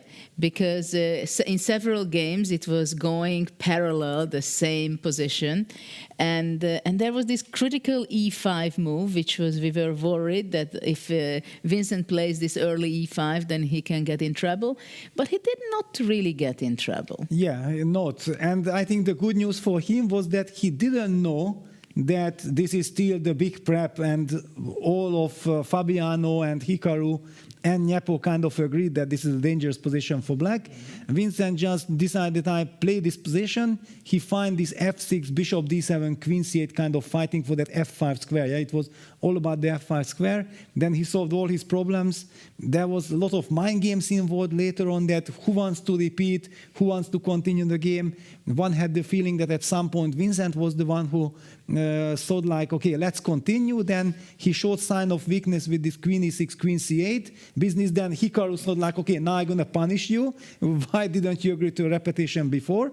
Hikaru came up with this e4, f6 in time trouble, creating a lot of complications, but Vincent very professional navigated and liquidated. I also feel that because that's the semifinal, safety first is kind of the approach, while the players who got knocked out yesterday, they might be much more careless. Yeah, they just want to enjoy the remaining of the event. There is not so much pressure on them. Well, indeed, we had quite an interesting ups and downs, small details in this game between Hikaru and Vincent. And now we have a short interview of what Hikaru was reflecting on the game. Interesting discussion you had with Vincent after. What was your feeling about the game as a whole today, Hikaru? It'll be interesting to look at afterwards. You know, one thing is a lot of the players here were familiar with each other, and one player in particular, Fabiano, has sort of... I played this tournament in St. Louis, I think maybe whenever it was, which was Fisher Random, and he's been advocating that the Slav structure with this d4, d5, c4, c6, c5 is good for white in almost every position. And before the game, myself, Jan, and Fabi, I think we all thought it was very promising. And then somehow in the middle, I couldn't quite figure out how to prove the advantage. I don't know if like d takes e5 was wrong, or there was no advantage. Of course, that's the other option. But it was very murky. And then at some point, I think I kind of lost control. I just lost sense of danger. I just started just playing moves to keep the game going, which was insane because I think somewhere towards the end, I was probably in some trouble. But a draw is a fair result. Is that one of the beauties about this freestyle chess format? The fact that theories have yet to be proved, that you actually are trying to prove those kind of theories like you were talking about with the Slav here? Yeah, I mean, I think it's definitely interesting. Some of these things will become pretty commonplace, but you always have to be careful because every position is different. So, like, if there's a knight on A8, I think the structure is very good. In this game, there's no knight on A8, so it's hard to judge. But, I think these sorts of things, players are going to become more and more familiar with them and look at these. The more positions you see where you get these pawn structures, the more chance you have. So I think we're going to start seeing certain things happening pretty frequently in the near future. About the game with Keymer today and how you're feeling about tomorrow, are you still optimistic even though you're going in with black pieces tomorrow? I mean, I don't think unless you get unlucky and you get a bad position from the start, I don't think it should matter that much. I mean, really for me, I think the thing is just to play with confidence and sort of remain objective. So I think today I lost the objectivity at some moment and perhaps I could have been punished. So just play simple chess. And for the final question, Vincent has been truly impressive now for the last tournament and the start of this playoffs. How does it feel to sit on the other side of him? Do you feel like do you notice that he's a much better freestyle player than he would in classical chess, for example? I don't know. I mean, it's one game, so it's hard to judge. I mean, I think the thing that I find surprising is someone like Vincent, who's worked with such a classically trained player like Peter Lecko, is doing very well in this format, where you kind of expect someone like that to be really, really good in the normal positions and not so much the creative ones. But he's played quite well. But he's still only human. We all are. So just looking forward to tomorrow. And I'm looking forward to that human battle tomorrow. Thank you, Carmen. Thank you. A lot of exciting remarks by Hikaru, but I would like to welcome now Vincent in our studio. How do you feel after this game? Yeah, it was quite exciting and tough. I did feel that out of the opening, the position was potentially very risky for me, but I did see my chances as well. Then, when I got this b6, bc, bishop b6, and he was forced to trade, I kind of felt that, the worst was over. And then he was even, I think, pushing a little too much, like being too aggressive, giving me chances to get a better position. But then by playing queen e6, I kind of gave that away and even got myself into at least practically kind of unpleasant situation. But then he spent pretty much all of his time and also didn't come up with something better than what I had calculated, so it ended up in a equal end game. Can we show it also on the screen, the critical moments? We don't want to keep you too long because tomorrow you have a very tough game, but just show the critical moments. Like both Magnus and Dembele played knight g6, and after queen b3, what would be the... Actually, both b6 and c5 are fine here. But c5, you can sacrifice this pawn, and after knight b6, knight g3, you can even try something with a5, threatening d5 and rook a7, so queen has to probably drop back, and black has good compensation. But also b6 is fine, yes. Actually, in your game after c6, white has this move available. Did you consider that? No. Okay. Because so if the bishop takes f4, there's no this castle, and then both these. So this is probably why c6 is a bit inaccurate, and one should start with knight g6. But neither, I think, Hikaru or Nepomniachtchi gave it much thought, and. Yeah, I mean, f4 is the kind of move, once you see it and you consider it, you will play. But it's tough to even get there, So this is what they had prepared together, and they were quite happy with this position. But actually, objectively, it is quite fine for black. f6, you mentioned in the confessional booth, you did not like some lines with E3, h5. E3 first and e4 maybe here. h4, is that... h4 is possible. I think you can play e4. Yeah, I was not sure about the structure. Like e4, h5, knight e7, and then knight e2. Like my knight on c8, yes. The knight on c8 is kind of... Yeah, maybe it's just fine. I can maybe play g5 or something. But I was not entirely certain what to play exactly. Mm-hmm. So that's why I went for castling. I was not too happy because I also, of course, realized that white can still go the other side and I might get under some pressure, but... now you mentioned, I think, f6, f4 you did not like. Yeah, I mean, that's what Arjun got, and I was not too happy with it. Right. So e3, e5. Here, white should be better. But then at some point he... Yeah, but also I don't see exactly how. I mean, he has to... This was all correct. This f5 square. Yes, but queen h5 apparently was not the best here. I think queen d2 or something like this. And then after knight f5? And after knight f5...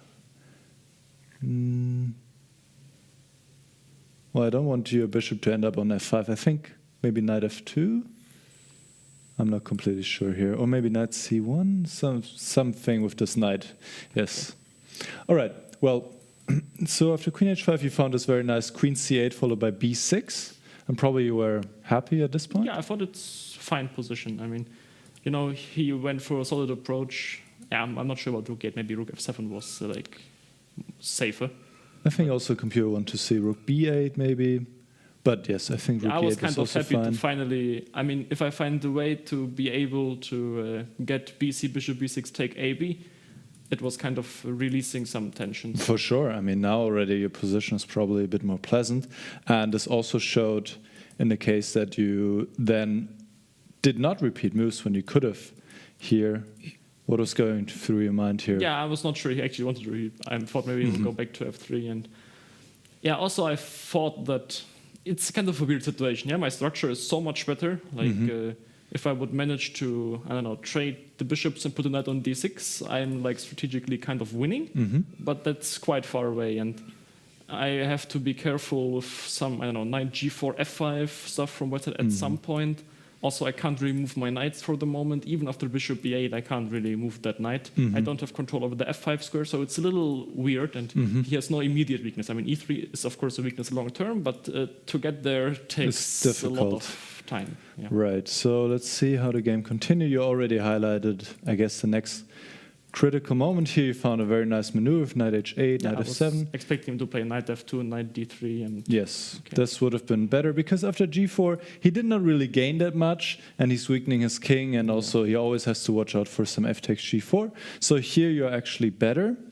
And now knight d6, b3, and b3 was probably a surprise to you, or? I mean, the whole g4 thing was a surprise, and here, no, I mean, just in my mind, I thought, like, I was trying to play bishop d7 at some moment to like have some pressure on that g4 pawn, but then I felt that maybe my queen on c8 is kind of cut off from the king side, so I thought I can go queen e6. Of course, I saw knight d4 coming, but I thought that I will just sidestep somewhere like f6 or f7 and then follow it up with c5. But yeah, then you did not like something okay, here. For example, here there's gf with knight g4 tempi. It's not as simple, so right.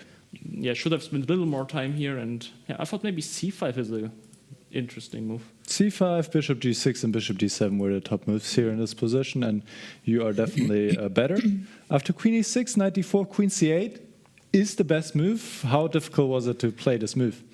Yeah, not that difficult anymore, because I already had accepted that the queen e6 was quite stupid. Okay. But yeah, queen g2 was also very annoying, because I thought otherwise it was not easy for him to actually exploit that. But yeah, queen g2 was the best move. Finding this maneuver with knight f3 was quite nice.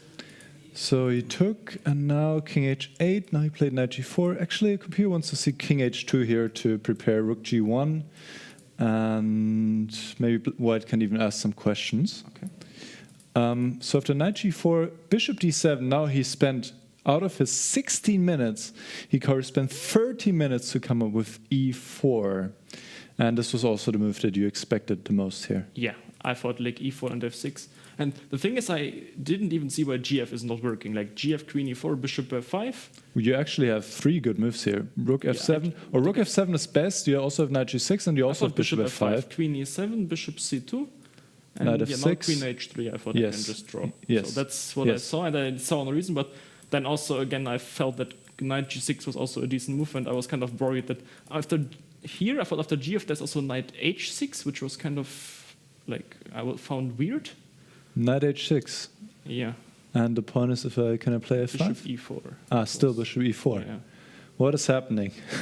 So yeah, no, queen b2 and I'm... Ah, queen b2, okay. You tricked me into checkmate. Yeah, always got to watch out for this. Tricky ideas. So here, knight h6 was actually... I was not sure. I thought I can play bishop c6 here, and then he has to take on e4, but then again with these knights, he has the f5 square. Like, I was not really trying to risk. Right. So knight g6 was kind of your safe move. I thought it safe. Maybe I was wrong, but I felt that with knight g6, the position should be quite decent. Like, well, the way it worked out now that he took on e4, I think knight e3 was also a possibility here, but not a very It was very human unnatural. move. Like you see no threat and h3, f4 hanging. It feels very weird to play knight e3. I think in the human game. That bishop takes e4 was a natural move. Now you have to take the knight, and the simplifications lead to a drawn endgame. Overall, quite a high quality game. How do you feel about the game in total? Yeah, I think except for queen e6, I'm quite happy with what I did. Yeah, the most interesting part was clearly like opening plus like the first few moves after the opening, because that's where basically it was decided where the game was going. And yeah, I did feel that it could be maybe dangerous, but yeah, as I already said, I didn't see anything direct. So yeah, I think it was a decent game, and drawing with black is certainly a reasonable result here. Absolutely. Jude, Peter, any questions to Vincent? No, Judith? How did you feel, how nervous or confident Nakamura was across the board? Pretty much as usual. I mean, he seemed undissatisfied at the end. He was shaking his head. Yeah, I think because, you know, he spent all that time not to make a draw. Of course, he spent the time trying to figure out a way to maybe get something. I think he realized that his position was bad, especially after having a bad position, when you suddenly feel like maybe you have some chance, it feels even more like you missed something. But yeah, I think it's more like the human feeling, or which comes from the dynamic of the game. Okay, well, thank you very much. I think we can wish you good luck for tomorrow, for the second game. And we say goodbye to our viewers. We had a fantastic day, I believe. Final thoughts, Peter, very shortly? Yeah, it was a little quiet day for the semifinals. And from the placement fight for 5th to 8th place, we have seen some crazy fights. Yeah, Nyapo with this exchange sacrifice with Rook b6, Abdusattorov with this stunning attacking performance. Rapport was putting some pressure against Pragg, but Pragg was actually holding on. Overall, a fantastic day, but the drama comes tomorrow, because then the players, that's the judgment day. Yeah, when someone will be eliminated, we will have so much more tension, but the quality of today's game was very high. Indeed. And Nicholas, what your thoughts, final thoughts on today? It was a high-quality day in the semifinals. I checked the accuracy scores. It was like 97% in your game, Vincent, for both the players, like 98% in the game between Caruana and Carlsen. But we had great fights in the other games. I really loved this Bishop G6 4 times by Abdusattorov. I've never seen something like this. It was really something unique. And as you said, Peter, tomorrow we will see who advances to the finals, and this will be, of course, very exciting, so we're looking forward to see you back then. Well, thank you very much for watching us, and see you tomorrow, because come back and join us with a lot of action happening, and we'll see who qualifies for the finals. Goodbye. Good luck.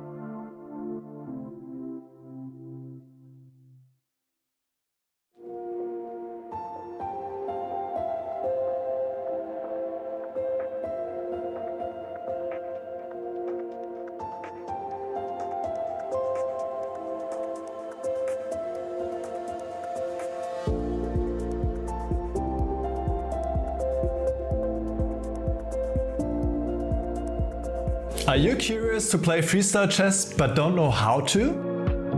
No opening theory, no memorized moves, just pure strategic creativity. But how do you navigate 960 possible starting positions with confidence? That's exactly what I'll teach you in my freestyle chess masterclass. you'll learn how to develop your pieces effectively, recognize key positional patterns, and avoid early disasters. I'll break down some of the best freestyle chess games ever played, featuring Magnus Carlsen, Alireza Firouzja, and Fabiano-Caruana. Freestyle chess is still in its early days. This is your chance to get ahead of the competition. Sign up now and let's take your freestyle game to the next level. Join my Freestyle Chess Masterclass today and save 20% only during the Grand Slam.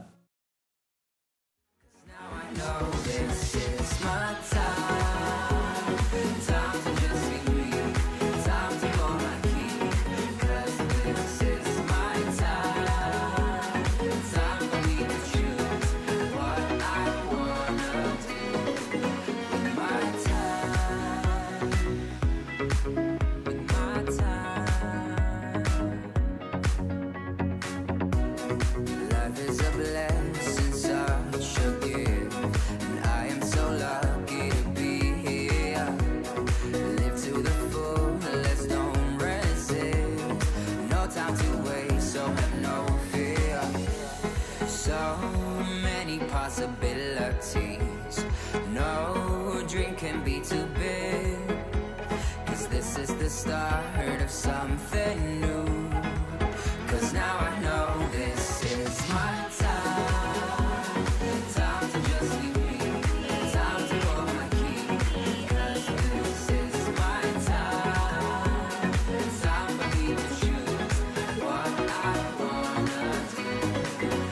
My time.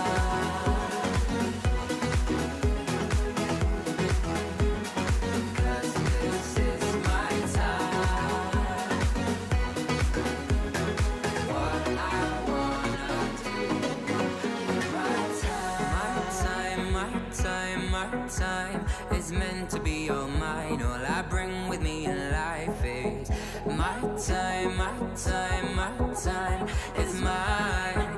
And now I know this is my time. Time to just be me. Time to hold my key.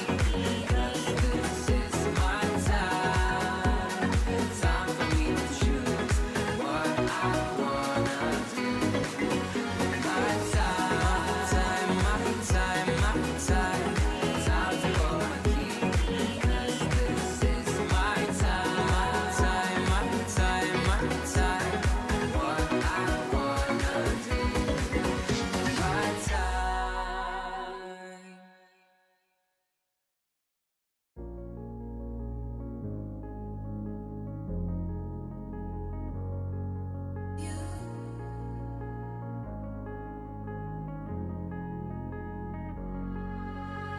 I wanna know you, I wanna show you, and I wanna give you everything you wanted, and I wanna see you, don't wanna leave you. I just wanna give you everything you dream, but hold on to me, 'cause I know I can make you believe in something that only we can see.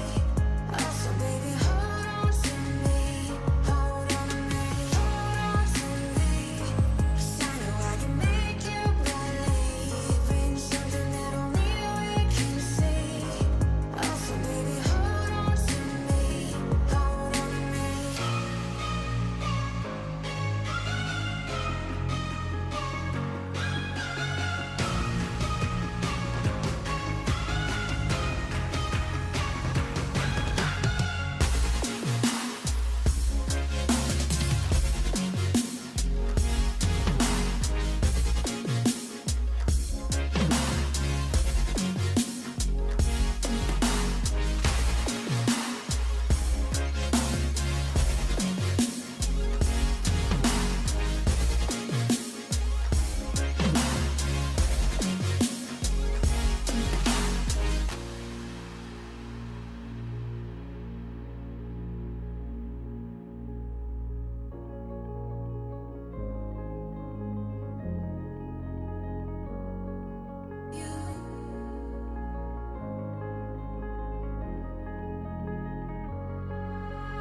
Baby, wait, I know that you're afraid, but it'll be okay if you just stay with me and we